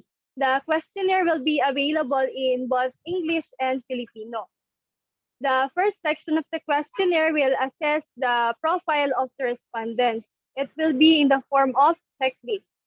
Meanwhile, the second part of the questionnaire will be used to assess the respondents' knowledge about pediatric hypertension.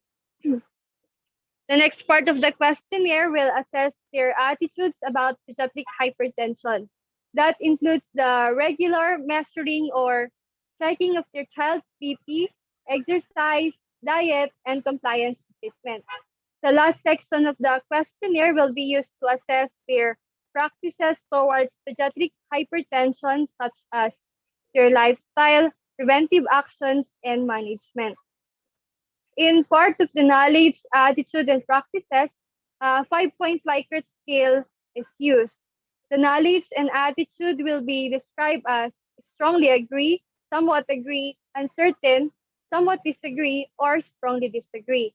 On the other hand, practices will be described as always, often, sometimes, rare, or never. Next slide, please. The last slide will show the plagiarism and grammar report of the entire chapter 1 to 3 of the study. That would be all. Thank you.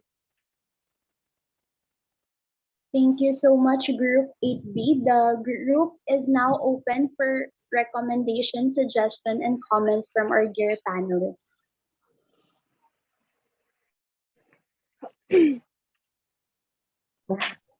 Yes, hello. Ayan, di ba ang dami kong coffee? Anyway, the title, Knowledge, Attitude, and Practices of Mothers Towards Pediatric Hypertension in Western Barangays of Tuguegarao City. So anyway, the of mother.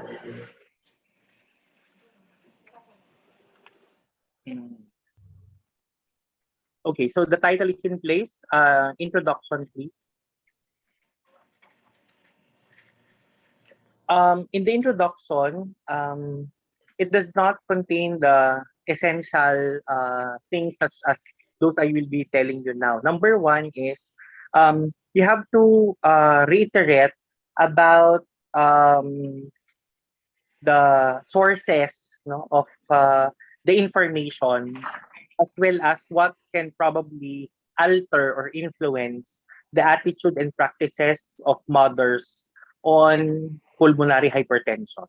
That is one thing missing in the background. Second, you made mention about locals, no? The local eastern barangays of Tuguegarao, right? I wonder why we do not have any report along hypertension, pediatric hypertension, because apparently, if not that it is a known, no, in your in your background of the study, then it should be placed in the unknown. We do not still know. That's why you have to place it. Naintindihan nyo ba? So sabi niyo, din wala naman kasi kaming nakuha at wala talagang existing na ganyan. Ibig sabihin niyan, ilagay nyo sa unknown. Wala talaga tayong datos. That's my point. Okay. And then third, we don't have such thing as a health program which is focused, no, on information education relative to pediatric hypertension. I went over the programs of the Department of Health. None of the programs directs itself to pediatric hypertension. So these are part of the unknown, correct? And significantly, pag sinabi niyong gaps, naiintindihan, what perhaps would be gaps? For example, number one, pediatric hypertension is not so common, okay? Number two, I don't know whether while the disease, no, can be fatal, it can be remedied, no, at a acute phase, no. We can do something about it during the acute phase. So these are the things which I would like to see in your introduction. Next, objectives, please.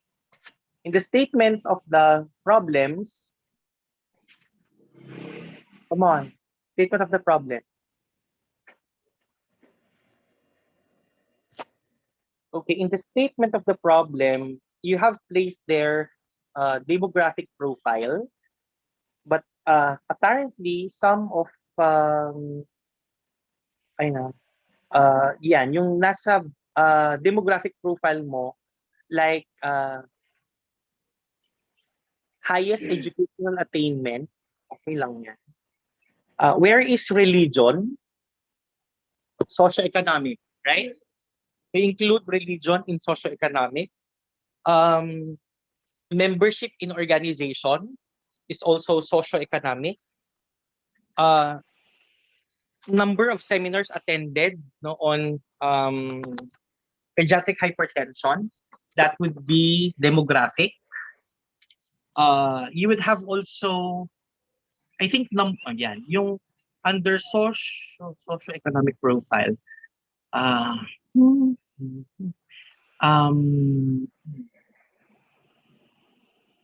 You have to ask as well under number of children. Part of the number, I think you will not number of children. I mean, number of children. Hindi, ayaw mo na. Under socioeconomic, you'd have also appliances found in the home that harness information. Hindi yung sources of yung socio-economic profile, hindi sources of information yan. 'Di ba? Appliances ang tinutukoy natin diyan. And then yung health-seeking behavior, hindi whom, who, where. Naintindihan? Alam na ni Ma'am Jinky kung paano kayo tulungan dyan sa health-seeking behavior. Kasi, for example, nakalagay doon na people, they confide their health problems with. No? Tapos, letter B would be institutions that they visit for any of their health concerns. Ganon. Okay? Next, there would be channels by which they reach to people or healthcare services for their health issues. Okay, that would talk about how. Intindihan? Mga ganon. Okay, health-seeking behavior. And then, number 4 would be, imagine, you are profiling the respondents and then you would have their contributing factors. Ano yan? That is taken as another objective. What factors contribute? No, naintindihan? I think that is a misnomer in the profile variable. You strike off 1.4 because it can be an independent objective. Okay. For example, what contributes? Hindi, I think that would even be asked in the knowledge kasi ang iyong mga respondents here are mothers regardless of whether they have children who suffering from hypertension, pediatric hypertension, di ba? Yes, sir. So, strike off yung number, yung 1.4, baka mukhang ilagay na lang natin yan doon sa knowledge. Okay? Next. Nasaan ng next? Hello? Nasaan yung next na objective?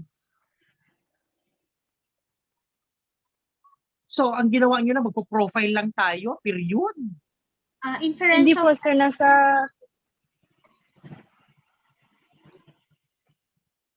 Akala ko ba KAP to? So, what is sub-problem?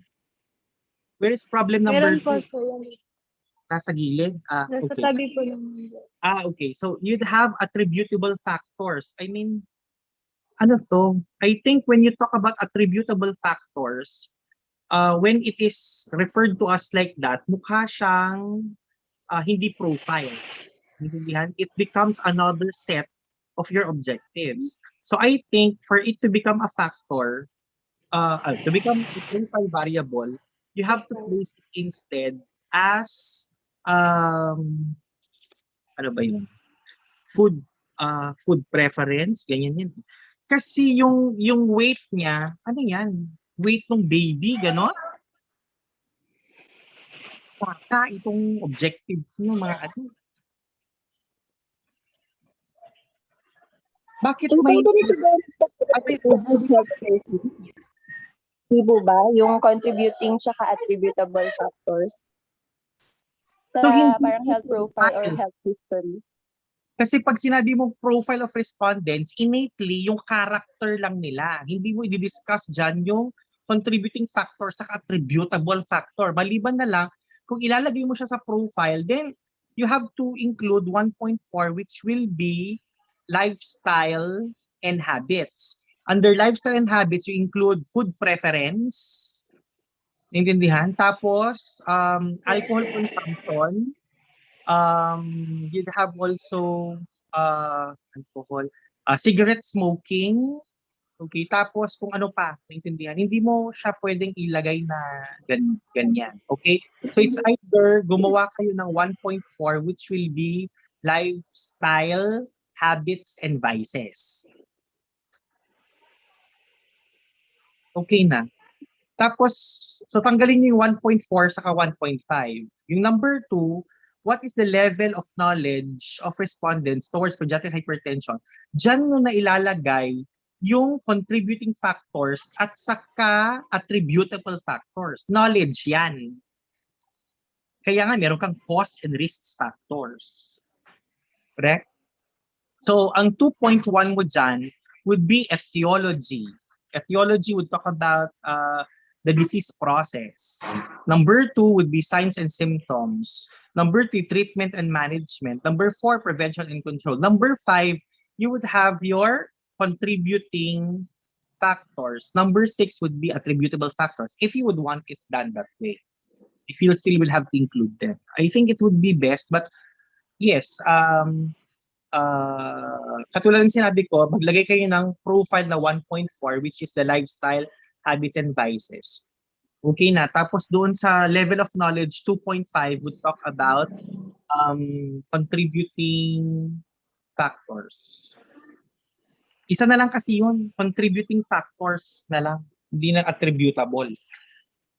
Okay, number 3, what is the attitude of respondents on pediatric hypertension? Number 4, what are practices? Hindi common. What if the practices is uncommon?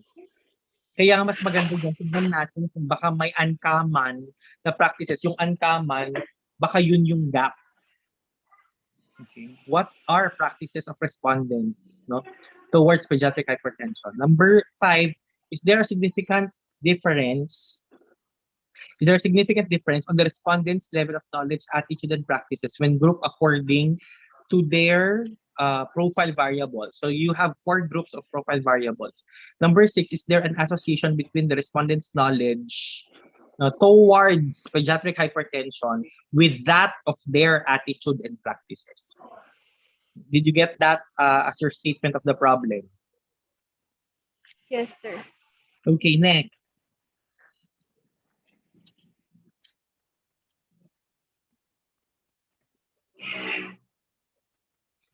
For your research paradigm, okay.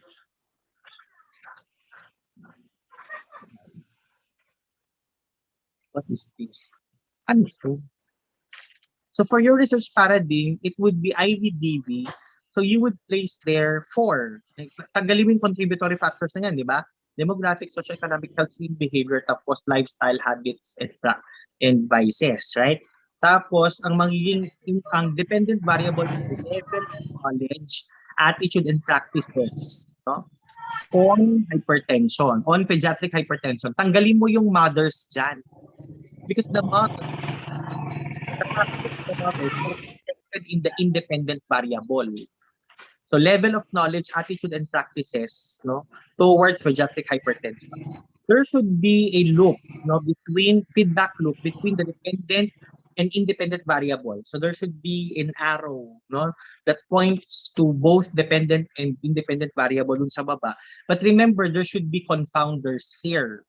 What are the type of confounders? No, example, you have not asked if mothers have children who are suffering from pediatric hypertension. Is that part of your objectives? No, and therefore it's a confounder. Number 2, you have asked about employment of the mothers, right? I think you know that health workers would pretty sure, no, be more aware of pediatric hypertension as compared to someone else. So will you include that as part of your confounders? No. Intindihan? Okay, but when you talk about, for example,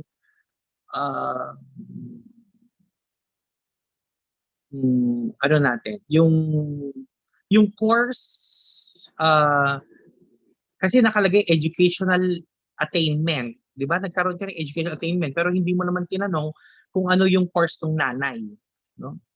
Naintindihan? Kasi pwedeng, no, allied health forcer siya, pero hindi naman siya nakatapos whatsoever. So that still will be a confounding variable. No? Things like that. Naintindihan? Hindi mo tinanong kung kailan siya nag-asawa at nauna, anong edad siya nag-asawa. Naintindihan? So that would be a confounding variable. I think now you realize why it is a simple paradigm, independent-dependent variable. There must be, there must be a loop plus the confounders. Next.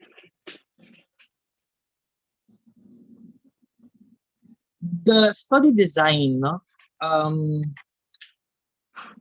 It is descriptive correlational research design because of the last 2 objectives, no? knowing about is there a significant difference after you have had done profiling, and then you will determine the association between the knowledge, attitude, and practices. So that would be your descriptive correlational research design. As to the local of the study, okay, so I think now I wonder why you said for 3 months, for a period of 3 months. Are you talking about data gathering which will commence, no, for example, today and will last after 3 months?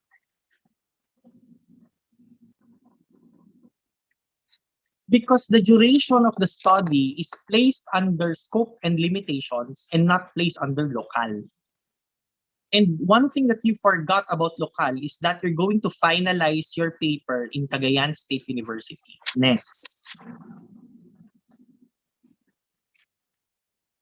For your sampling design, remember that there will be too much of like mothers, naintindihan, per barangay. Now, since you're talking about sampling design, you do not describe your respondents. No? That would be another entity in chapter 4. Kayo, bakit nilagay nyo? The respondents must be able to read and write. That's not a sampling design. A sampling design talks of how will you choose your respondents. No? So the sampling design here would be a stratified random sampling. Why is it stratified?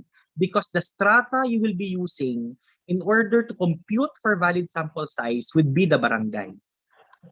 So you just have to say the sampling design is stratified random sampling. Why? Okay. Next, we'll talk about, naintindihan, yung mga character dyan ng mga respondents nyo, hindi nakalagay sa sampling design. That's another part, no, of chapter 3. Next. Again, it's not stratified proportionate, because when you talk about stratified proportionate, magkakapareho ng number. For example, 100 in barangay A, 100 in barangay B, 100 in barangay C, etc. It's a stratified random sampling. Okay, next. For data collection, I think you start with your questionnaire. Naintindihan? You do not start lettering the dean and the city health officer of Tuguegarao. Of course not, no? What gives you the hint you are ready to do such is when you are ready with your questionnaire. So you start with your construction of your questionnaire, and then you have to validate, no, your questionnaire. You do a piloting of the questionnaire. Soon as you're able to finalize your questionnaire, then that's the time you're going to write the dean for her endorsement and probably the city health office, no, for his approval. And then, of course, please don't forget that since this is a public health study, there still is a need for you to conduct a leveling of or inception activity to the barangays. If there's a need for you to hire enumerators, training of enumerators will be a must. And of course, the last part, no, of this procedure would be research presentation and utilization and dissemination of research results. Okay, so this is incomplete. Next. Okay, so I don't like to work on the Gantt chart anymore. I think the other panelists can also give them. I can give you their insights. Thank you.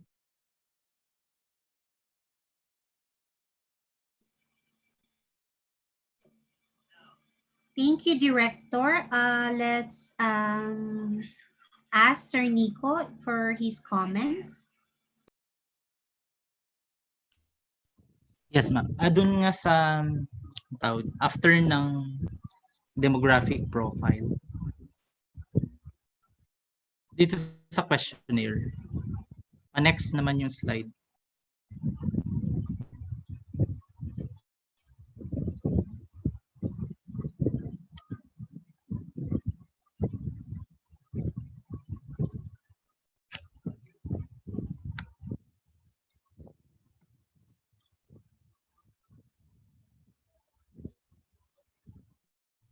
Sige, next mo nga siya.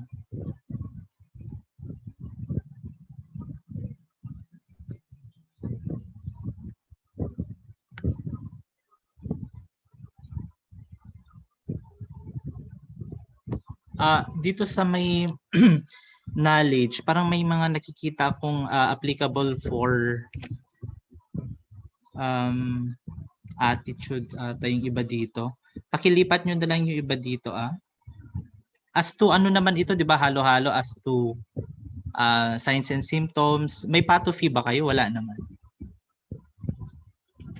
Wala po, sir. Okay. Patingin dun sa SOP nyo nga, kapatid.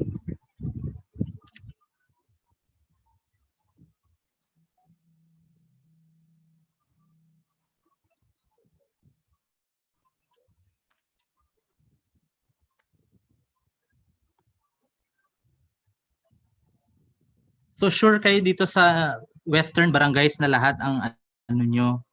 Hindi ba last time isang barangay na lang ito? If I remember, Yes. Sir, Yes ano po. It's also advised by Sir Julius na isang barangay lang ito. I was wondering bakit binalik nyo. And the thing is, there's only one person from this group who comes from Tugigaraw. And that person pa na from Tugigaraw is not doing anything. I'm just wondering bakit ibinalik sa Western Barangay. Ano kayo, si Superwoman? I'm very sorry. ma'am, ano po ma'am, tinanong po kami ma'am. Tinanong po ni sir ma'am and then nagtanong po ako sa group. And okay naman po yung iba ma'am. Tapos yung iba po walang reply. Kaya nag-western na lang po kami for the sake na makompleto muna yung chapter 1 to 3. Pero you didn't follow the instructions of Sir Julius? I think Ivy went to Tugigaraw just to seek the advice of Sir Julius. Tama ba ako? Because Miss, yes, Miss, was that, sino yun? Who was very busy. That she cannot make it. Well, in fact, she's from Tugigaraw. Sino yung isang grupo nyo? Si Miss Makasadlo po. Precisely. What happened with the advice from Sir Julius? Sir Kelvin, tama ba ako? Yes, ma'am. And then, ang sabi ko sa kanila, kasi kanina po, nag-message sila if they're going to change. Sabi ko, sige, yan na lang muna and then hintayin na lang natin ang insights nyo po and then yun na po. Kasi hindi ko po, medyo may something din po ata sa grupo nila. Kaya sabi ko, bakit ganito na yung papel ninyo? Sabi ko kanina kasi parang hindi naman, yung iba po, parang hindi po ganyan yung nakita ko recently sa, kaya ganun po. Oh, you see? Nakita nyo? Nakita nyo? Kasi yung kanina nga, yung sa isang group nga, we corrected them kasi Western Barangay. And here you are repeating again Western Barangay or how many barangays you have.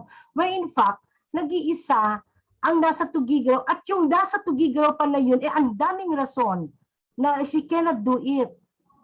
And you let somebody from Isabela going to Tugigaraw just for doing a favor dyan sa papel, and now at the end of the day, you were not able to follow the advice from the dean? Itinuloy nyo pa rin ito? Yan, this is kaya nga merong thesis topic defense, proposal defense, para mag-guide kayo, para hindi na paulit-ulit ang mga pagkakamali. Nagkakaintindihan, Miss Jose, Ivy, Inyumang, Lapay, and Crisel? Yes, ma'am. Yes po, ma'am.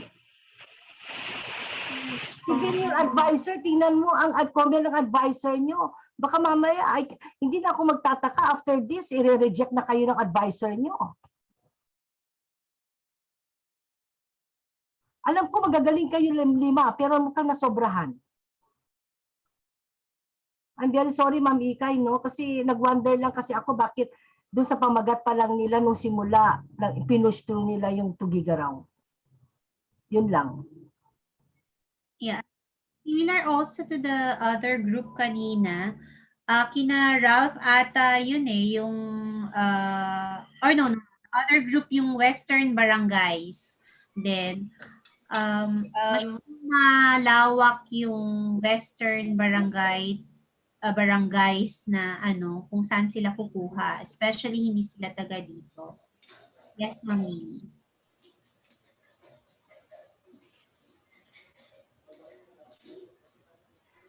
Yes, Kaz. Hindi, wala. Sino ba yung Western kanina? Western sila, Ralph. Ay, no.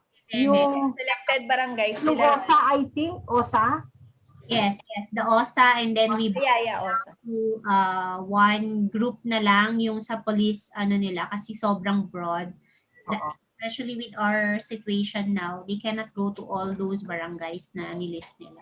Yes, Ma'am Lily. Ang worry ko pa rin talaga, that's why I directed Ivy when she was here in Tugigaraw to talk to Sir Julius kasi parang hassle ang susulat again kay CHO and it will take time for us. Anyway, sabi nga ni Sir Julius, this will be just parang baby paper nila, then we might as well concentrate it with just one barangay. Then it's okay na yun. If they wanted, if somebody wanted to expound it, then kunin niya lahat ng barangay. If she has all the time, if they have all the time, di tama? So, you might as well concentrate on one barangay na pwede nyo ibuhos yung kagalingan nyo and you come out with a very good paper. Nagkakaintindihan, huwag nyo sakupin ang hindi nyo yata na-foresee yung mga hirap ng gagawin nyo, mga iha. Taga saan sila, ma'am? I think ang taga Tugigaraw lang si Miss Makasado. And how about the others? Isabela po, tapos may po, taga Enrile po, then Banawe po yung isa. Anong barangay? Diba? Ang dami-dami kasi yung barangay. Ano ba naman yung barangay na yan? Kung dalawang barangay na magkalapit na lang di period kasi. Yeah. Kasi tulungan yung sarili nyo, pandemic na nga itong mga anak ko. Tama yung sinabi ni Ma'am Nancy na pwedeng isang barangay, kung hindi naman, kahit dalawang barangay kung para mapagustuhan kayo lang na dalawa ang gagawin nyo. Sir Julius, Tugigaraw pa ang gusto nila. Where in fact, yung letter na lang, Diyos ko, nagkanda, away-away na sila sa letter. Who will? That's why, as much as possible, hindi talaga pwedeng Tugigaraw yan. Kung yung Master in Public Health na students ko nga lang, segments lang ng Tugigaraw. Naintindihan? O yung masteral nga lang, dalawa, tatlong barangay, kayo naman, buong Tugigaraw. Dito lang, mag-apply na lang kayo sa akin pagka-graduate. Yung gusto nyo mag-research, gawin ko kayo ng researcher sa buong Tugigaraw. So, daig nyo pang enumerators ng tracer study ni Nancy Martinez. No? Intindihan? Diyos ko, parang ito yata mga bata na ito, hindi nila naiintindihan yung mga gagawin nila. Diyos ko, tipo. Ganun ka na lang. Nasaan yung dalawang Tugigaraw? Dalawa. Anong barangay ng Tugigaraw? Kasi pag gustuhan nyo may aminin, duwa lang. Nga na, duwa lang nga mabalinti, adadong ang duwa. Sir, sa Palwa na lang daw po kasi taga dun yung isa. Okay, Palwa. O saan yung isa naman? So Palwa ng isa. Palwa and? Isa lang siyang taga Tugigaraw, sir. Palwa Sur and Palwa Norte na lang po siguro. Palwa Sur ba yan? Palwa Norte. Yun na lang daw, ma'am. Palwa Sur and Norte na lang daw, dalawa. Dalawa yun. May I ask, talaga bang dalawang barangay yang Palwa? Palwa Sur sa Palwa Norte? O Palwa lang yan? Yes po, sir. Anong yes? Yes, Dalawang barangay po. Dalawang barangay yan, sir. Dalawang barangay po. Diba? In Palwa Sur and Norte of Tugigaraw City. Kunana. Lapasin. Okay na tayo. So it's closed, no? Barangay Palwa Sur and Norte of Tugigaraw City. Para matapos to, sabi ko kanina sa opening remarks ko, feasibility is an issue. Okay? Sige, close the argument. Ma'am Lily, meron kang additional comments for the group?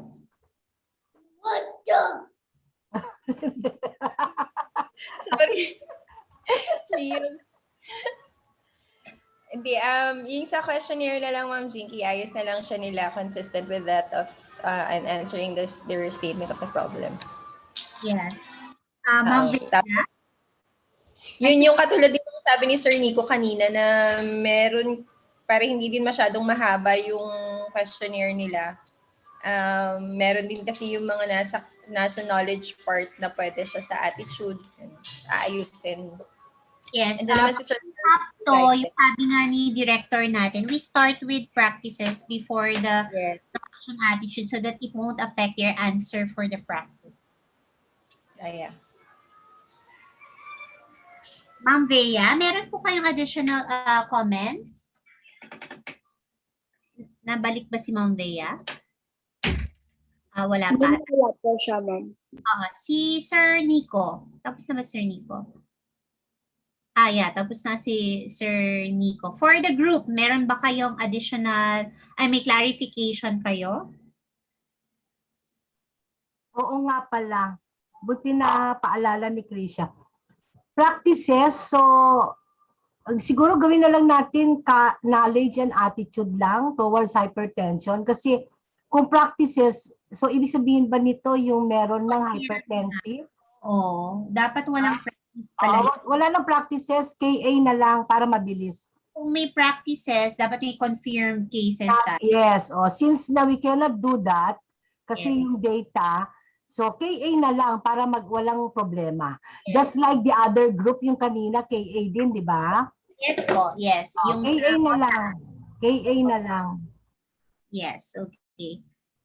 Miss Lapay, meron kayong clarification? Wala po. Wala na? Sure kayo? Baka si Sir Kelvin mag-withdraw. Sir Kelvin, okay ba? For the group work together, walang iwanan dyan sa group ninyo. Open communication so that matapos nyo ng maaga at magawa nyo ng mabuti yung proposal niyo before you even jump to data collection. Kasi kung sa start pa lang nahihirapan na kayo, mag-aaway-away kayo at mag-aanuhan kayo in the end of the thesis. Normal yan. Oo nga Ma'am Jinky, kaya medyo worried ako. Hindi lang sa group na ito, with some other groups na hindi natin alam yung nangyayari. So, kaya what happens kapag nag-aano sila, yung group evaluation. Kung nag-evaluate sila ng kagrupo nila, kung ano talaga yung nagiging problems, mga ganyan. Kaya may advisor kayo mga iho, para sabihin nyo what are your problems that you're encountering. Huwag yung pabayaan kasi we value time this time dahil your internship is fast approaching. Please. Yes, if there are no more other no clarifications for the group, we go to the next group, Claire. The last group of Sir Kelvin.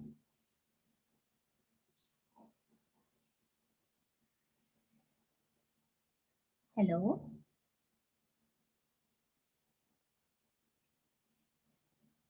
Yes, that group.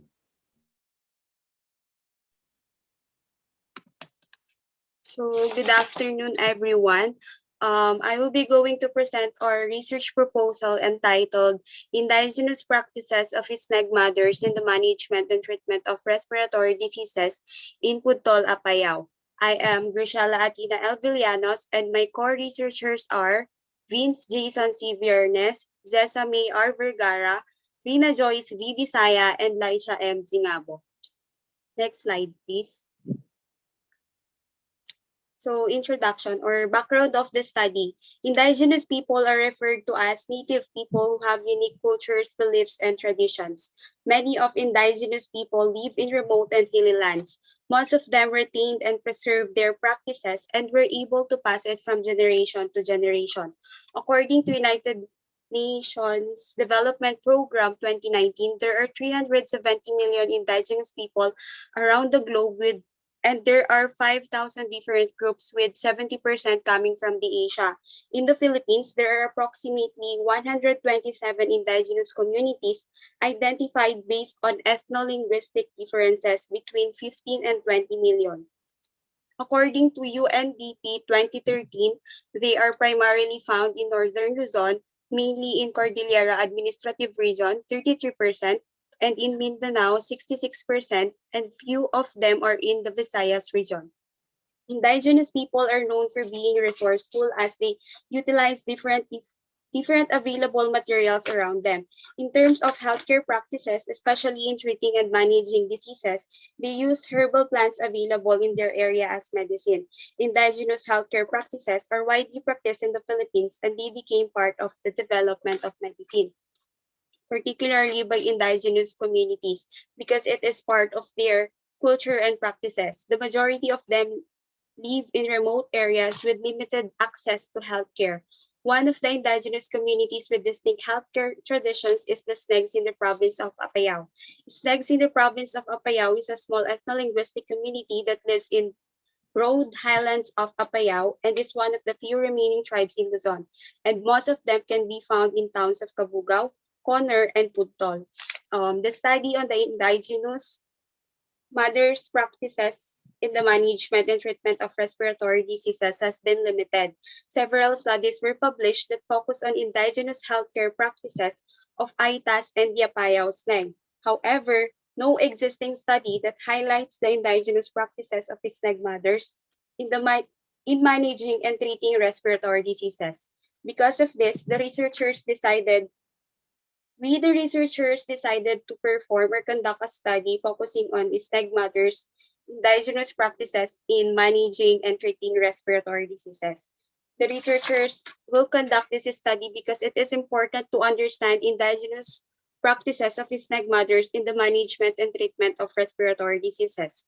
A better and more precise understanding of their traditional healthcare practices will, will help them better address the healthcare needs of their community, especially that respiratory disorders are among the world's top causes of death and disability, according to Forum of International Respiratory Societies 2017. Furthermore, to know also if the SNEGs have preserved their traditional healthcare practices passed by their ancestors, because maintaining cultures and practices is very important to indigenous communities. Hence, this study aims to determine the indigenous practices of Sneg mothers in the management and treatment of respiratory diseases, specifically asthma, tuberculosis, and pneumonia. Next slide, please. Statement of the problem. Generally, this study aims to determine the indigenous practices of Sneg mothers in managing and treating respiratory diseases. Specifically, this study will attempt to answer the following question. What is the profile of the Sneg mothers in terms of demographic, under demographic profile or age, educational attainment, occupation, and average household income, clinical profile, disease, comorbidity, and vices, health-seeking behavior, whom do you seek help when you feel ill or sick? Whom do they seek help when they feel ill or sick? How do they seek help when they feel ill or sick? And number three, number two, what are the indigenous practices of Sneg mothers in the management and treatment of respiratory diseases, asthma, tuberculosis, and pneumonia? Number three, what is the perceived effectiveness of the Sneg mothers in the indigenous practices? Number four, is there a significant difference between the profile of the Sneg mothers in terms of treatment and management of respiratory diseases? And number five, what factors affect the implementation of the indigenous practices of Sneg mothers in the management and treatment of respiratory diseases? Next slide, please. Research paradigm. This study will use the IVDV model under independent variables or the profile of Sneg mothers, and dependent variable is the indigenous practices in the management and treatment of respiratory diseases, asthma, pneumonia, and tuberculosis. Next slide, please. Research design. This study will utilize mixed method research design, which combines qualitative and quantitative approach to collect and analyze data. Qualitative research design the data qualitative data of factors that affect the implementation of indigenous practices among the SNEG mothers in the management and treatment of respiratory diseases, and it will be based on the focus group discussion. Quantitative research design, or the profile of the respondents, the different indigenous practices of SNEG mothers in the management and treatment of respiratory diseases, and the perceived effectiveness of SNEG mothers on the indigenous practices. Next is the locale of the study. In the province of Apayao, this study will be conducted specifically in the municipality of Putol, where most of the SNEGs live, and the researcher chose a barangay where many SNEGs reside, and it is in Barangay Lower Maton and Upper Maton. Next slide, please. Sampling design. Respondents will be identified through non-probability sampling, particularly purposive sampling. Respondents will be purposively selected according to inclusion criteria. Next slide, please. Data gathering procedure. In data gathering procedure, first, the researcher will develop questionnaire, and it will be checked and validated by the research advisor and the instructor. Next, National Commission of Indigenous Peoples clearance, or NCIP clearance, will be obtained before conducting for ethical considerations. The researchers will then send a letter of permission to the municipal mayor of Putol, which will be forwarded to the barangay captain of the chosen barangay. And next is the researcher will identify the respondents and will gather data through survey questionnaire. The following day, the researcher will gather data through focus group discussion, and following the data collection on survey questionnaire and focus group discussion will be documentation of the different indigenous practices of SNEG mothers in the management and treatment of respiratory diseases. And lastly, the data collected will be checked, tallied, and analyzed and interpreted by the researcher. Next slide, please. Okay, Gantt chart. Next slide, please. Instruments. The instruments that will be used in this study are survey questionnaires, focus group discussion, and documentation. Survey questionnaire, it is the main instrument of this study, and it will be an interview-guided survey questionnaire. The researchers will adapt, modify, enhance questionnaires from literature reviewed.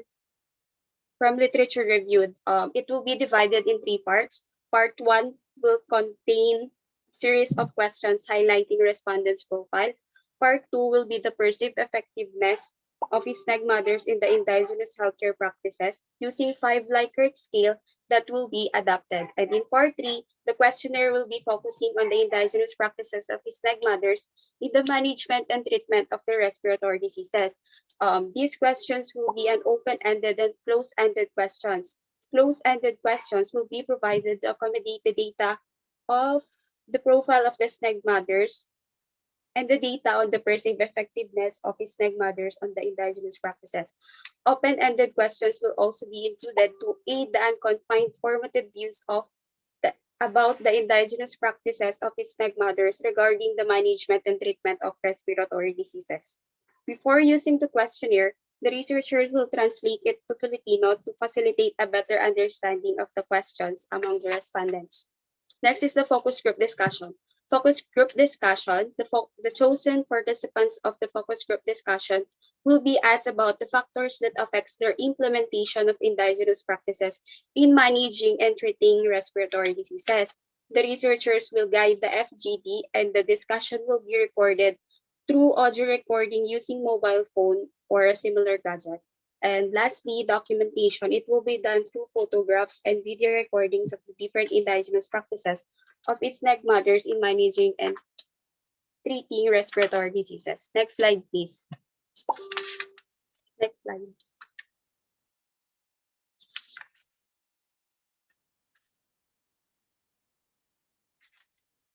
And last is the plagiarism and grammar report of our paper. That would be all. Thank you.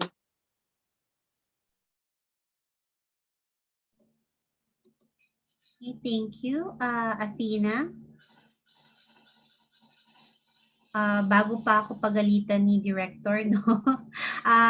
Because it is hard to also apply for the NCIP clearance. So at least you know that when you do a larger scale research for this one in the future, that you will when you will be handling or having participants or respondents with IP groups, you need to do that part. Pero yung sa atin, especially nagmamadali tayo for your internship, it would stay as paper lang yung clearance na mga gagawin natin. So, meron ba si director? For your title, meron ba si director natin? Sige, mukhang wala pa. Sa title natin, when we say isneg na ito, I think we remove na yung indigenous practices dito, indigenous na part. Parang when we hear isneg, sure na tayo that these are indigenous people, di ba? So parang naging redundant siya in at this part. So it's practices of ISNEG mothers in the management and treatment of respiratory diseases in Pudtol, Apayao. We'll confirm with director later kung payag siya doon na we slash your indigenous part. And we go to your background of the study. Hello.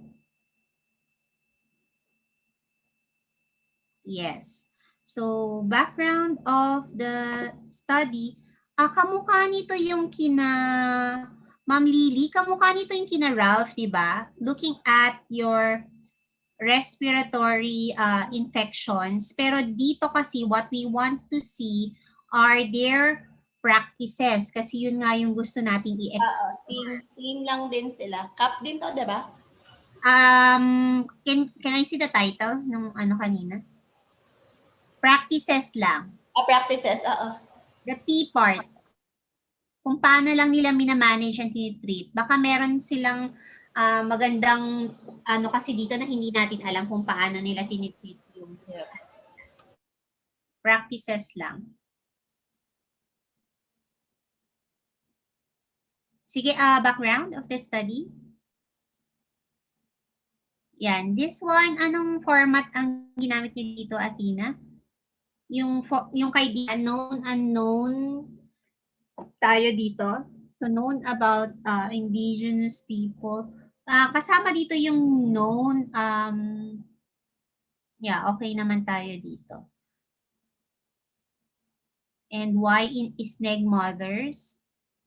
Yes. Then next, statement of the problem. Yeah, generally, this study aims to determine the practices of ISNEG mothers in managing and treating respiratory diseases.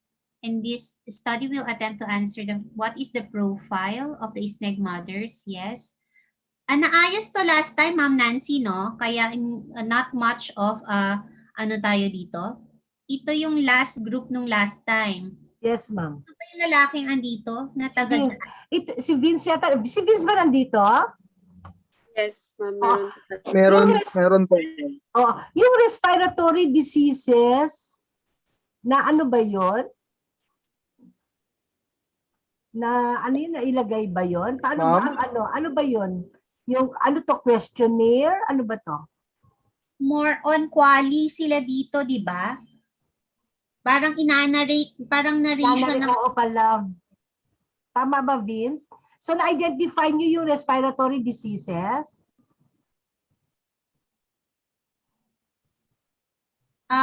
To the group, kayo ba ang nag-identify nito? Nag-preliminary survey muna kayo sa mga ISNEG mothers kung ano yung mga ginagamitan nila nito? Or kayo lang naglagay ng asthma, tuberculosis, pneumonia? Ma'am, yung asthma, tuberculosis, and pneumonia po, yan po yung suggestion last. Depends po. Pero Ma'am Nancy, itong part na to, pag tinanong mo kasi si ISNEG, anong ISNEG mothers, anong ginagamit niya for asthma, ganon? Tayo. Practices. Oo. So, ano yun? Na-identify na nila? Hindi ko narinig. Na-identify nyo na yung diseases? Hindi, tayo daw nag-suggest last time. Okay. De-identify na lang siguro. So, baka kasi may other respiratory diseases pa na ginagamitan nila ng something. Others. Like yung kapag yung halimbawa may alam nila na may sakit sa baga sila. Meron silang mga practices na yung yung glass. Binibiyak nila yung glass? Hindi man, yung parang sisipsipin yung lamig. Ganun, practice yan ng snake. Sa likod. Ay, ano nila? Ang tawag doon? Diba, Vince? Parang, may ganun, Vince? Yes po, ma'am. Oo, sa kanila galing yan, ma'am, na practice. Yun.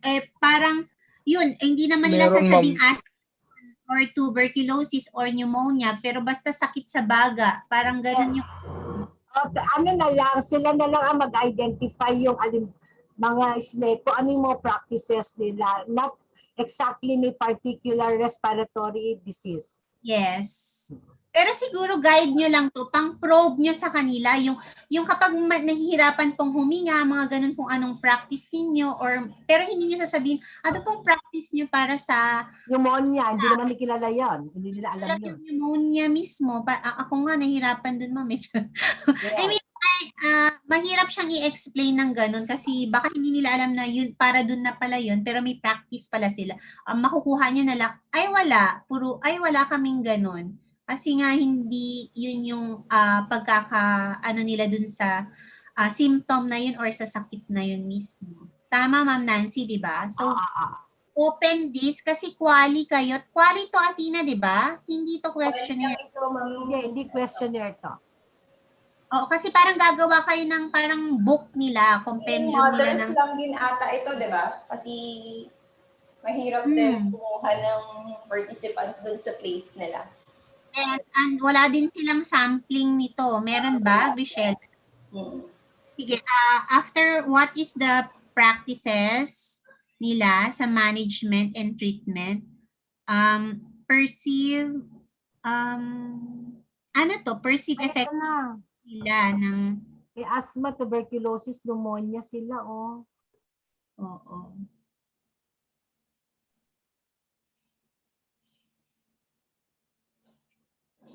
Okay, okay, in place itong ano nila, naayos to ni director last time, the statement of the problem, except lang yung dun sa number 2 natin kasi baka hindi sila clear dun sa mga ano na yon. Yung next part nga, titingnan namin kung paano yung research paradigm, okay na yan. Yan yung, ito yung who, where, how, Athena and the group, narinig nyo na to sa other groups, diba? The last group also, we changed that. Yes, ma'am. And then DV would be the practice. Next one. This one, research design. Hindi tayo mix dito kasi magkukwanti ba kayo? Yes daw po, ma'am. Quanti kayo dahil dun sa demographic profile lang, di ba? Yes, ma'am. Pero ibig sabihin, hindi pwedeng mag-inferential kayo dun. Can you go back to the statement of the ano? Kasi meron silang significant Ma'am Lily, di ba hindi sila pwedeng magkaroon ng number 4? Because wala naman silang wala. Wala kayong ano lang to, number 2 eh, wala kayong number. Quali ito, 1, 2, 3, 4. 1, 2, 3, wala sila i-correlate or wala silang... Oo. Remove number 4, darling. Grishela and Beans. Yung profile nila is just para ma-introduce yung participants ng study. Yes. And more on, tapos, quantity naman nila ito, it's only for mean frequency pero hindi nila iaano for Hindi na nila, walang inferential questions dito. Yes. So, next, asa na ako kanina dun sa research design. Ayan, quali lang tayo dito, Grishela. Just pang intro lang natin talaga yung demographic profile. Pero wala tayong numbers for your number 2 kasi. So, you cannot do the significance. Local, yes tayo. Next. Descriptive, qualitative. Yes, descriptive, qualitative, ano lang tayo dito. Sampling design, yes, this one is, ito parang ano to, Kaz, di ba? Phenomenological or Yes. or ethnographic. Yes, phenomenological or, oo, parang ganun lang tayo. Dalawa lang yun, phenomenological or ethno, something yun eh. Sampling nila, wala silang sampling kasi quali ito. May sampling pero ganyan, lagyan pa ba nila ng ganito? Ang sampling nila is kota. Ano? Hanggang ma-saturate. Purposive. Purposive ito. Yes, purposive to. Next. Next. Yan. You just put it, yung NCIP clearance, ganyan natin. Pero we won't really do it. Ang haba-haba kasi nito, my dear students. Pero this is the right, track naman. Next. Next. Okay na ako. Ma'am Lily, you have additional comments for the group?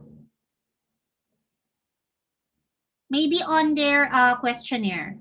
On their, saan ba yung instrument nyo, darling? This one is for the profile. And then,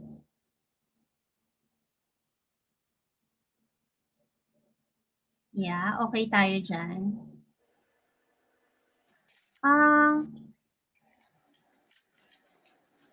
This is for the perceived effectiveness. Siya ba ang mauuna? Or nakahiwalay sa FGD nyo for their practices? Nakahiwalay po. Yes, Yes. Sige, go on to the next. Okay. Next. Yung part na. Okay. Ma'am Lily, meron kang additional? Ito yung papalitan yung part, yung sa FGD. I will, itong group na to, siguro I will share, Ma'am Lily, yung parang ginawa natin na short lang na training for FGD, kung paano nila gagawin. Especially, mga IT. Call mo, isa may bad news sa'yo. Wag muna kasi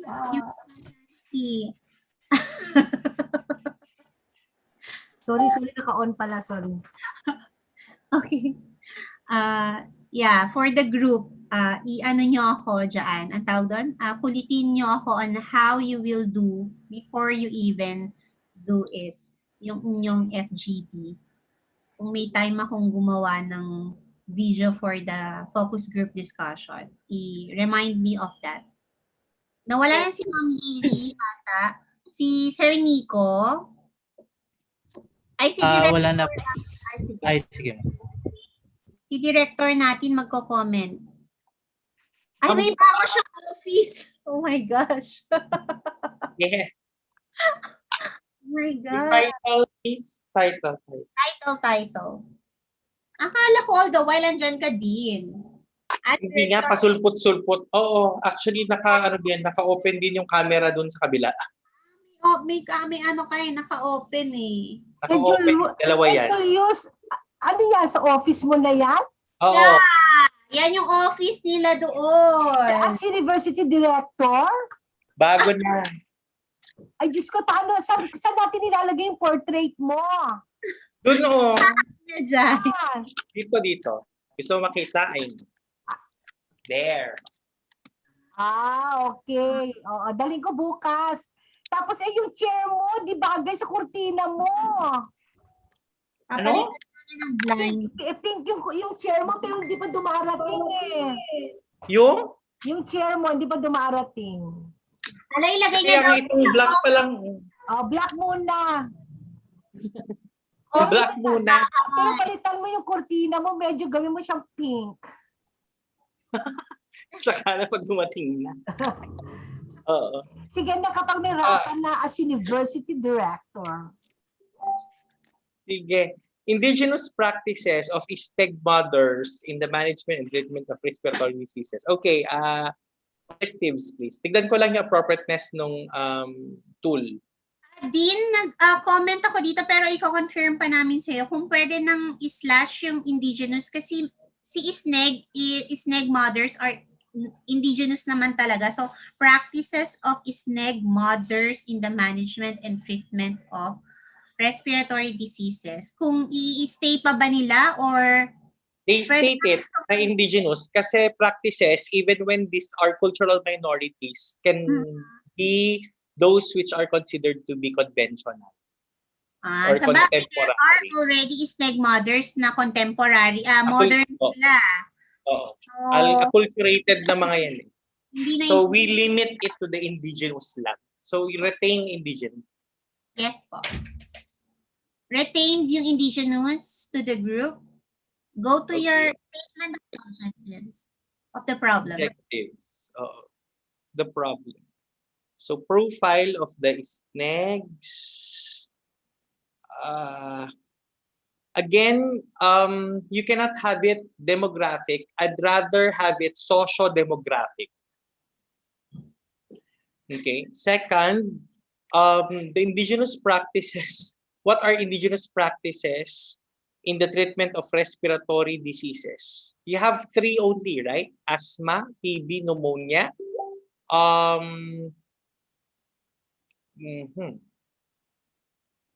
Please remember that these are generic diseases. So I suppose in your choice of the disease, you have to reiterate about number one, chronic asthma. Okay, and then tuberculosis talks about pulmonary tuberculosis because we have miliary tuberculosis of the liver. We have also tuberculosis of the skin. No, pulmonary tuberculosis. And then pneumonia should be capped. Community acquired pneumonia. Okay, so at least it went specific. Okay, number three, what are perceived effectiveness? Oh, ayun yan. Ano yung okay, how do, number three is ganyan, how do SNEG mothers perceive the effectiveness of, intindihan, their indigenous practices towards management and treatment of respiratory diseases? Okay. Now be careful because number four, I have been told that your research methodology is FGD, correct? Yes, Dean. Yes. So how will you be able to, what will be FGD? Number two? Yes po. So you cannot have number four. Correct? So strike number four because you cannot have a quantitative inferential statistics for a qualitative research. Okay? So your design will be mixed method. I hope you understood that. Your research design is mixed method.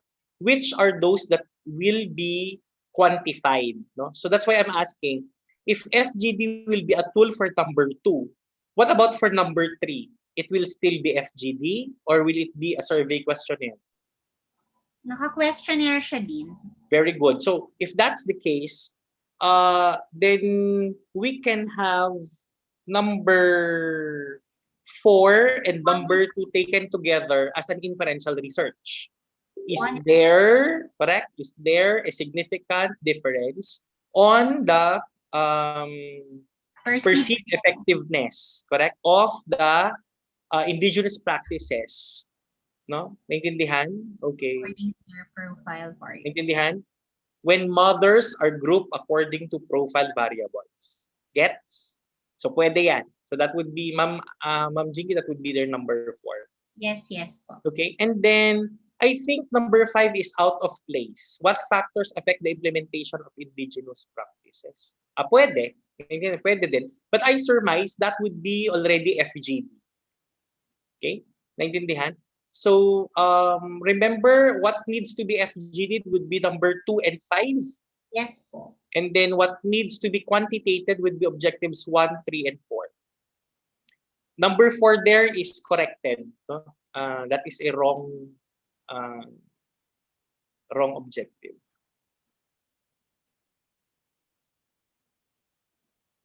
Okay? Questions? Did you get what I was like sharing to group? Okay na tayo? Yes. Okay, next please. For your sampling design, no? For your sampling design, remember that you have 2 groups of respondents. Number 1 are respondents for the FGD. Now, when you talk about respondents for the FGD, they are chosen based on roles and chosen based on character, correct?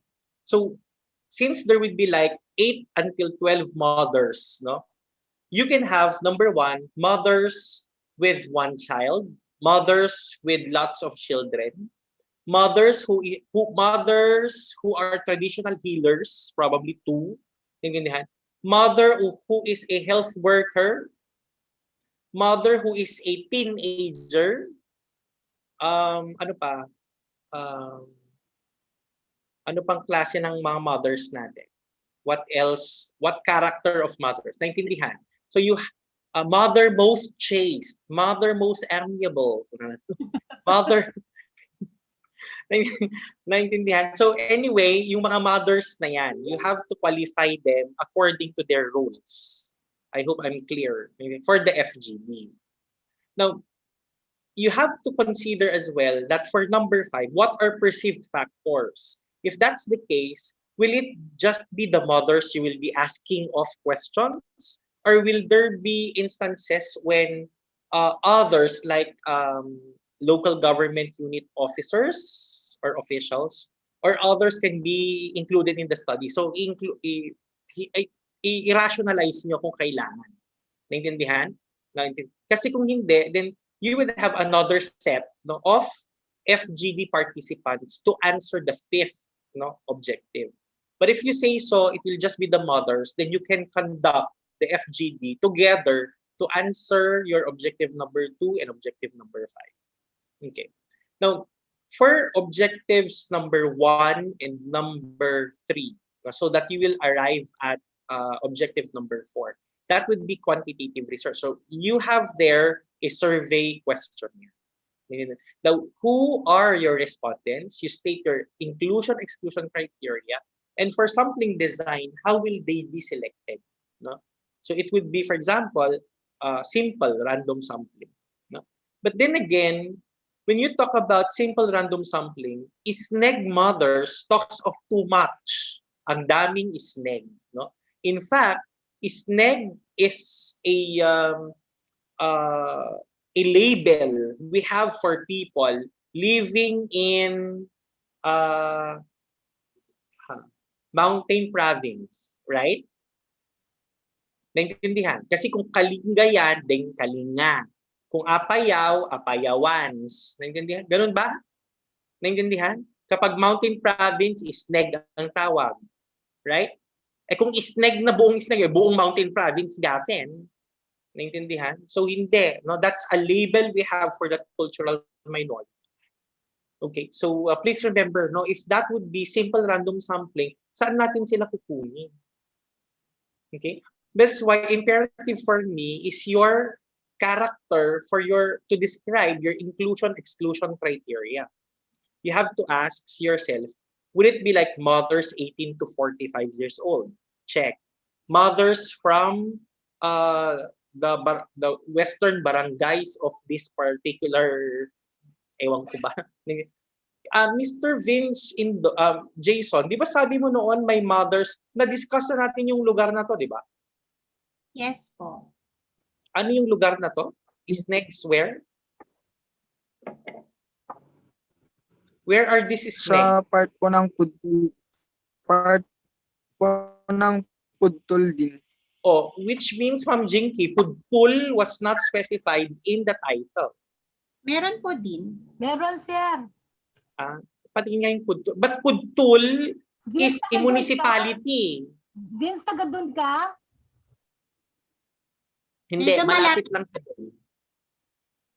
Malapit lang siya doon. But problem is, Vince, is not that pudtul is a municipality? Yes po din, municipality po. Problema yan. Kung municipality, ay laki-laki ng municipality na yan. Naintindihan? Specific areas of pudtul. Kung hindi mo kayang i-specify yan ngayon, ilagay mo lang selected barangays. Okay. So, snag mothers from selected barangays of pudtul. No? Apayagas dyan. Okay na? Do you understand? Okay, so what matters for me, yung include... Meron sa ano po kami din sa Lower Maton po, tsaka Barangay Upper Maton. Kaya nga, kasi kung maton-maton ay bagbagat na ang haba-haba na nung title. Selected po ng latan. Para yung barangays na yan, mag-a-appear lang yung maton-maton ng ibagabagang ita, ijay lokal.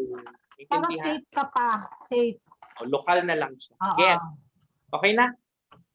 Okay. So for me, intindihin nyo hindi purposive, hindi blatantly purposive sampling lang yan. Kasi meron kayong probability sampling design to answer your inferential question.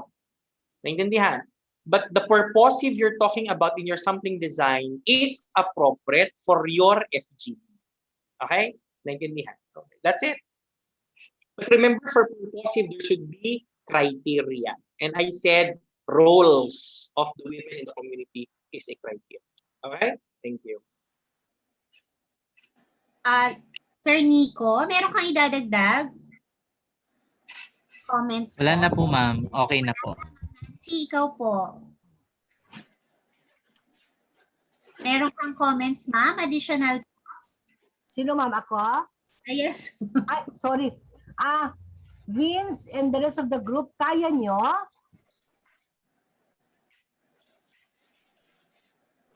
Walang sumagot.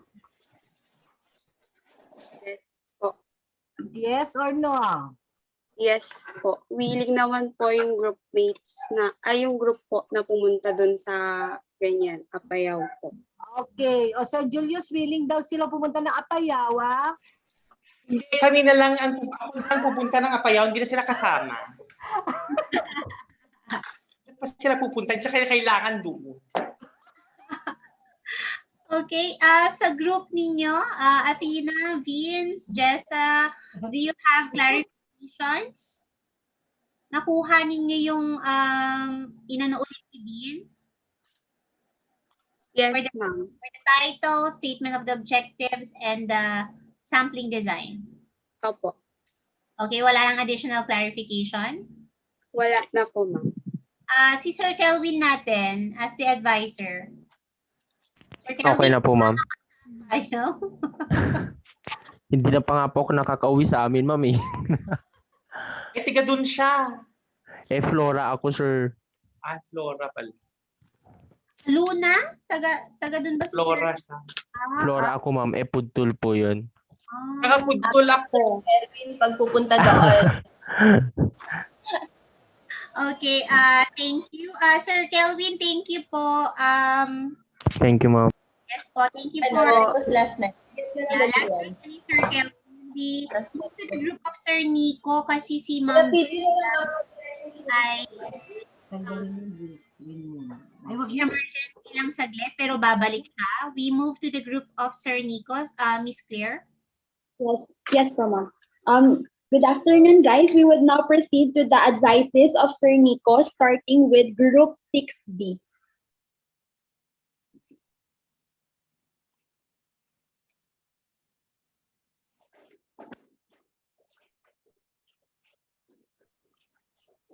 Look yung PowerPoint nila.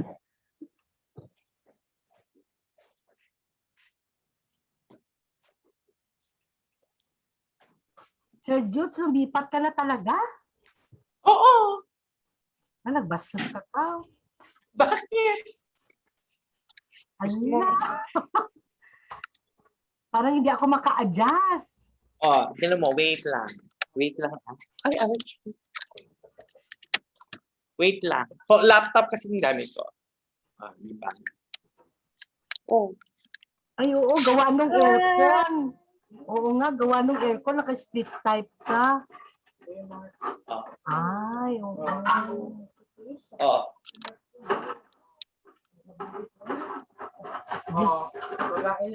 Diyos ko, Lord. Oh my God. Paano na kami bukas? Forming one ni.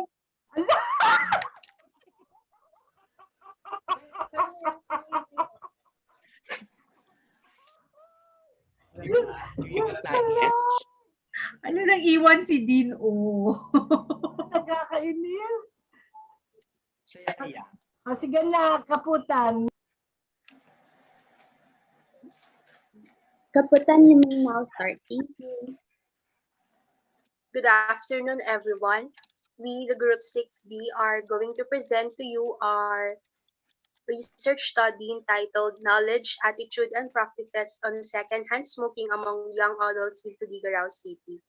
I am Hannah Colleen Carodan, and my co-researchers are Ms. Angelica Caputan, Mr. Prince Joshua Carag, Ms. Michelle Carcasona, and Ms. Kimberly Casagan. Next po. For the background of the study, tobacco kills more than 8 million people. Out of these 8 million deaths, more than 7 million deaths are caused by direct cigarette use, while 1.2 million are caused by non-smokers being exposed to secondhand smoke. According to CDC, SHS causes heart disease, lung cancer, and stroke to adults who have never smoked but are exposed to cigarette smoking. While many people are aware of the dangers of smoking, they lack knowledge on the dangers of diseases other than lung cancer. However, understanding of tobacco-related diseases such as stroke, heart attack, and lung cancer seems to be lacking. A research done by Lin and colleagues in the year 2010 have indicated that a positive attitude has a substantial impact on self-efficacy in avoiding secondhand smoking. Indeed, self-discipline and associated with positive attitude will significantly affect one's attitude on secondhand smoking. Conde, Carbanati et al. In the year 2011 have shown that despite promising practices regarding SHS to protect their families from secondhand smoke, they still hesitated to speak out against their smoking neighbors for fear of retaliation.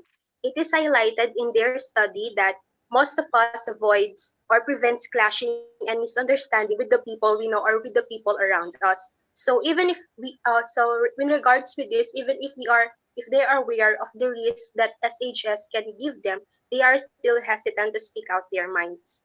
Hence, this study aims to determine the knowledge, attitude, and practices on secondhand smoking among young adults in Tuguegarao City and the association of knowledge among young adults on secondhand smoking with that of their attitudes and practices.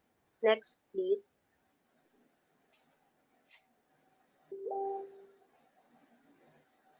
For the statement of the problem, generally, this study aims to determine the knowledge, attitude,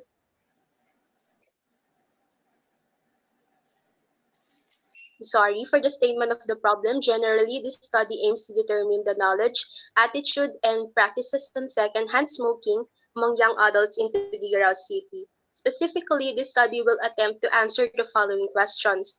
First, what is the profile of the respondent in terms of their demographic profile? It includes age, gender, educational attainment, civil status, and occupation. For the second one is their socioeconomic profile, which includes employment status and average monthly income. Last is their lifestyle and habits, which includes alcohol use and tobacco use. Number two, what is the knowledge of the respondents on secondhand smoking in terms of A, health risks, B, health impact and consequences of secondhand smoking exposure. Number three, what is the attitude of the respondents on secondhand smoking? Number four, what is the practice of the respondents on secondhand smoking? Number 5, is there a significant difference in the knowledge, attitude, and practices of the respondents when grouped according to profile variables? And lastly, this study will attempt to answer if there is an association between the knowledge of the respondents on secondhand smoking with that of their attitudes and practices. Next, please. For our research paradigm, we use the IVDV model. For our independent variable, we have the demographic profile of the respondents, which includes age, gender, educational attainment, civil status, and occupation. For the second one, we have the socioeconomic profile, which includes employment status and average monthly income of the respondents. And last is their lifestyle and habits, which includes their alcohol use and tobacco use. And for that, we have the dependent variable, which is the knowledge, attitude, and practices on secondhand smoking among young adults in Tuguegarao City. Next, please.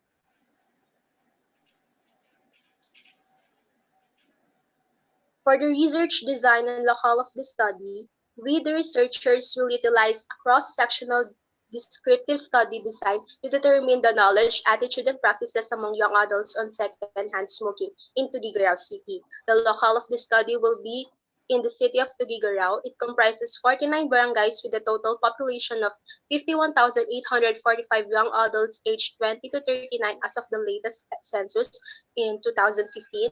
The survey questionnaire will be administered in their homes by the researchers and or with the help of the barangay health workers. The next presenter will be Ms. Angelica Caputan.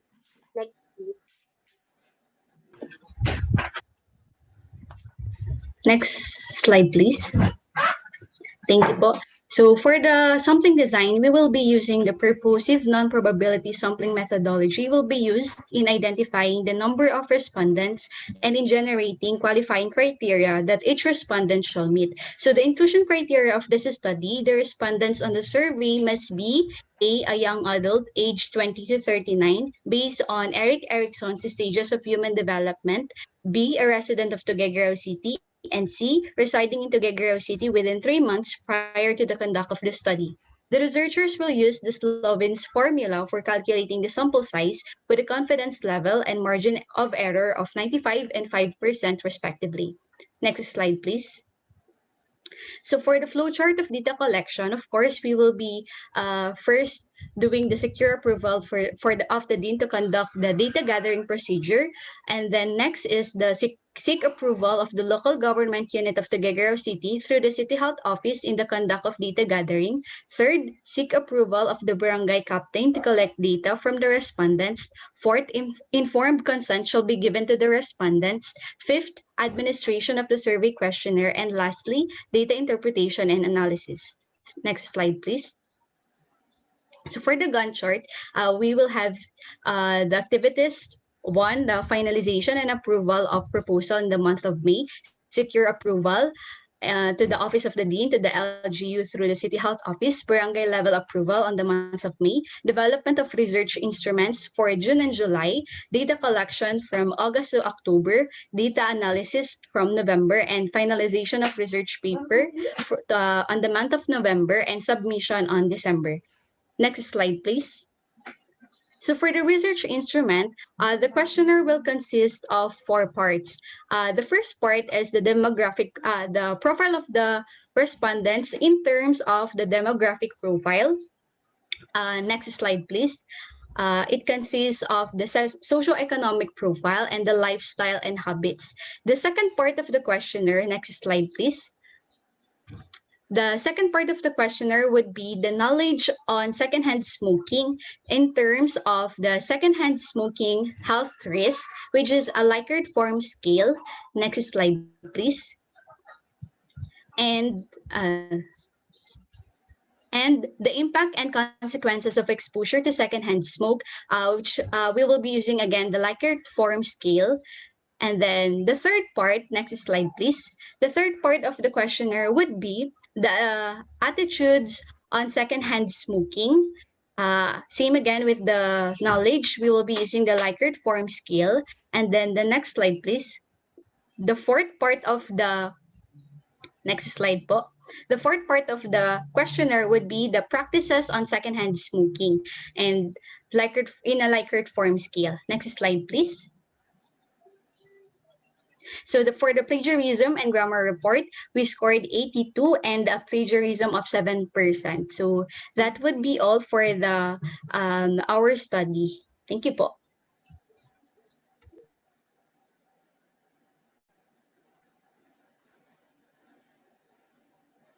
Thank you so much, Group 6B. Now the group is now ready for the comments, suggestions, and recommendations from our dear panelists.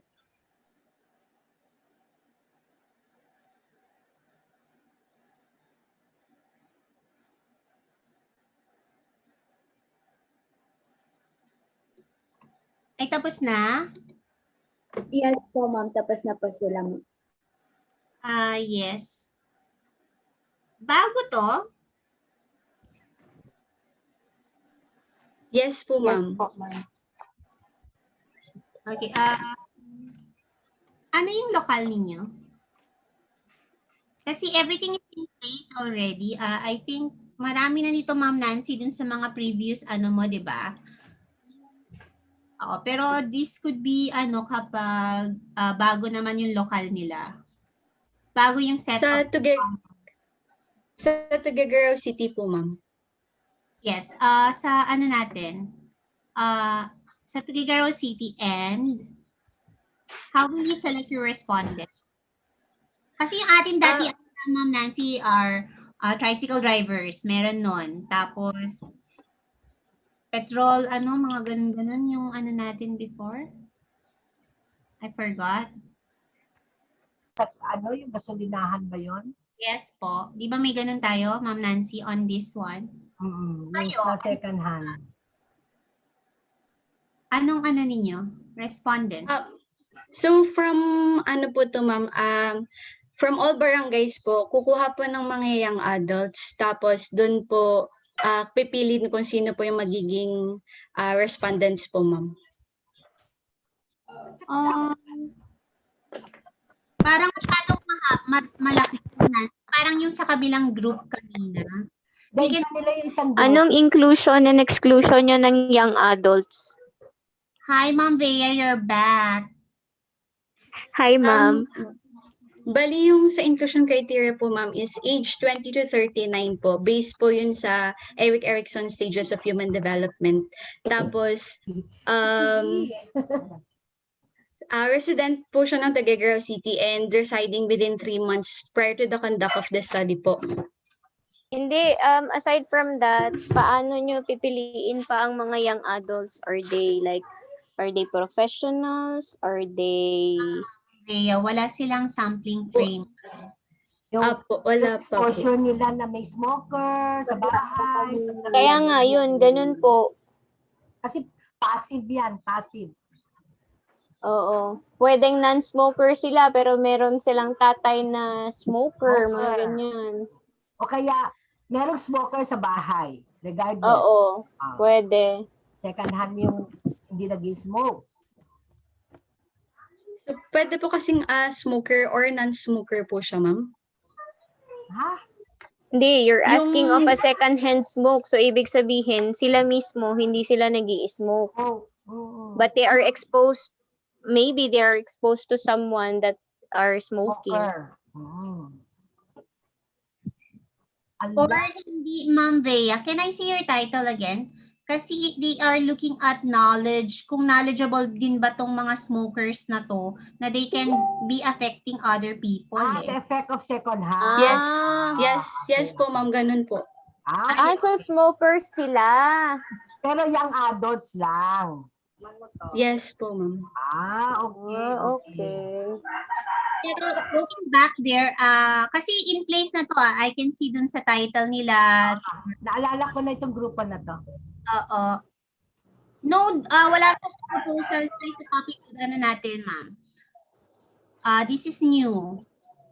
Parang ito yung parang recommended yata ito noon. Angelica, ito ba yung tinapik defense ninyo? Hindi po, ma'am. Bali si research advisor po namin yung nag-recommend po ng topic po. Yan. Ni-recommend na ni... Yes, yung original na study nila, ma'am, is yung about family-based smoking cessation. Oo.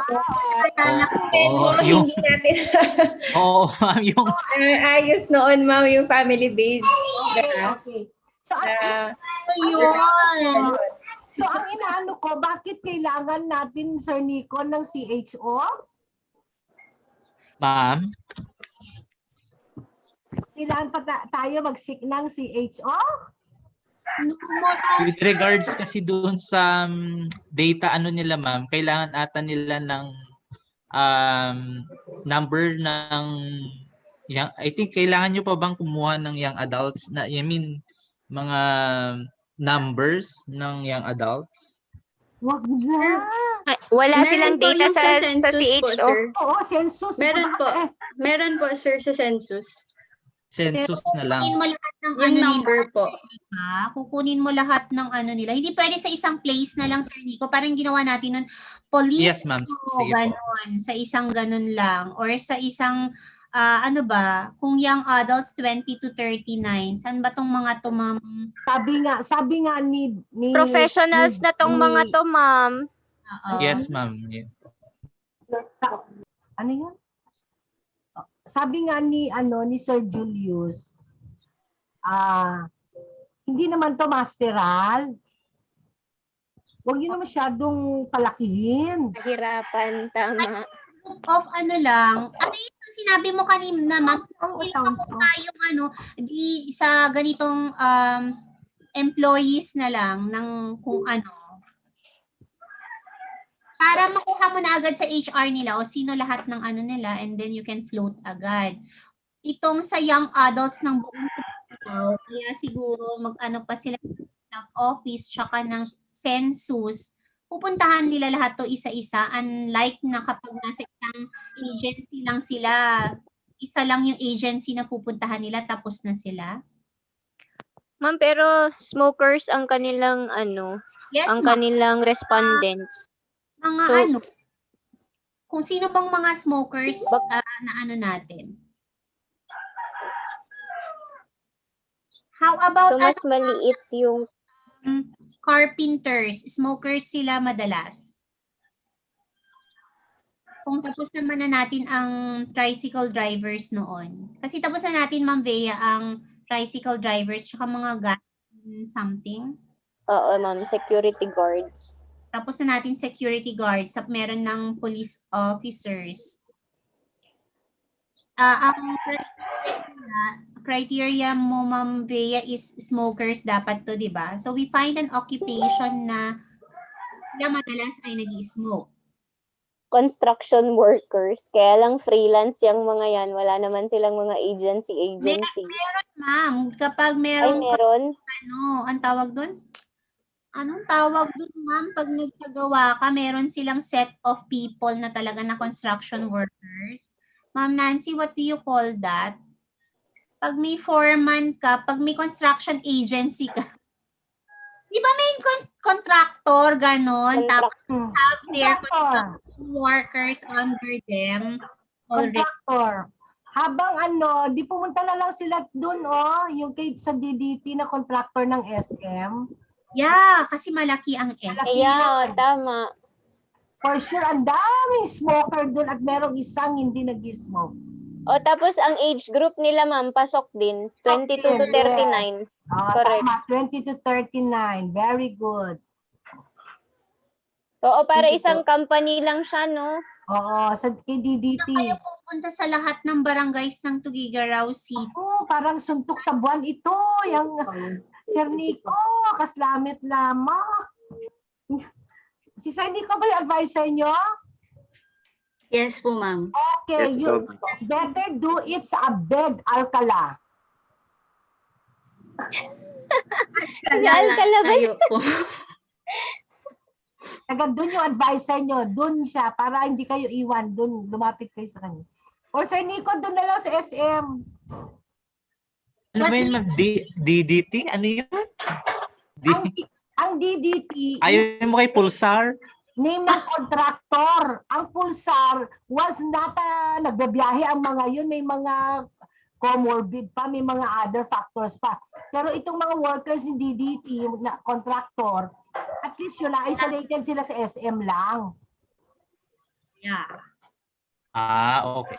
Yung sa SM, sige ma'am. Yes, ma'am. Tapos, sir, may mga ano yan eh. May mga payroll sila. Alam nila kung sino yung mga tao talaga nila. You can go to contractor mismo. Meron na silang listahan kung sino yung mga ano nila, tao nilang Yes, ma'am. And then you have your purposive ano naman at that point. Yes. Sige po, ma'am. Okay, I think okay na to. Naayos na to ni Sir Nico, tong mga sampling design. Patingin nyo ng objectives niya again. Sir Nico. This one, life. Ma'am Jinky, excuse.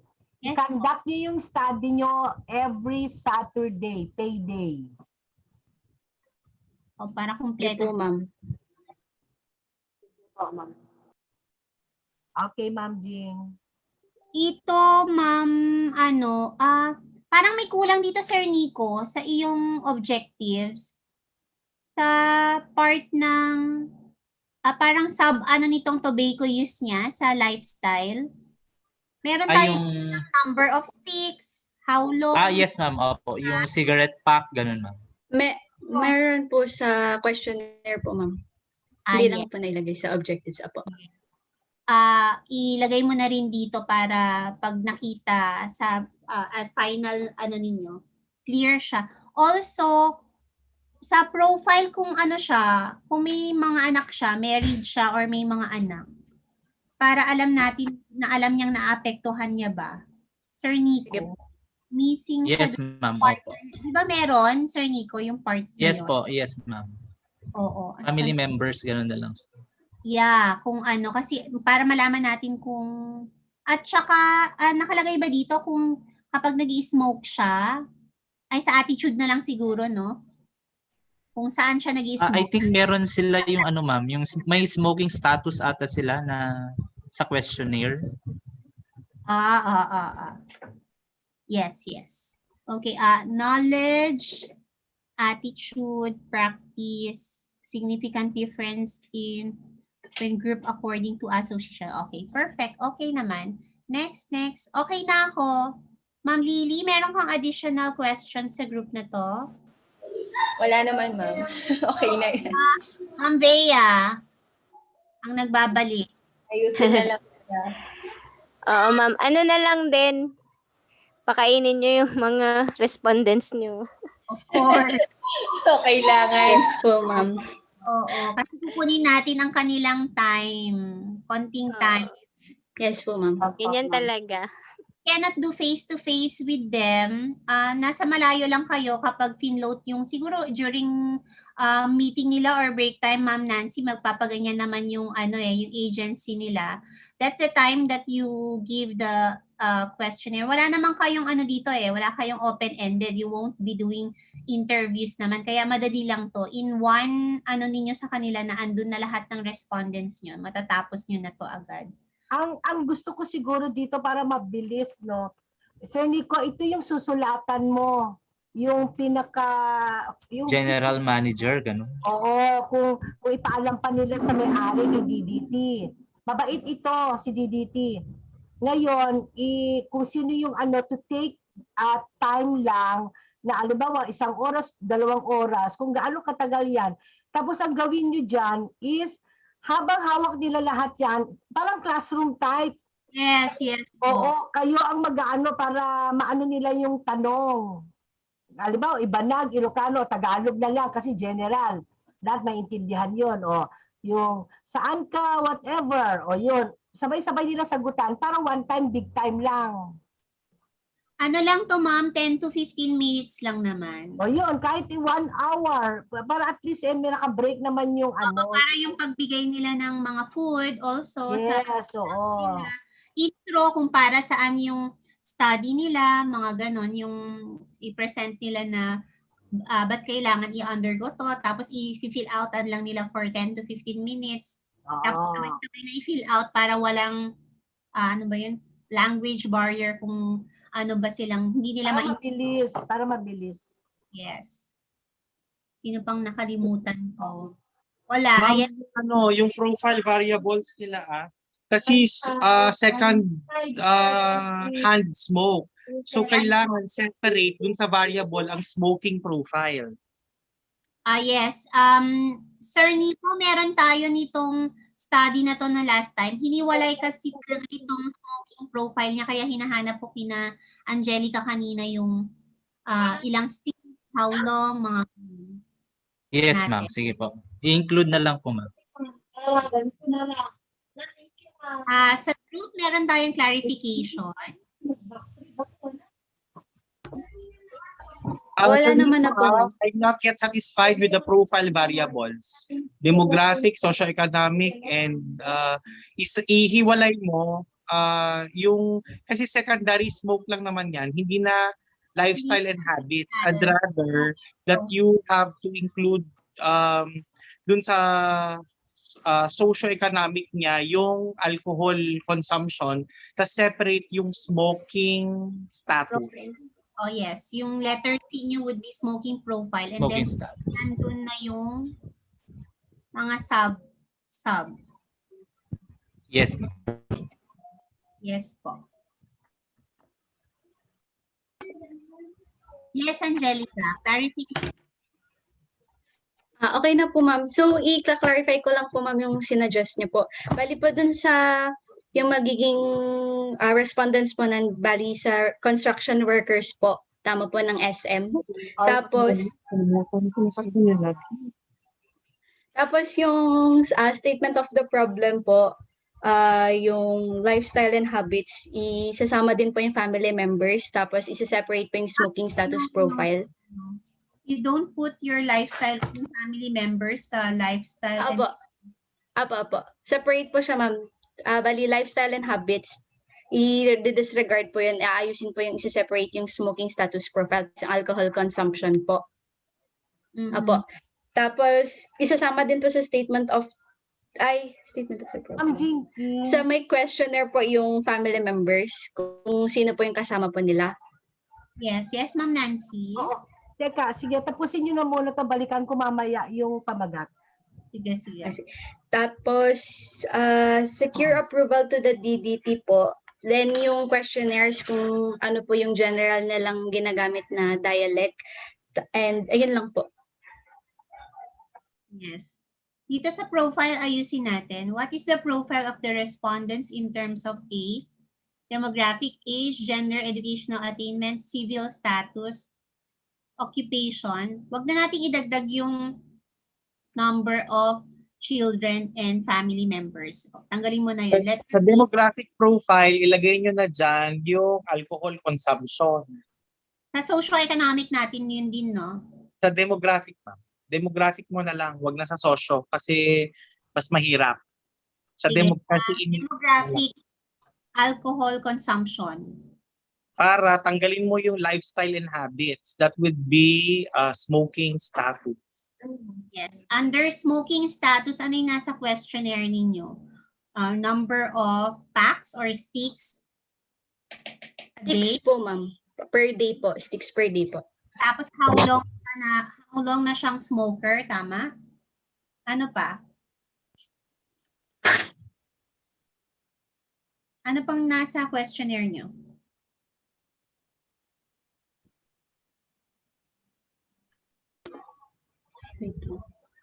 Dapat dyan, yung frequency of smoking, ganun Yeah, frequency of smoking.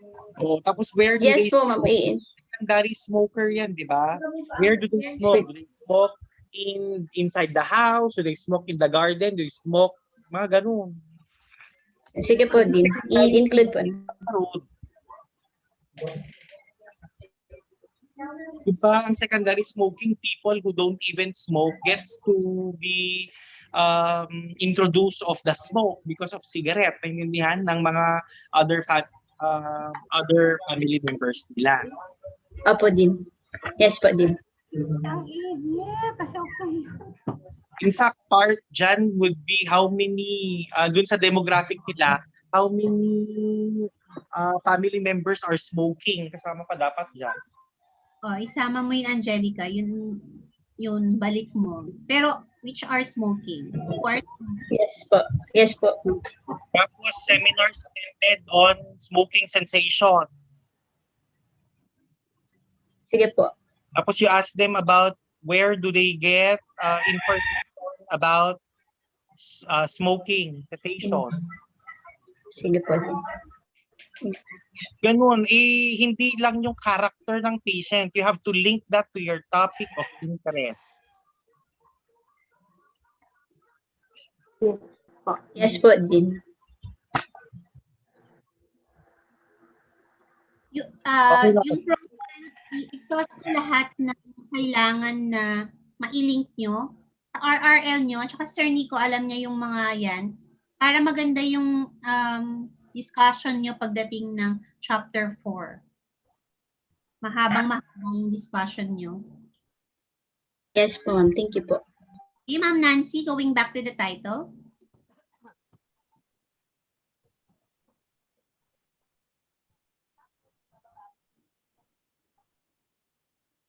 Okay, kasi parang ano lang, yung medyo nanumbalik lang ako din kanina sa yung ano ni Ma'am Bea kanina kasi yung smoker.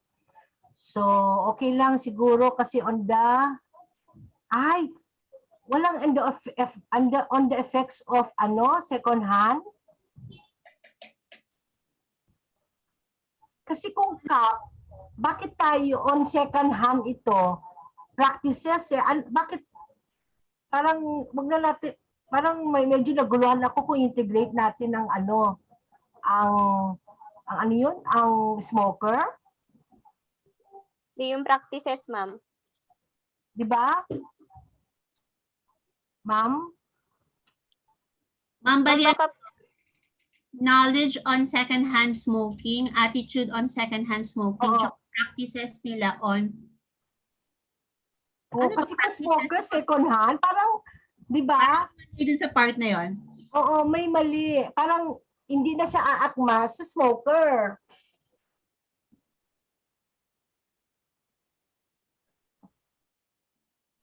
Ma'am Bea.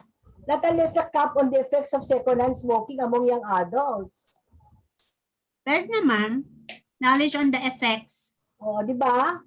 At least papasok si smoker dun sa practices. O ano, di ba, on the effects of second hand? Ano sa Pwede din.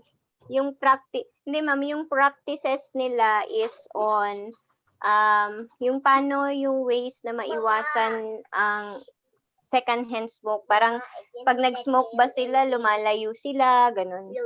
Kasi aware sila na pwedeng makahawa makahawa daw. Kasi aware sila na may second hand smoke nga. Ganun. Parang are they smoking sa harapan ng loved ones nila na non-smokers? Ganun. Do they follow, ano ba yun? Yung designated smoking area? Ganun.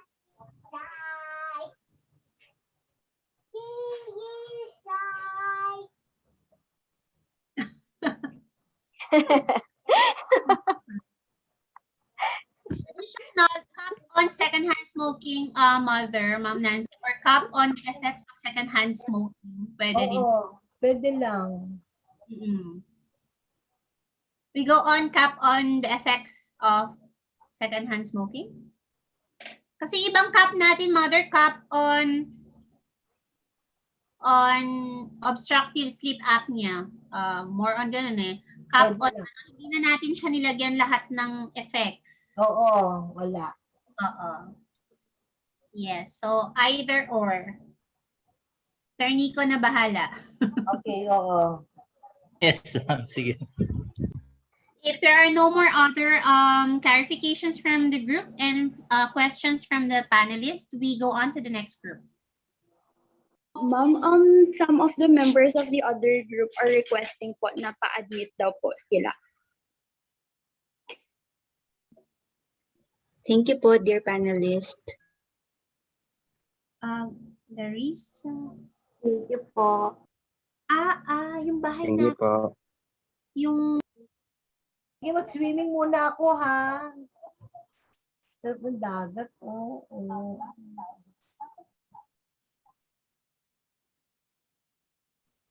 Nancy, maligo ka na sa beach.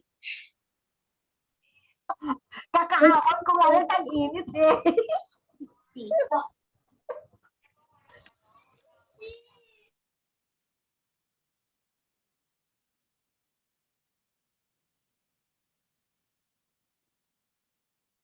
We will now proceed to the research proposal of Group 60. You may now start. Pleasant afternoon to everyone. Today we will be presenting our research entitled Knowledge and Frequency of Use in Peak Flow Among Young Adults with Chronic Asthma in Tuguegarao City. Next slide, please. The background of the study. Asthma is a public health issue that affects all countries, regardless of their level of advancement. It places a significant financial strain on individuals and families, and limiting people's activities for the rest of their lives. 8.4% of young adults experience asthma worldwide, while in the Philippines, asthma affects an estimated 21 million people. Peak flow measurement is a quick test. Patients and doctors may use the peak flow meter. Despite the portability, ease of use, and cost of peak flow meters in making peak expiratory flow rate determination of airway obstruction, peak flow is not commonly used in clinical practice. Furthermore, few studies have been conducted in the Philippines that looked into the knowledge and frequency of use of peak flow meter among chronic asthma patients. The researchers decided to conduct this study to determine the knowledge and frequency of use of peak flow meter among chronic asthma of young adults in Tuguegarao City. Next slide, please.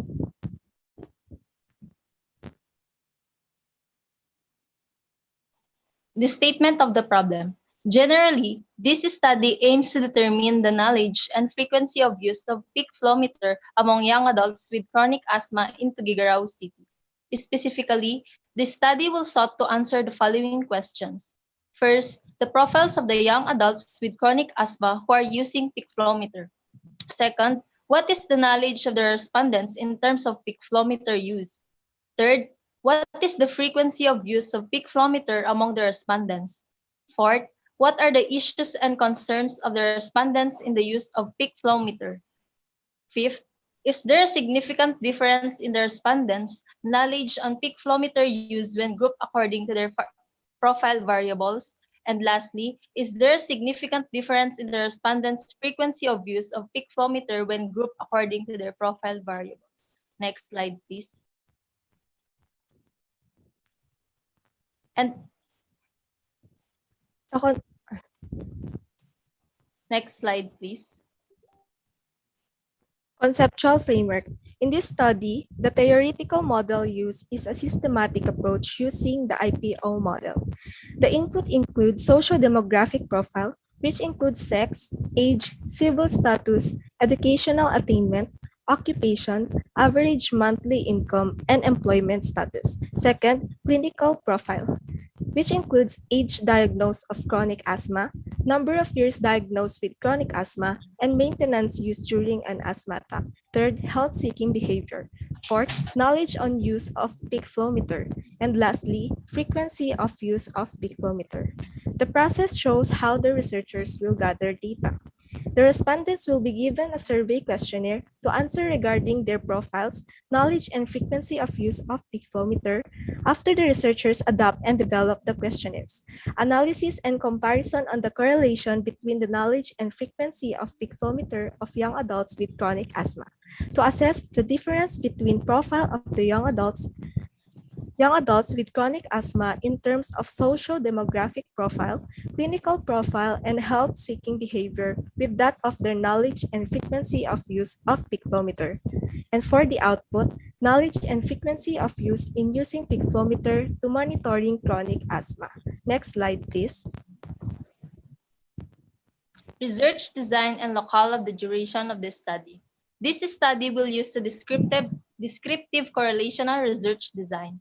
The evaluation and data collection will take place in the province of Cagayan, specifically in Tuguegarao City. The researchers will conduct the survey questionnaire through Google Forms via whatever method is most convenient for them.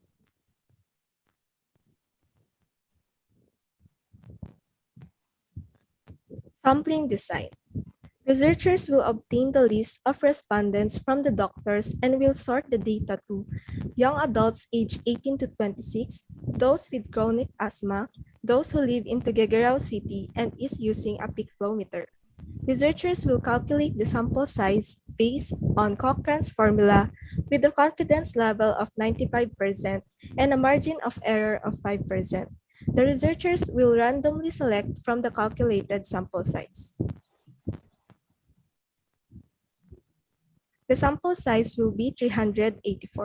Next slide, please. The flowchart data procedure. First, we secure clearance from Research Ethics Committee of R2TMC. Next, validation and pilot testing of survey questionnaires, followed by requesting to conduct the study from the research advisor, requesting the list of respondents from a physician. Respondents will be given an informed consent and certificate of consent. Next, the respondents will be asked to answer the survey questionnaires. And lastly, interpretation and data analysis. Next slide, please. The Gantt chart. Finalization and approval of proposal for the month of May. Secure approval for the month of May until month of September. Development of research instruments for the month of June until July 2021. Data collection for the month of September until October. Data analysis for the month of October to November. Submission and final defense on the month of December. Next slide, please.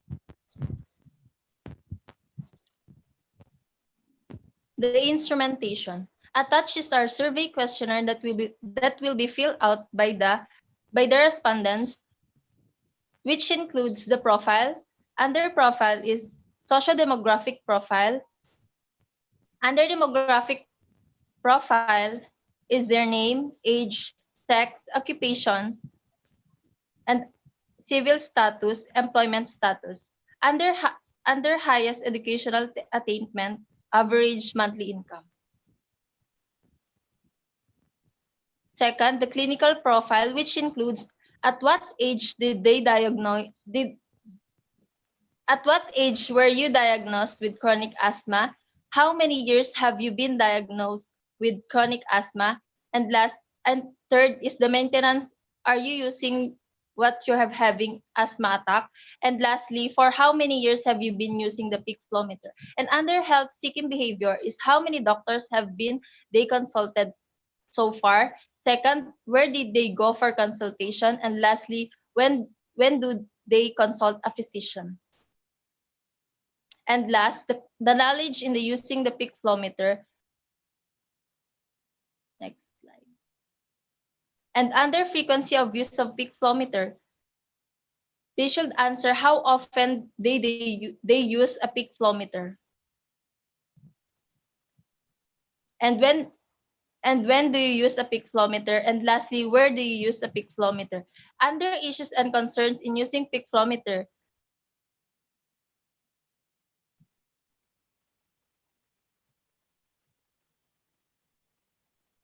for the last slide, presented is the grammar and plagiarism report and ethical clearance. That ends our presentation po.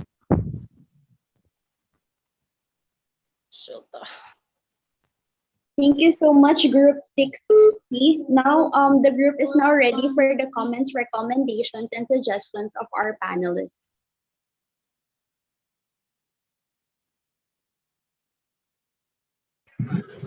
Knowledge and frequency on the use of peak flow meter among young adults with chronic asthma in Tuguegarao City.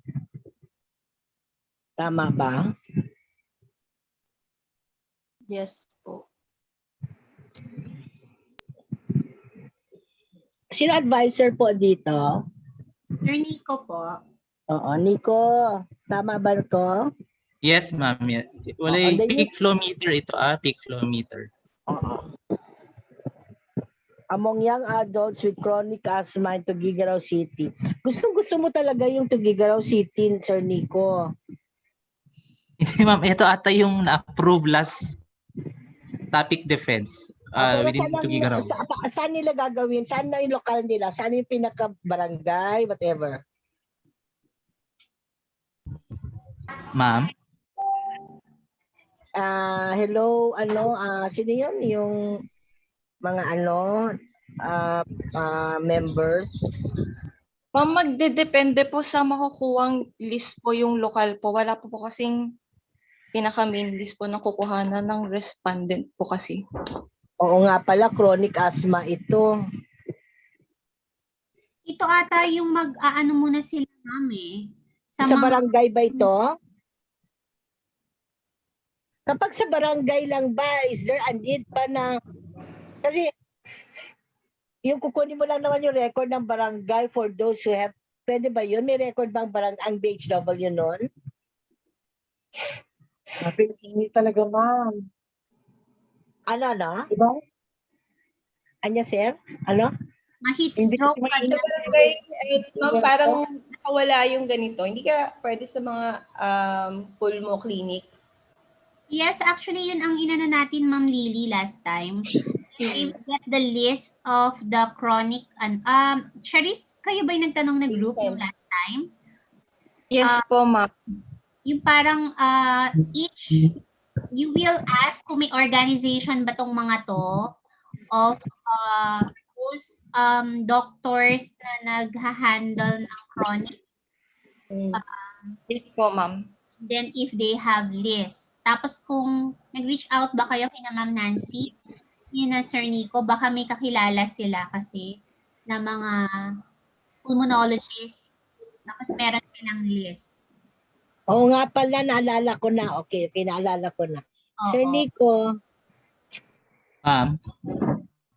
pwede mong masagot yun kasi you can just siguro si Doktora Patagwan or si Doktora Mata, sila Doktora si Combate. Siya ang president ngayon, di ba? Yes, ma'am. Yes. Yun. Kung meron silang extension ng organization nila, yung asthma. Oo. Kasi meron ang PCCP. I just do not know how they call it, yung sa asthma nila. Hanapin natin, ma'am. Yung program. Kasi kung meron silang org, mga ganon, it would be easier to reach out to them. Oo.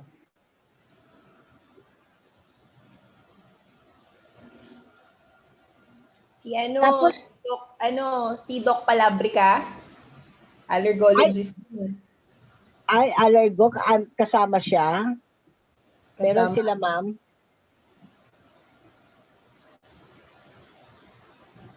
Sa SPH yun, ma'am, di ba? Si Doc Palabrica. St. Paul. St. Paul, oo. St. Paul Hospital po siya.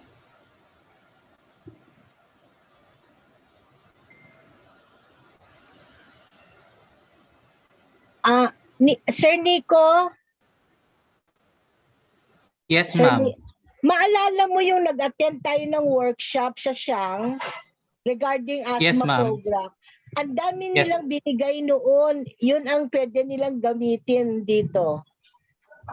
Yung mismong tool nila for the peak flow, ma'am. Yes. Maganda yun. Sige, ma'am, hanapin ko nga yung tawag dito. Parang may protocol din sila dun eh. Oo, yun. Kasi yun yung program ng PCCP sa asthma na gusto nilang i-extend sa mga provincial, tapos yung provincial dito ay regional, tapos itong mga provincial, tapos yung mga municipality and then barangay. Yun ang nila target. Yes, ma'am. Yes. Diba? Naalala mo yun? Hindi. Ikaw ba yung kasama namin sa workshop or umalis ka noon? Tama, ma'am. Kasama ko. Oh, yun. Maganda yun. Pwede nilang gamitin dito. Yes, ma'am. So yun lang, saan sa Tugigaraw again? Ay, yun na nga, yun pala, no? Depending on. Oo. Kailangan kumilos sila, Sir Nico, kasi para ma-identify na nila kung saan talaga. Yes po, ma'am. Or may plan B. Google Forms pa ang kanilang ano, ma'am. Yung pwede nilang i-send sa mga may mga asthma, Ma'am Bay? Opo, parang kaya nila. Parang mahirap. Hindi po ba mahirap ang Google Form? Ma'am, Dapat mahirap. printed questionnaires itong mga to. No, actually sa akin, the way I see it, mas mahirap ang Google Form para sa mga respondents. Tama, ma'am. Mas maganda talaga yung in-person mo talaga. Pero with our restriction now, ma'am, parang mahirap silang mag face-to-face. Precisely, ma'am. Kaya kailangan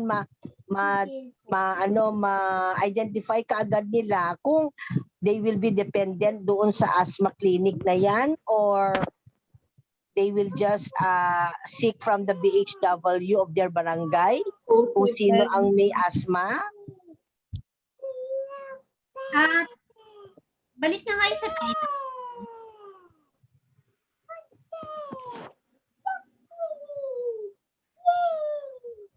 Kasi meron silang knowledge and frequency of use. So ito is dapat mga patients. We will only go for knowledge so pwede na nating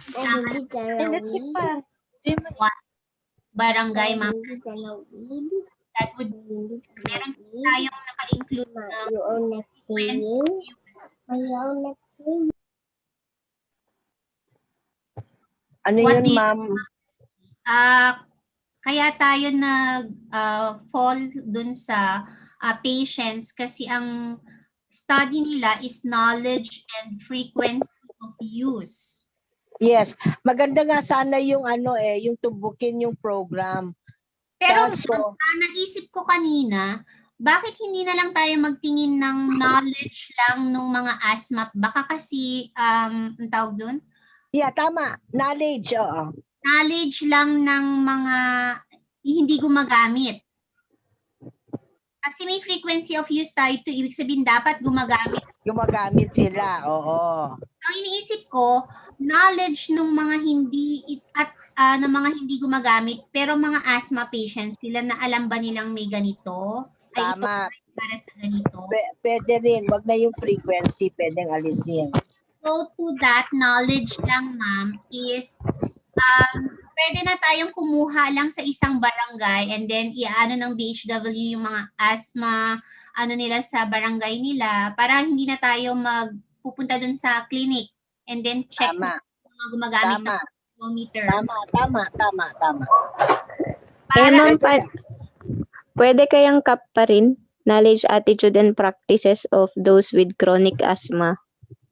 Pwede lang din. Mag-ano ng CAP, ma'am, kapag hindi sila gumagamit ng peak flow meter. O di, practice lang siya. O di, knowledge lang talaga. Yeah, kaya knowledge lang siya kasi wala silang pwedeng maging attitude on peak flow meter and Ma'am, hindi ko kasi alam ang peak flow.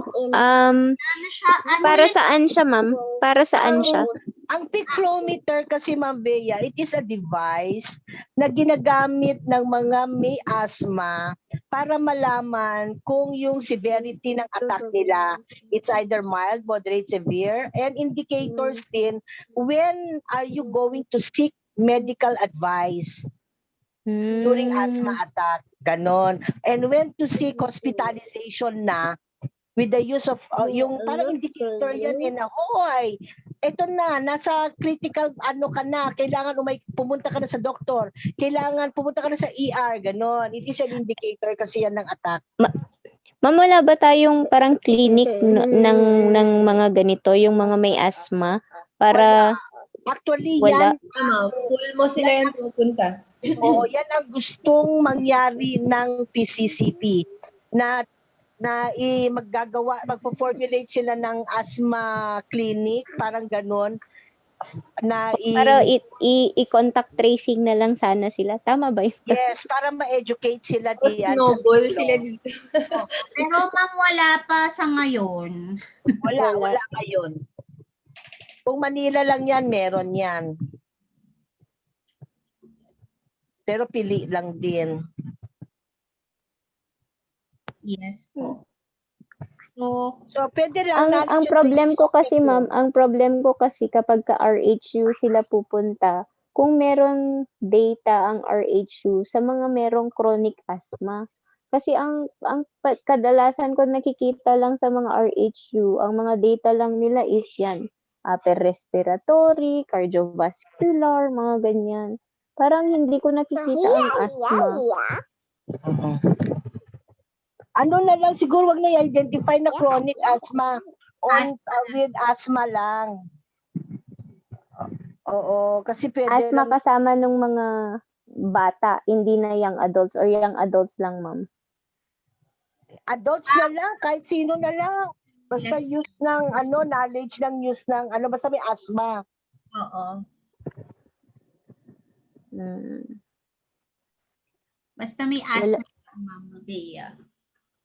Maghahanap din sila, ma'am. Kung i-identify ang chronic. Kung chronic tayo, dapat click.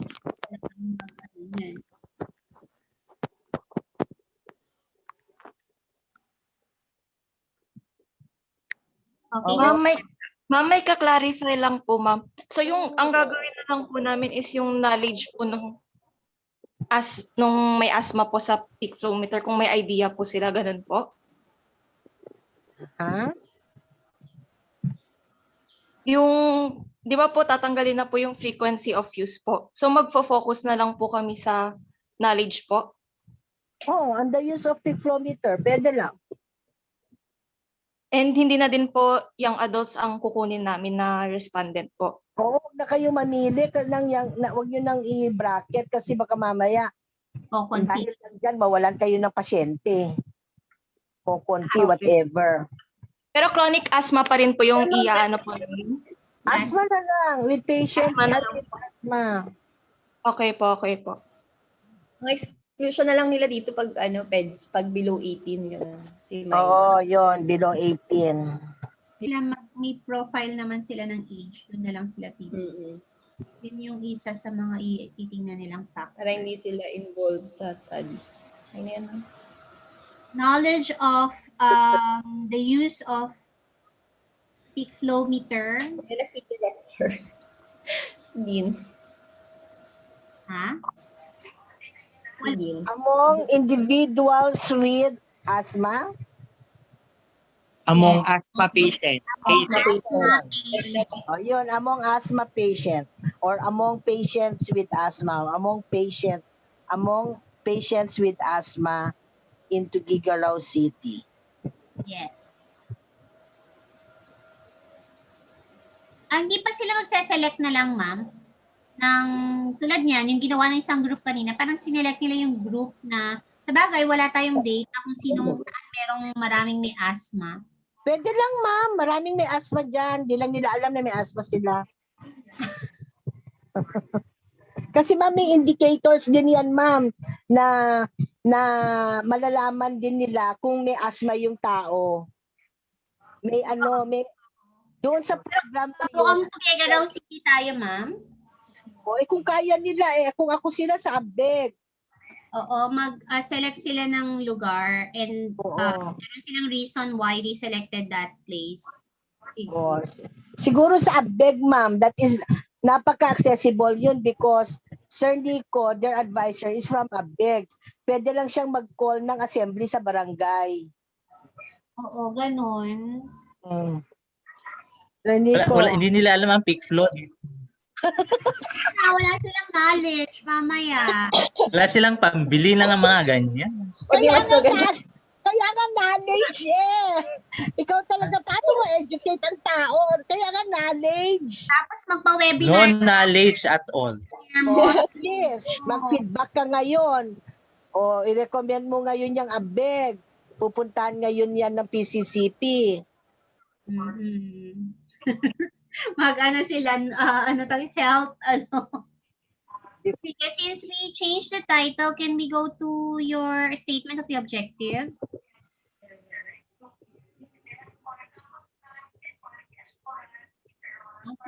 Statement of the objectives. Statement of the problem. Generally, this study aims to determine the knowledge of asthma patients. Wala na yung frequency. Wala na. In the use of peak flow meter in Tuguegarao City. Specifically, what is the profile of the asthma patients? Walang who are using the peak flow meter na tayo ha, tinanggal na natin yung restriction na yun kasi I doubt ma'am kung matatapos tong group na to. Mahahanap nila sino yung mga gumagamit ng peak flow meter dito sa atin. Tapos, in terms of, ano yung profile variables niya dito, Charisse?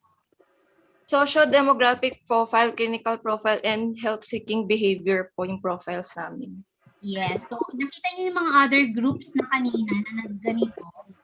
Yung profile natin na to, sabi nga ni Dean, dapat nakaano to sa akma sa mismo. So, ano yung mga profiles ang dadagdag dapat natin sa demographic profile natin kapag mga asthma patients ang meron tayo?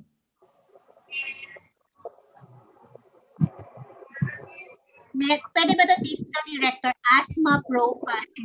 Sa health profile nila, kung gano'n na sila katagal. Health history or medical history. Kung anong bang level ba yun, ma'am?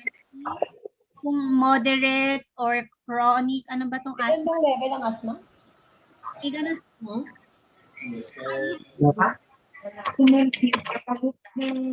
Mild lang ba siya? Lang, diba?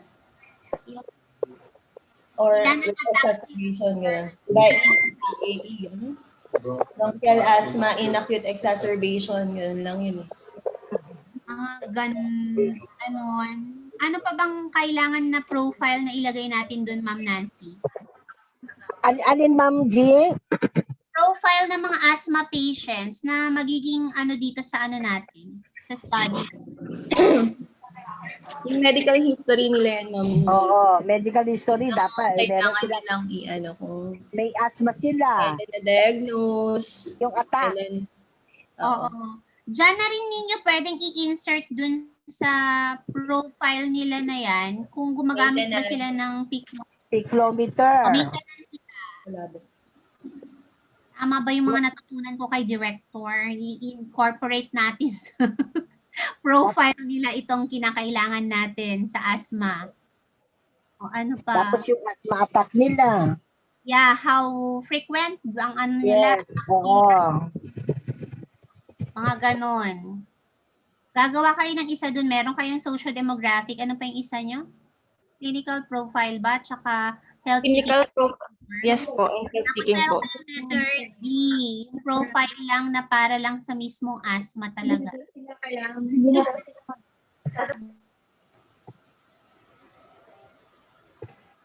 And then number 2, what is the level of knowledge of the respondents in terms of flow meter lang to. Tapos letter A natin is ano to, kung ano yung mismong peak flow meter and then the use of peak flow meter. Di ba ano ma'am, di ba incorporated na yon yung in the use? Sa knowledge nila about peak flow? Hindi, baka alam lang nila yun. Unless yung use niya is yung in terms of dosage, frequency. Yun nga, parang si Ma'am Bea kanina tinanong niya, ano yung peak flow meter? Let's say, alam na niya yung na-device ito. Hindi niya alam na device ito for specifically for asthma lang. Tapos kung paano siya ginagamit, hindi rin alam ni Ma'am Bea pa. Paano siya ginagamit.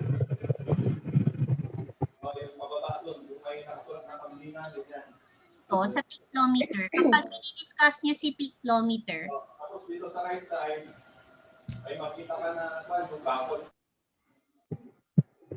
merong delivery si Doc.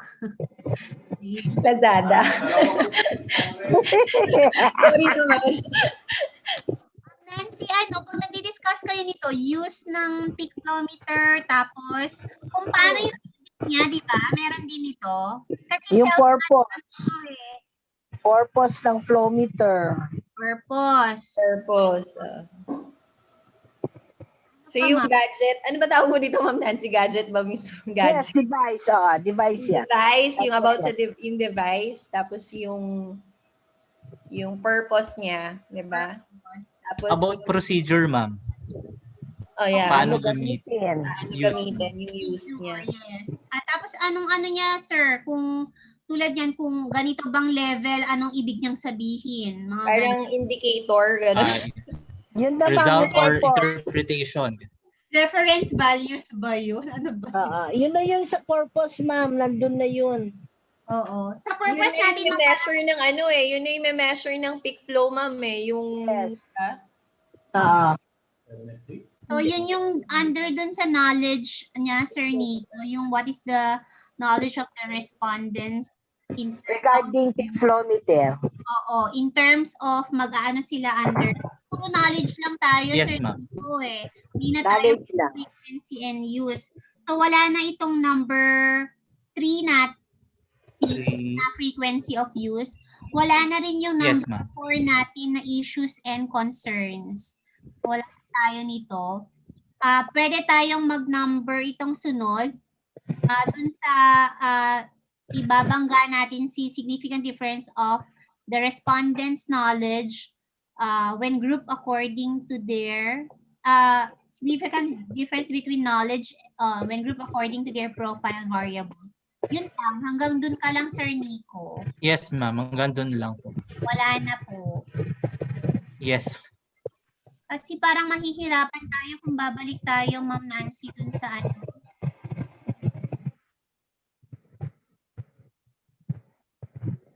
So mag-ano na lang tayo sa barangay. Opo. Yes po. Barangay nila, Sir Nico. Oo, madali yan. Ma'am, ganyan lang. Po. Madali lang yan na study. Okay na ako, ma'am. Okay na. Okay na si Ma'am Bea. Pareho kami ni Ma'am Bea, was namin knowing sang peak flow meter. Oo. Sleep. Ano to? Ito yung binoblow. Yan ba yun, ma'am? Yes, yung binoblow. Yes. Yung binoblow, tapos kung saan pupunta yung arrow. Yes, that's it. Yun yun. Indicator yun. Yeah. I-google mo na lang yung picture. May mga normal values kasi yan. Baka kailangan mo yan, asthmatic. Oo nga, feeling ko nga, para alam niya. Kapag pupunta sila sa isang barangay, ma'am, maganda meron silang sample. Pakita Yes, ma'am. Yun or ganun. Yes, Charisse. Ma'am, may health center. Ma'am, pwede po namin itry sa San Gabriel, ma'am. Kasi nandito po yung isang center po yung malapit po saan po to? Sa LTO po, ganun, sa Water District po na health center. Try po namin dun mag-ask kung meron pong available na data po. CHO nga yun. Yes po. Sa CHO po pala. Yes, sa CHO, ina-avoid na nga natin. Iniiwasan na nga natin pumunta sa CHO, neneng ko. Okay po. Gusto mo talaga lumapit doon. Hindi po. Pagbibigyan ka namin. Ha? Tanong lang po, ma'am. Okay. Sino bang mga taga-Tugigaraw? Lahat po kami except isang member po na taga-Solana. Maganda pala Ma'am Jinky. Buong Tugigaraw City pala, ma'am. Yung kung asan na silang barangay. Yun na lang. 4. Barangays din sila, lalagay na lang nila sa scope. Yung 4 na yun. Yan. Go. Nila, magmi-meeting na lang sila sa barangay. Oo, tama yun. May assembly, sabihin mo. May ayuda, sabihin mo para maraming pupunta. Tapos tanong nila dun kung sinong mga may asthma. Oo, sa Bibigay sa BHW. kanila, tapos questionnaire pala yung bibigay sa kanila. Yes. Ma'am Lily, dahil andyan si Dapat may merienda sila. Yun sabi ni Ma'am Bea kanina. Dapat may pamerienda kayong dala. Kahit konti lang, kami naman nagka-questionnaire kami, parang maliit lang na, ano yun? Oo, kasi parang pampalubag loob lang naman. Nahirapan kasi yung sumagot ng questionnaire. Mahirap talaga, Diyos ko. Ure awan. Yeah. Ma'am Lily, meron kang additional comments? No more? Gising na si Yana. Si director natin bumalik na naman sa dating office niya. Kaya nga, hindi ko nga siya maintindihan. Hindi, dito ako sa may meeting. Nagpapapayat siya, naglilipat-lipat na. Siyempre, hindi na ako sa chair ni Nancy. Gawagit po. Papakilala Ay, si director pala. Sorry po. Director, meron kang additional comments? Maraming comments. Pero ay, chore. Huwag nang i-comment. Dalhin ko na sa akin yung papel at i-overhaul ko yan. Yeah. Oh, you heard that, Sir Nico. Go to the director for office, gano'n. Yeah. This is the queen. The queen of research, ganyan. Visit at gano'n. Saan na pakilabas na ng memo, please? Ay. Ay, memo, SO pala. Ma'am. Yung SO, nandun na kay Ma'am Vilma. Binabasa niya na. Ma'am, pakita mo na. Screenshot, ma'am. Pakisend ng screenshot. Secret. Bukas daw ilalabas. Ma'am, pakisend ng screenshot. Excited na si Ma'am Nancy Malang. Okay. Go pa din. Sa group, meron ba kayong additional or clarifications pa? Wala naman na po. Ay, wala na. You coordinate with Sir Nico. Sir Nico, pupunta kay Dean at marami pang comments si Dean. Okay? Yes, ma'am. Yes. We listen to the last group muna, Sir Nico. Yes, ma'am. 7C po. 7C on. Kamukha nito si yung kanina. Na-sit down naman to ni Dean sa sleep app niya. For the presenters of Group C, you may now present. Thank you. A pleasant afternoon to each and everyone.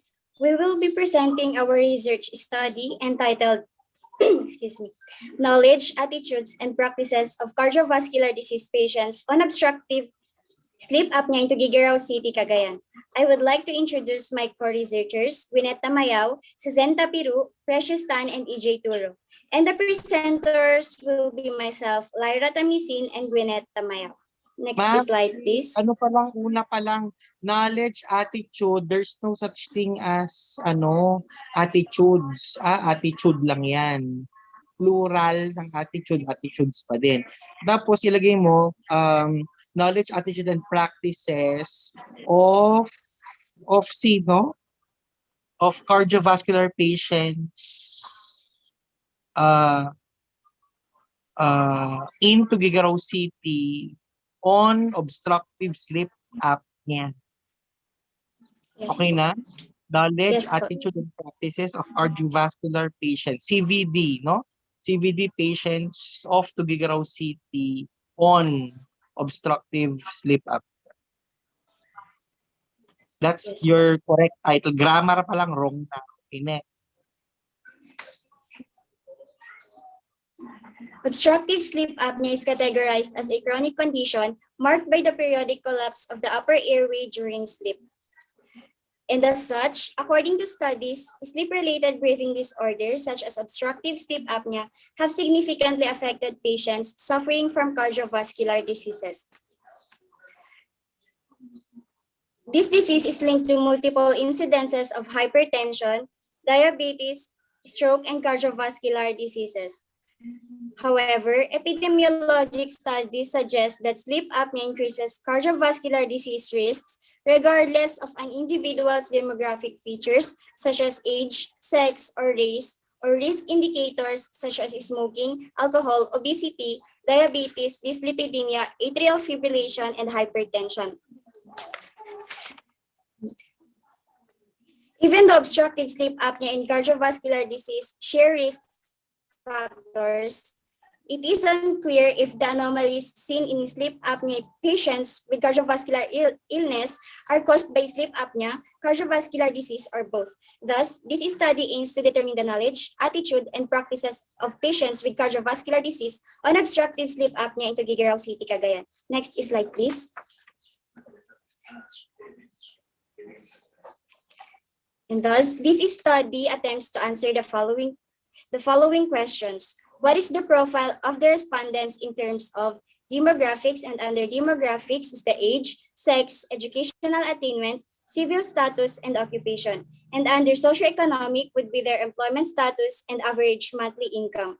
For the clinical profile would be the age diagnosed with cardiovascular disease, number of years diagnosed with cardiovascular disease, medications, medical history, habits, and lifestyle. And the second, what is the knowledge of the respondents towards obstructive sleep apnea in terms of signs and symptoms, management and treatment, prevention and control? What is the attitude of the respondents towards obstructive sleep apnea? What is the practice of the respondents towards obstructive sleep apnea? Is there a significant difference on the knowledge, attitude, and practices of the respondents when grouped according to profile variables? Is there an association between the knowledge of the respondents towards obstructive sleep apnea with that of their attitude and practices? Next slide, please.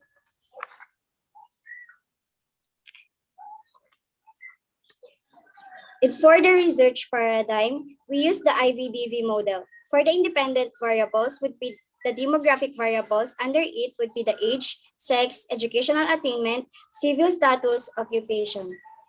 For socioeconomic variables would be their employment status and average monthly income.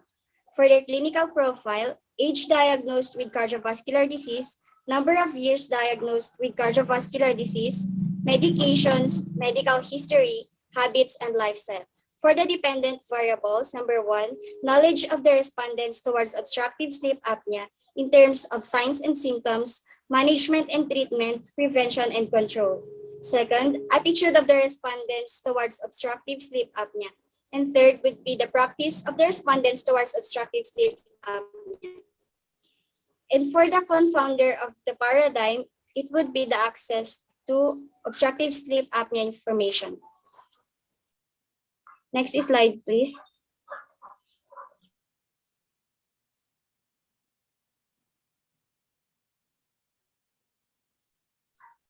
So good afternoon, everyone. So let's move on sa research design. This study will employ a mixed method, a combination of qualitative and quantitative research designs to collect and analyze data. The researcher will use survey questionnaires to identify and measure the knowledge, attitudes, and practices of the respondents. The data collected from the questionnaires will be analyzed and interpreted using narrative and descriptive statistics. So let's move on to the locale of the study. The survey study will be conducted in Tuguegarao City, Cagayan, among its 5 barangays with the most population obtained from the Philippine Statistic Authority. Next slide, please. Sampling design. Using a purposive sampling methodology, 68 respondents from Tuguegarao City's recognized barangays with the highest population was chosen to give a representative population of 30,401 people of all ages. With a significance level of 90% and a margin of error of 10%, the researchers utilized Lynch formula to compute the total number of respondents. Respondents of this study shall be SVD or cardiovascular disease patients from Tuguegarao City. And these are the inclusion criteria. A. Ages 40 and above. And lastly, must be a resident of Barangay Tagay, Katagaman Nuevo, Linao East, Ugak Norte, and Ugak Sur. Next slide, please. Let's move on to the data gathering procedure. So here's the flow chart. First, retrieval of list of the population, identification of top 5 barangays. Second, formulation of questionnaire, testing validity of survey questionnaires. Fourth, writing letters to the city health office and the barangay office for approval to conduct the study. Fifth, identification of the respondents in the selected barangay data collection. And lastly, evaluation and analysis and interpretation. Next slide, please. Research instrumentation. So for the phase 1, the researchers will develop a survey questionnaire composed of series of questions that will assess the respondents' demographic, socio-economic, and clinical profile as presented and as mentioned in the scope of in the SOP. For the phase 2, next slide please. For the phase 2, a 5-point Lakers scale format questionnaire will be utilized to assess respondents' knowledge, attitude, and practices towards obstructive sleep apnea. Indeed, validation and testing processes for questionnaires are required. Next slide, please. Next.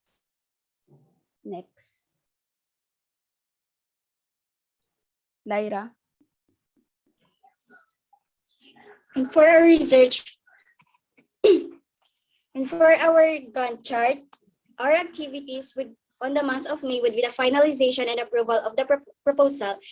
And for the month of June to September would be the letter for the number of CVD patients needed in the study sent to the City Health for the City Health approval. And for the month of September and October would be the letter for the conduct of the study in the barangay level. And for the month of June to July would be the development of research instruments, the design, validity, and reliability of the survey questionnaires. For the month of October to November would be the data analysis, for the month of October would be the dissemination of the survey questionnaires, and for the month of October to November would be the data analysis, and for the submission would be on the month of November to December, and for the final defense would be the month of December. Next slide, please. And for our plagiarism and grammar report, with the revisions of our study, the text seems 100% original. That would be all, and we are now ready to accept your comments and recommendations.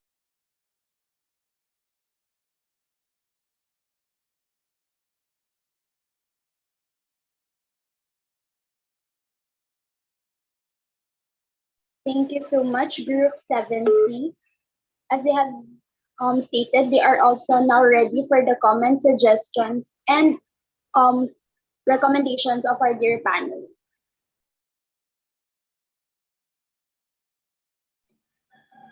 Good afternoon sa group. Your title is Knowledge, Attitude / the S, and Practices of Cardiovascular Disease Patients on Obstructive Sleep Apnea in Tuguegarao City, Cagayan. Ma'am Nancy, are you here? And Sir Nico, may practices ulit tayo dito. So that means these are patients with CVD na may OSA. I think ano na lang po ito, knowledge and attitude. Yeah, Oo, tama. Walang practice. Di tayo pwedeng magsama ng practice unless it's confirmed. Oo. Yeah. Na merong OSA. Knowledge and attitude of cardiovascular disease patients on OSA in Tuguegarao City, Cagayan. Sige, next. CVD patients talaga, ma'am. Ang dami kaya ng types ng CVDs. Oo, yan yung naano nila last time. Anong pwede mong recommend dyan, Ma'am Lily? Kung anong particular CVD ang laging linked with OSA? Lahat ba, Ma'am Nancy? Hindi, ma'am. Hindi. Anong ano natin dito? CVDs talaga, Ma'am Nancy. Teka lang. Basta kasi di ba, ma'am, hindi ka naman na-diagnose, ang diagnosis is basta nag-fall siya na type ng CVD. For example, hypertensive siya. So, i-consider mo na siya. Parang gano'n. May ischemia siya. Myocardial ischemia. Ang diagnosis niya. Ganon, lahat yun. Ganon. So, lahat general, i-classify natin sila sa general population, ang general population na CVD patients. Ganon. Hindi isang, hindi isang disease ng under CVD. Lahat, Ma'am Nancy, ang covered ba? Ang tawag dyan? Nalilink na CVD sa OSA? O meron bang mas yung common, like hypertension, for example? Ma'am, ang hypertension ba necessary na CVD siya? O kasi parang hypertension. Kasi pag usually ang diagnosis na dyan, hypertensive cardiovascular disease, tapos stage blank. Oo. May stages din kasi ang hypertension eh. HCVD stage 1, HCVD stage 2. Hindi ba hypertensive cardiovascular disease na lang, Ma'am Nancy? Para puro, mas kasi marami ang marami tayong HCVD. Di ba? Pero related siya sa OSA, ma'am. Obstructive sleep apnea. Ang alam ko kaya nila sinama kasi parang sila yung mga at risk. High risk. High risk sila. Yung mga may problem hyperlipidemia. Ayan si Dean. Si Nico. Yes. O, di ba iba na naman yung pinuntahan kong Oo nga. The problem that you have there is CVD is the leading cause for morbidity. If you're talking of Tuguegarao City, then in 47 barangays, you generally will have so much. Correct? Now, tama si Ma'am Lily, there will be a lot of when you will have to understand about case definition of CVD, napaka-broad niyan. Broad po. Whereas you say stroke, edi yung stroke lang. Naintindihan? Yung stroke cases, o di yun lang. No, CVD, stroke is a CVD. Naintindihan? Stroke patients na lang din. Mas madali pa. Kasi stroke pa lang, pumunta ka lang sa barangay, sinong na-stroke dito, baka may 6 lang silang ibigay sa'yo. Sila talaga yung Sila talaga yung kinikater mo pag CVD yan eh. Very high risk kasi sa mga stroke patients dito. Oo. Ang problema pa dyan, stroke patients na nga sila, tapos hindi pa nila alam yung obstructive sleep apnea, edi mapesti sila pagkatapos may stroke. Correct? Yun na lang din. Stroke na lang yan. Kung ako yan, better. Lumiit na yung respondents mo, mas maganda pa yung application ng research mo. O di, panalo na yun. Stroke lang yan. Rather than CVD. So, KAP of stroke patients in Tuguegarao City on obstructive sleep apnea. Ano pasin? Ako, Sir Haan, parang was. Yung stroke on OSA, no, it will not. It cannot be. Baro 1. Alam mo, alam mo, maganda dito, sir, na lang, malampati scoring ba yun? Third year. Yung scoring ng sa ng indicator ng OSA. Pero hindi yung ano mo na ma'am, ang importante diyan yung case definition muna niya ng CVD. Sino ang participants niya? Kasi meron tayong scoring, pero sinong participants niya? Wala na, kasi ang hirap sir ng CVD, di naman to talaga for OSA. Ang for OSA, ang talaga sir is hindi naman not necessary na meron kang cardiovascular disease or obese ka, may OSA ka na, or payat ka, may OSA ka na. Lahat tayo naman candidates. Ang dito is pwede nating isang indicator na matignan dito yung malampati scoring din sa yung uvula, uvula natin, yung uvula, Ma'am Liri, yung parang dito. Opo. 'Di ba? May scoring doon pag nakikita mo pag gumaganon siya, pag visible or not, nagko-close. May scoring sila yan. Yun yung scoring doon sa app niya. Kaya nga ma'am, hindi ba maganda ang stroke dyan? Kasi di ba sa mga stroke patients, lesser ang kanilang mga motor, ganun, abilities. So, may mga deficits, physical deficits din sila. So, hindi rin ma'am hindi rin napupunta sa OSA siya. Ma'am, baka pwede tayong mag-prevalence na lang ng merong OSA. Pwede lang. Or high risk ng OSA. Kasi kung kaya naman palang i-determine gamit ng, scoring. Malapati scoring. Opo, malapati scoring. Baka pwede tayong mag-prevalence. Yun lang. Paano nila gagawin yan? Ganun mamaya. Merong mamaya COVID. Ma'am Bea naman, sabi mo may COVID. Mamaya ang pasyente yari ko. Bawal! Diba? Siyempre, titignan mo yan. Iyon ang problema natin. Kaya, ma'am, kaya nga KAP lang yan para mas madali. Hindi sila pwedeng magkaroon ng procedure. Kasi kung KAP, questionnaire, yung lumalakad yung questionnaire. Sprayan mo na lang ng alcohol na wala na yung virus. Ano yung isang OSA kanina, ma'am? Young adolescents, di ba? Pwede rin, ma'am. Pwede. Sa mga bata. Tapos na natin yun, ma'am, sa kanina. Kay CA din yun, knowledge. Captain ba yun? Knowledge lang. Hindi, ganito na lang, para mas mabilis. Kunin natin ang obstructive sleep apnea as the disease or the condition. Sino ang vulnerable? Para sila ang respondents natin. Kung ayaw nyo ng CVD patients, kung ayaw ng stroke patients, sinong vulnerable sa sleep apnea? For example, obese.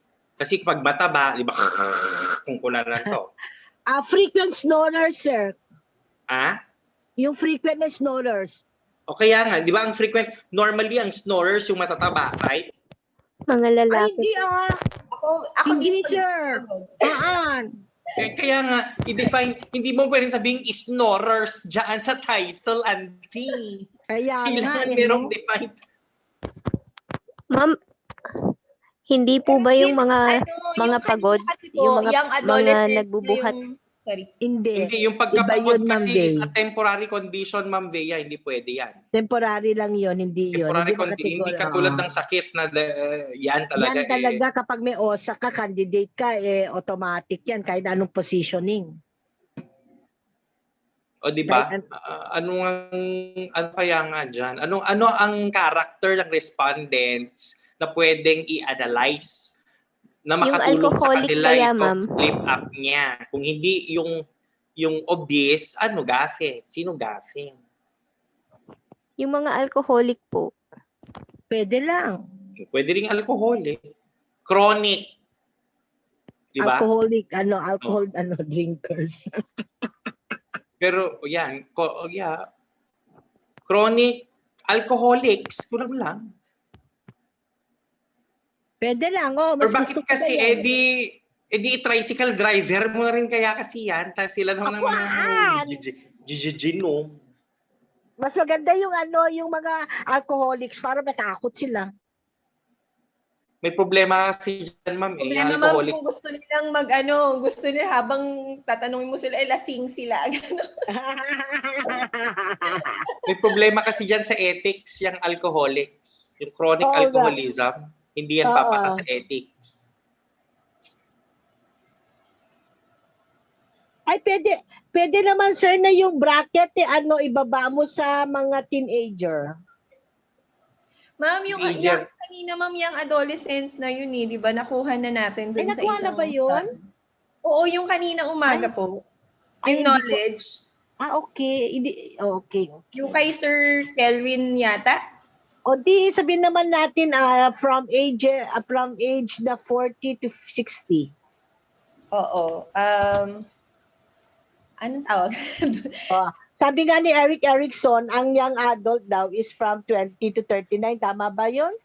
18 to 26. O di adolescent a catch. Middle adult. Basta yung na lang, basta yung 20, yung 40 to 60. Bahala na sila. Yung mga senior citizens, ayaw nyo mo. Hindi rin eh. Mas doon yung critical na stage, ma'am, age. Yung 40 to 60, So, ang gagawin na lang natin, ma'am, magiging katulad to ng group ni Sir Kelvin. Iba lang ang kanilang bracket. Yep, age. Ba, Ma'am Nancy? Ganon. Kasi ang difference lang nitong group na to actually is meron silang risk. Itong patients nila meron siyang cardiovascular disease. Yun lang ang kinaibahan niya dun sa kabilang group. So mag-stick pa rin tayo sa CVD? Hindi naman, ma'am. Stick tayo sa app niya. Yun di knowledge. Di knowledge, KA ba? Knowledge lang. Yung kay Sir Kelvin kasi is perception and attitude of young adult. Di knowledge na lang ito lang among yung 40 to 60 years on OSA. Sige, ma'am. Among 40 to 60 years old. Yeah. Tignan na lang nila kung ano yung sinabi ni Eric Erickson, how do they call it? Hanapin natin yan, no? Ikaw pa, Ma'am Lee, ang nito, advisor? Hindi po. Sino ba dito? Sino advisor dito, ma'am? Ay, Sir Nico. Sir Nico naman, nakakainis ka na.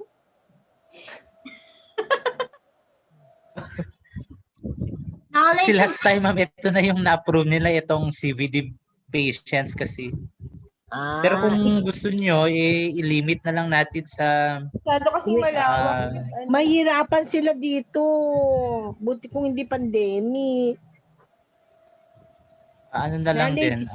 Knowledge lang dun sa 40 to 60 naman yung critical stage na yan. Early adults.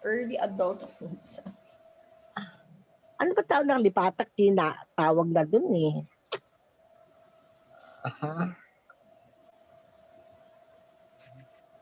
Ayan,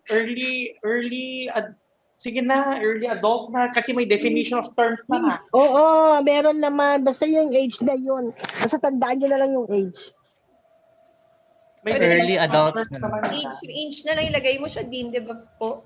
Age na lang. Among 40 to 60 years old. Yeah, early adults na lang man, tapos definition na lang. Go. Late adult.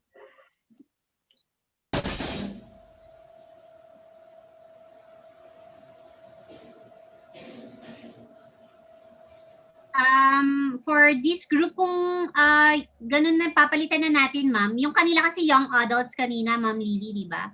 Yung kay Kelvin, this one is late adults. Perception and attitude yun. Ito is knowledge.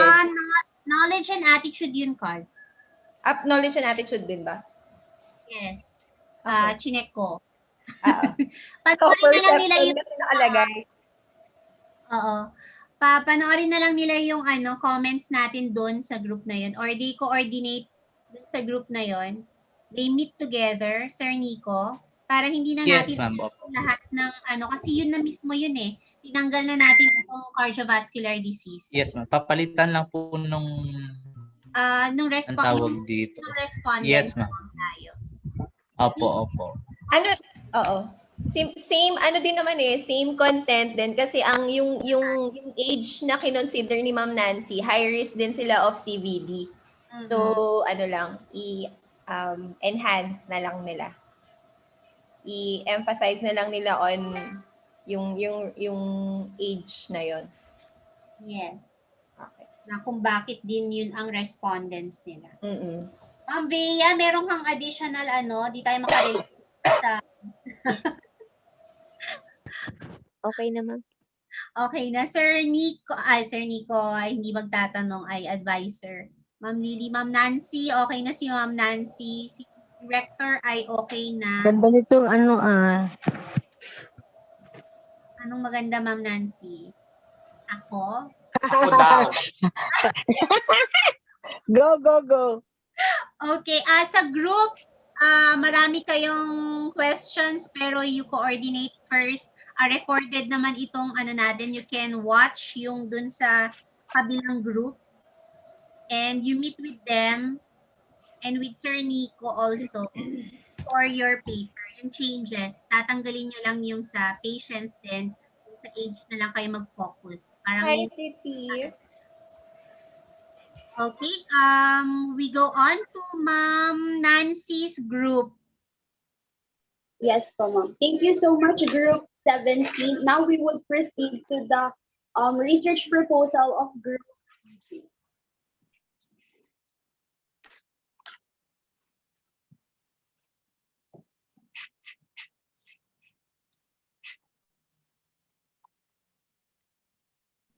Nakakatakot yung picture ni EJ.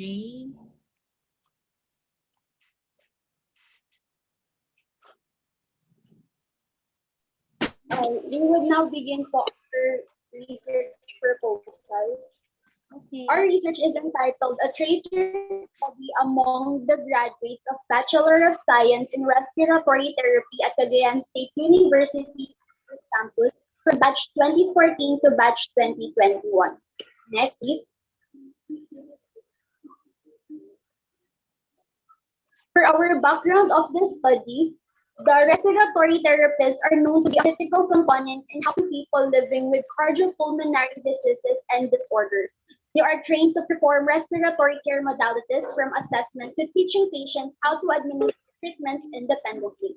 Contribution in the healthcare industry, some respiratory therapists still opt to work as medical device manufacturers, while others move into the corporate world as marketing specialists. Others also chooses to partake their knowledge as a faculty member in a school respiratory therapist or as a clinical education coordinator in the hospital or other respiratory therapy department. And as the population ages, more people will need respiratory therapists due to the increased prevalence of respiratory conditions such as pneumonia, COPD, and other infections that can permanently damage the lungs or limit lung function. In the Philippines, the researches about the employment rate of the respiratory therapists has not been studied, and therefore, one of the goals of the researchers is to generate updated data on the employment rate of the respiratory therapists of CSU Andrews campus, which will be a good factor for choosing an institution and a career course as well. And from that, we can perceive if the graduates of this course will have a high or low employment rate. This research study will represent the program's competency, which was assessed based on the graduates' career prospects, current roles, and the quality of employment they got right after graduation. Next, please.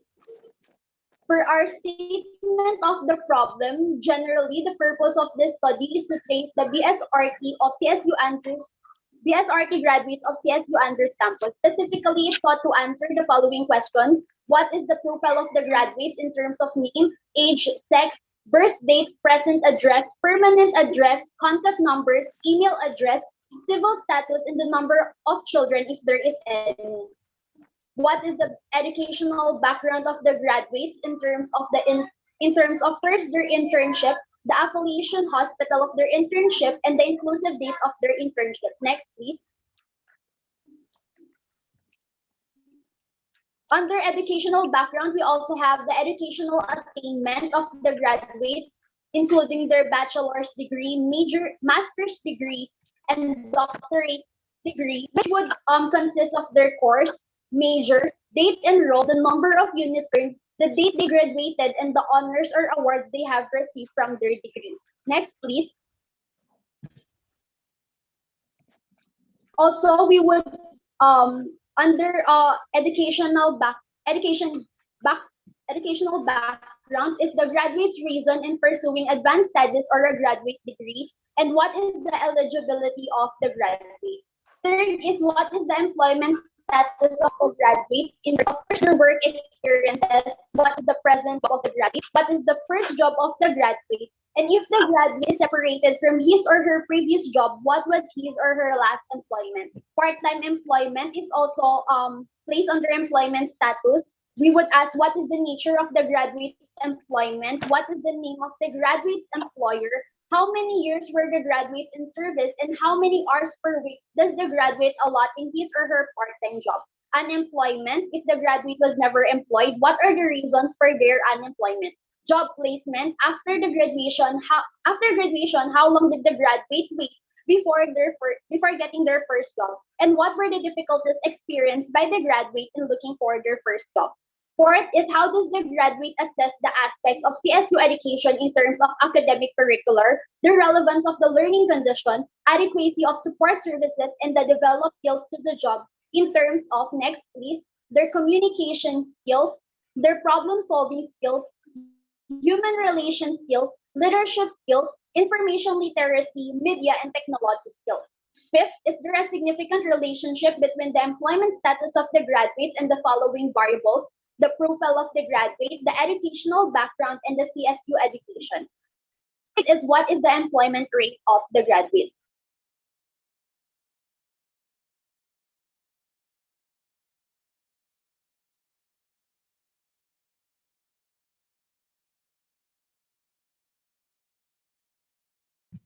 The IPO model was utilized by the researchers for the conceptual framework and research paradigm of this study, wherein the input variables include the demographic profile variable, educational variable, employment variable, as being described in our statement of the problem.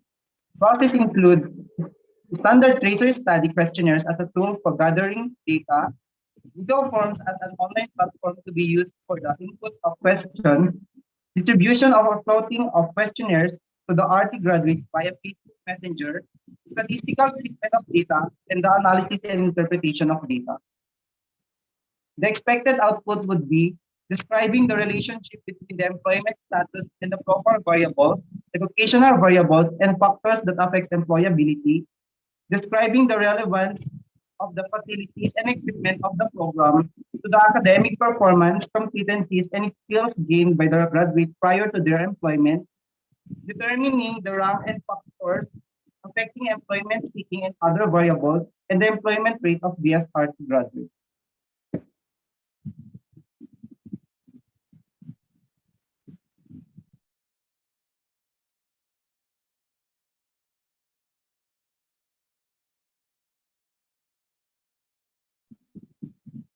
The research design.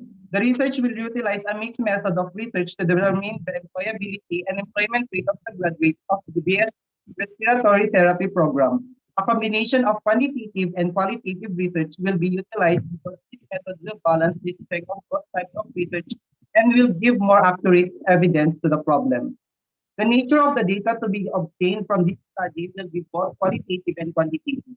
Quantitative data, which is mainly from the self-completed questionnaire, will be analyzed using statistical package for social sciences, wherein square method and the Likert scale will be utilized. Qualitative data will be coded into themes around the key variables of the investigation, and output from the analysis will be presented in tabular and graphic form, as well as in verbatim qualitative statements. The local of the study will be conducted at Tuguegarao City, Cagayan.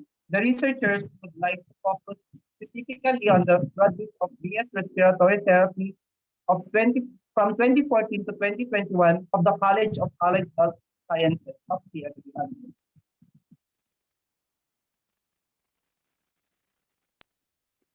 Sampling this time. The total number of graduates of Bachelor of Science in Respiratory Therapy of CSU Andrews campus from 2014 to 2021 is 384. The researchers will utilize the simple random sample wherein every member of the population has an equal chance of being selected. From the total population of the graduates, the researchers will be targeting at least 80% of the graduate population. For our data gathering procedure, the data gathering tool was adopted from the Tracer Studies tool of CSU, wherein this will ask about the graduate's profile, employment status, and the CSU education, which are valuable and relevant factors in enhancing their employability and employment rate. The distribution of the Tracer Study Survey questionnaire will be held online and it be conducted through the Google Forms application, and it will start from June 2021 and target to end on September 2021. And after the collection of data, statistical and treatment of data will be done, and the analysis and interpretation of data will also be done. Next slide, please. For our gun chart, I will only discuss or present the things that we are to do for the succeeding date. Wherein our data collection would start from June 2021 to September 2021, and for our data analysis, it would start from September to October, or as long as we have done gathering our data from our respondents. Next, please. For our research instrument, the part one would consist the demographic profile of the graduates, which has been stated in our statement of the problem. For part two of our research instrument, it would contain the educational background of the graduates. For part three, it would contain the employment status of the graduates. Next, please. Employment status of the graduates, which would include their work experience from their present job, first job, and their last employment if they were separated from their previous job. And for part four, for part four of our research instrument, the graduate would assess the CSU education using the Likert scale. Next slide, please.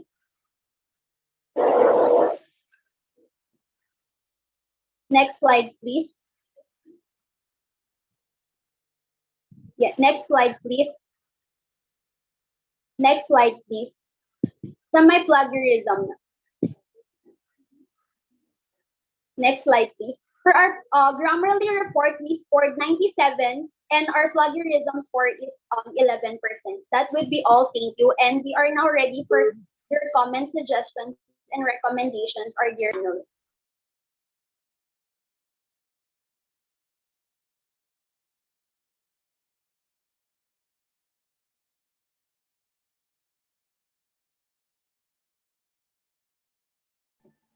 Okay, thank you to the group. A tracer study among graduates of BSRT at Cagayan State University campus 2014 to 2021. Can I see your objectives?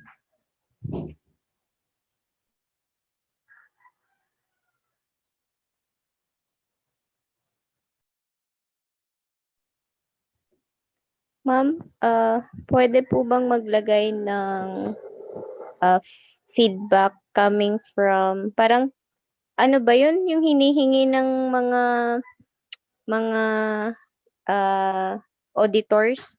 Feedback coming from employees? Hindi lang siya basta tracer studies? Employers feedback, ganun ata siya? Bali, magiging feedback ng mga alumni natin, ma'am, on BSRT, ano nila? Oo, mga BSRT employees. Parang manggagaling sa mga employers nila yung feedback towards yung on their mga performance. Yes, yes. Parang satisfaction rating nila. Parang ganun. Oo. Hinihingi kasi yun, di ba, ng auditors, ma'am, pagka nagkaroon ng accreditation. Oo, pero ang hirap mahirap i-penetrate yung ganun na bagay kasi it will talagang susulat ka from the admin. Opo. So ito kasi it will just i-consult lang ito sa RT graduate lang, tracer lang talaga. Ang yung feedback will be a different thing kasi manggagaling na yon sa supervisor or the head or sa HR kung sino yung mag-i-issue na wala dapat knowledge yung RT graduate regarding the feedback itself kasi confidential yon. Tama ba ako? Kasi baka lumabas sa kanila. Yes, kasi actually gumawa na ako niyan pero iba naman hindi sa tracer para sa accreditation. Talagang confidential, sinisil nila yan. Talagang susulat ka talaga from the chief kung parang through channeling ba? Nakukuha ka ng feedback. Employer's feedback.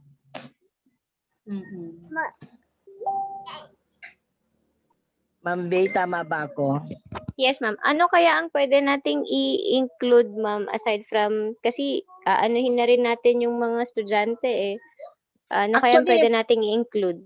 Actually, yung questionnaire dito, maganda na yung evaluation, yung feedback nila sa school.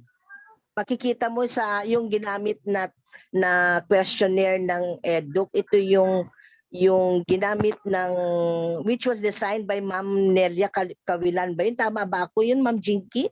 Si Ma'am Nelia ba ang gumawa nito ng questionnaire? Opo. Yes, na inadapt na gustong i-adapt ng CSU once na there will be a department na gagawa ng tracer kasi parang aside from the feedback from the student, meron din feedback ang student para sa school. Opo. Na pinanggaling sa CSU.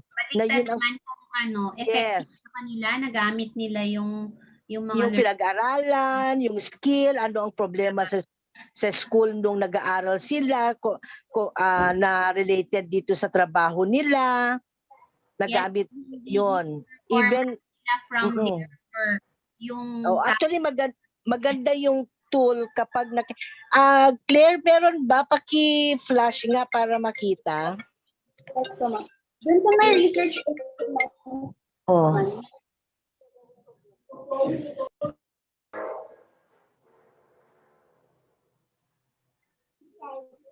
Sige. Ayan, dun sa my part 4. Outside, Sige po. Sige po. Yan.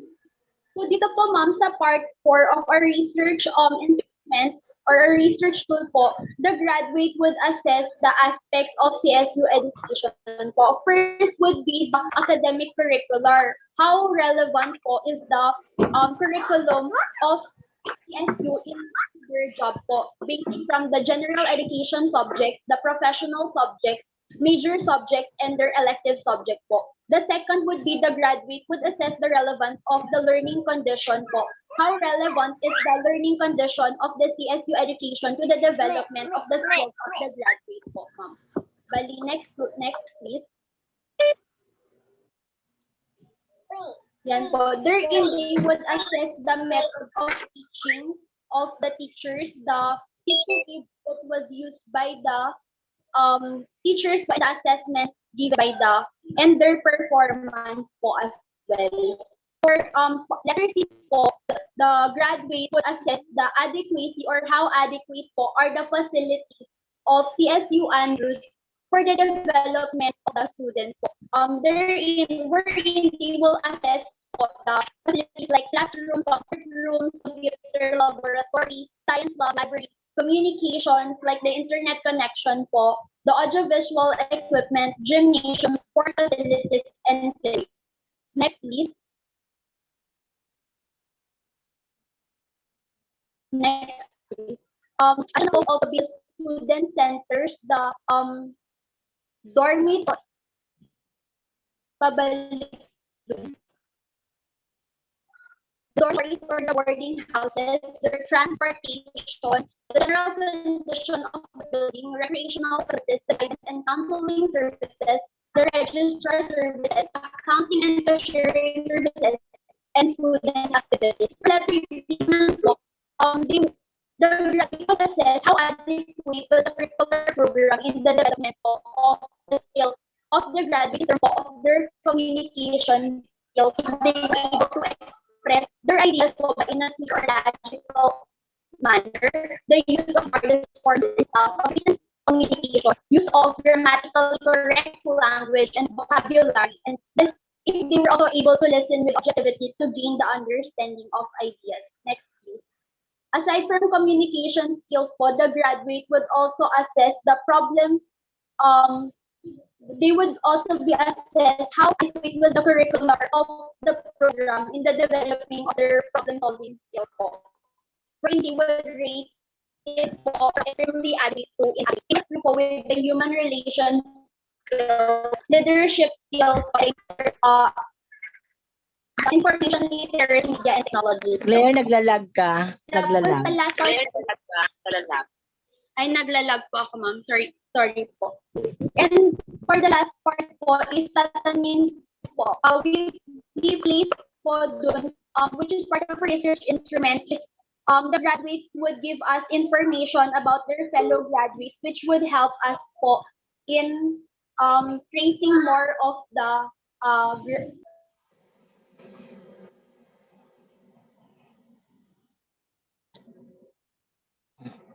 Nasaan yung part na na-revise? Ma'am, dun po sa may ma'am, sa may part-time employment po, tsaka sa educational background.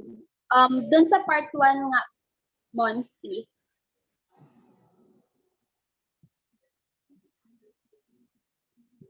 Yeah, dyan po ma'am, dun sa letter A po, napalitan po siya into internship kasi ang dati po kalagay dyan is practice teaching po, which is okay. Next month. Tapos dun sa eligibility din po, napalitan po siya as with din. Yung meron po kasing katulad po yung rating na dun sa mga nag-take po ng for LET passers, which tinanggal din po. Next month. Tapos sige, di po, napinalitan po siya for part-time employment po. Okay. There are also artists daw po who use.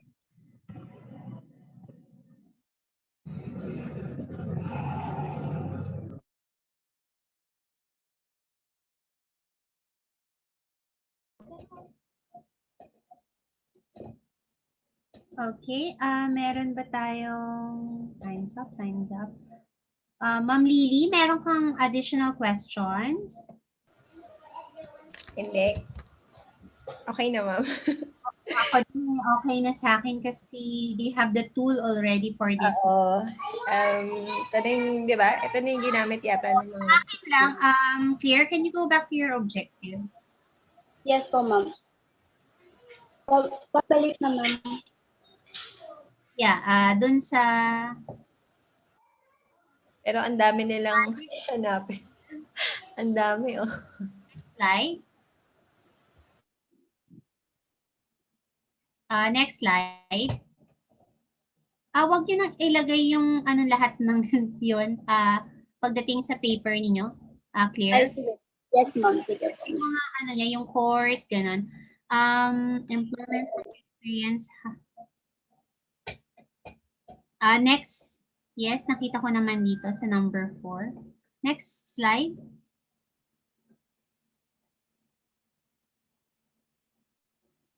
Okay, yung lang natin, the inferential question is the last one. See number 5. Is there a significant relationship between the employment status and the profile, educational background, and CSU education? And then wala kayong inferential question for, patingin si number 4 again, the previous slide. Kasi this is the new aspect na nadagdag dito, Ma'am Nancy. Yung the graduates assess the aspects of CSU education. Hindi nyo ba siya titingnan kung meron siyang, sa bagay, wala naman tayong Ma'am Lily, dito sa number 4 and the profile variables, hindi ba sila pwedeng tingnan yung relationship nila and even these aspects of CSU education nila in terms of their employability? Kasi ang tiningnan nyo lang dun sa inferential nuclear is the profile and employability, tama? Ititingnan po kung may kung ano po yung relationship ng employment status po nung graduate po dun sa profile variables po nila sa educational background and dito po sa CSU education which is yung number 4 po dito sa SOP, ma'am. Okay. Sige, I think that's fine. Okay na yon. Meron kasing bago, ito yung bago eh. Wala ito sa yung tracer ninyo. Itong number 4 part yun, clear, right? Yes po, ma'am, yung nadagdag po dun sa kasi bago. nakahang lang siya doon, hindi siya tiningnan ng relationship with dun sa una yung mga nakuhang variables. Nag-assess lang talaga sila. Hindi siya tiningnan with your profile and also dun sa employability niya. But anyway, it's a tracer study para sana if you do that, you have recommendations in the end. Pero we asked director for that kung hahanapan niya pa ng inferential itong si number 4. BCC director, you reached out naman sa kanya last time. Si Ma'am Nancy naman ang advisor ninyo. So pwede niya na rin itanong itong number 4 soon kay director. Kung lalagyan pa to ng inference, wala kasing ginawa sa number 4, Ma'am Nancy eh. Ay, ganun? Oo, andyan lang siya kasi ito yung hindi talaga part ng tracer pero isinama kasi it's good to see. Para may information tayo, di ba? Sige. Claire, take note on that. Yes po. Yes po. Ma'am Bea, may additional comments po kayo? Okay na ako, ma'am. Okay na. Sir Nico? Ayan, Wala na po, ma'am. Ma'am, just a comment, no? 3 comments. Number 1, the tool that you have had utilized here, dear researchers, came from the research office. So please acknowledge, no, the team. It's not actually basically because I'm there now, but on the very basis that we borrowed it from them. And I don't even know who authored, no, this particular questionnaire, but you just have to spell out that this came from the audit office. Second, I'm very overwhelmed because this research tracer study tool is what the other colleges have had been utilizing.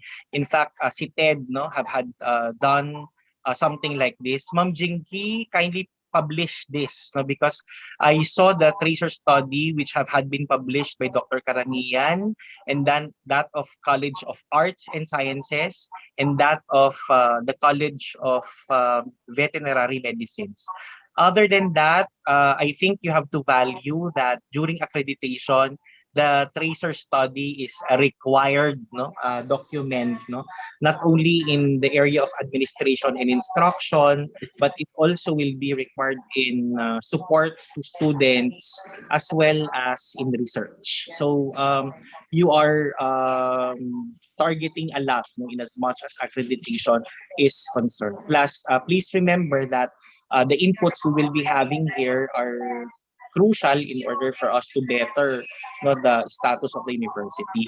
Now, for the students, since this is a research, no, that we have had been doing in the entire university, they have also perfected the software for the analysis of the results. Okay, so please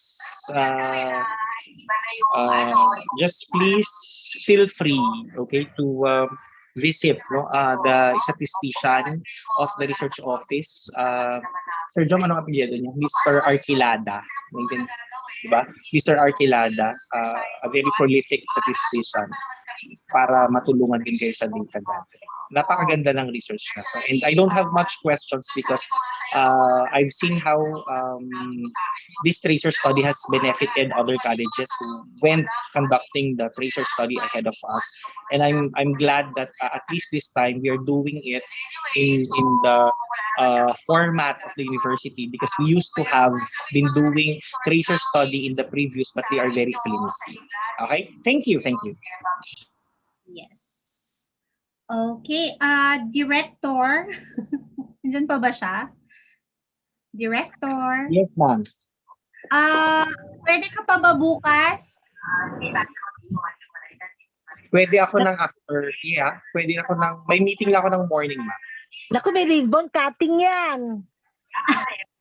May meeting ako ng morning. Meron siyang ano. May blessing pa yan.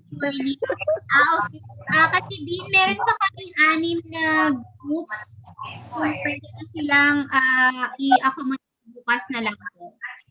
Bukas na lang siguro ng alas, ikaw kung alas 12, alauna. Yes po, yes din. Yes po. 6 na lang naman, ma'am, di ba? Opo. Yes po. Diyos ko, 6 yan. Ibig mo sabihin, alas 6 tayo uwi? Hindi, matagal kasi kayo eh. Simulan mo na alas 10, Ma'am Jinky.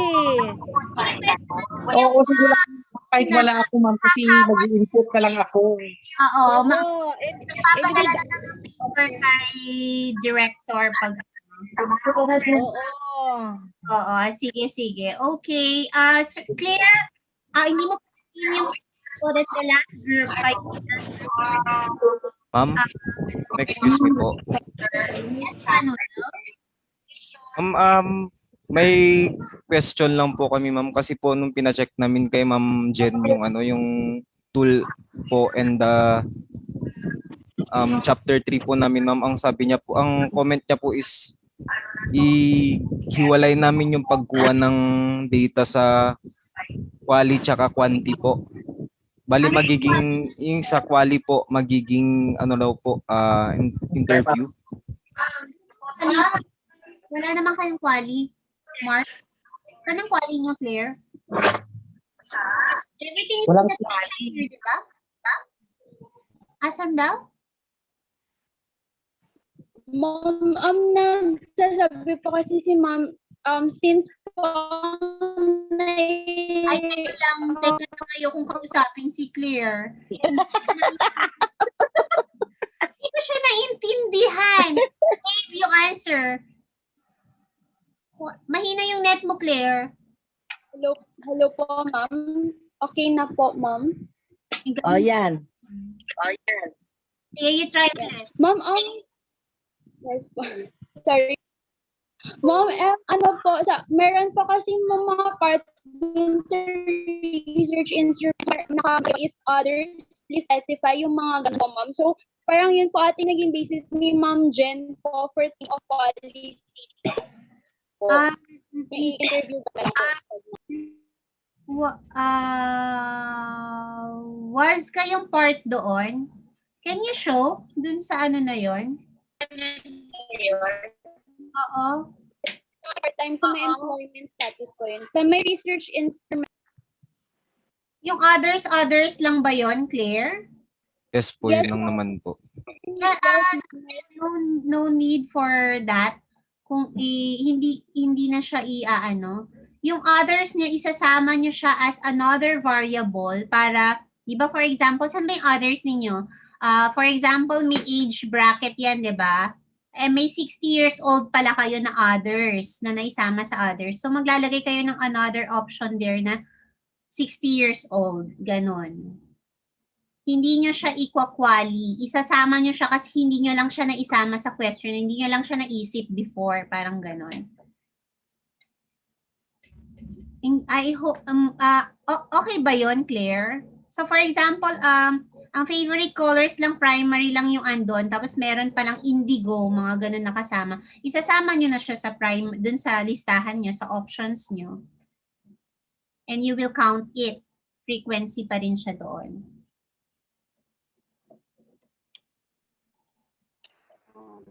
na ano ba yon, Claire? Ang quali kasi natin is you do interview, ang tawag dun kung you do interview, may themes ka na kukunin. Tama yun, Ma'am Lily, di ba? Ano yun, ma? Nagko-quali daw sila. Ano ikukwali nila? Wala nga. Bye-bye. Babay na daw, Kaz. Bye-bye po, bye-bye. Recording stopped. Wala kayong i-quali. Okay? Hindi na. Standard naman na ito, Kaz. Yes, yes. Quanti itong atin, Claire.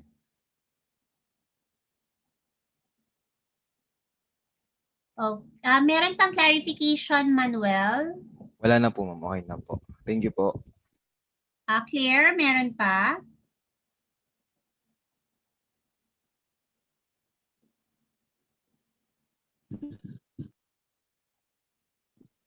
Ma'am, wala naman na po. Sir Nico, nalimutan ko palang tanungin si Sir Nico kanina kung may questions siya, additional comments dito sa paper nila. Wala na po, ma'am. Walang quali ito. Bakit di ba puro quanti yan? Opo, yes din. I-clarify ko na quanti lahat sila.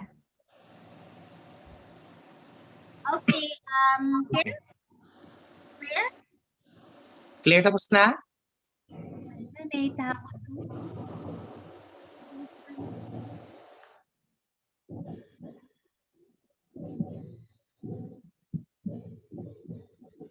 Yes po. Bali tomorrow mag-uusap-usap na lang tayo kung what time tayo mag-start dahil ang director natin ay ribbon cutting niya tomorrow. June Okay, ma'am, okay naman mag-start kayo ng 10, ganun, tapos habol ako. I'll just finish. I think I have a meeting starting at 9 kasi. I won't know if it will start early, I believe, but I don't know kung it will finish earlier than expected. But you start at 10. I'm certain it will be until 10:30. So I'll just catch up. Yes po. Start Yes. at 10. Okay. Okay. So, here may prayer tayo.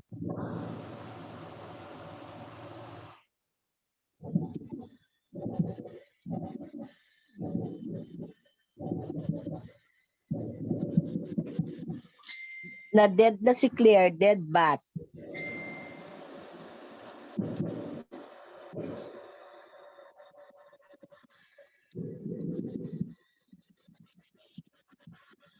Wala na talaga siyang connection. I-end na natin. Yes po. I-end na lang. The panel, thank you po. See you tomorrow for the group. Everyone else, we will resume tomorrow. Okay, God bless. God bless See you po. tomorrow. Bye. Bye-bye. Salamat. Thank you po. Thank you po, ma'am. Thank you po. Bye-bye. Jazz, mas maganda pag ganyan lang gupit ang hairdo mo. Kanina parang kang ulapa, parang kang naka-wig. Sorry, ma'am. Ang time pumunta sa ano. Ayun, di ba? Yung paharap kanina, Ma'am Nancy. Oo. Oo, nalimutan ko nang sasabihan ko siya. O, pati ako, nakalimutan ko rin. Pero nag-message ako sa kanila. Okay. Okay, bye-bye, Marik. Bye-bye sa lahat. Okay, bye. Nico, kainin mo na isang bilaong pansit mo.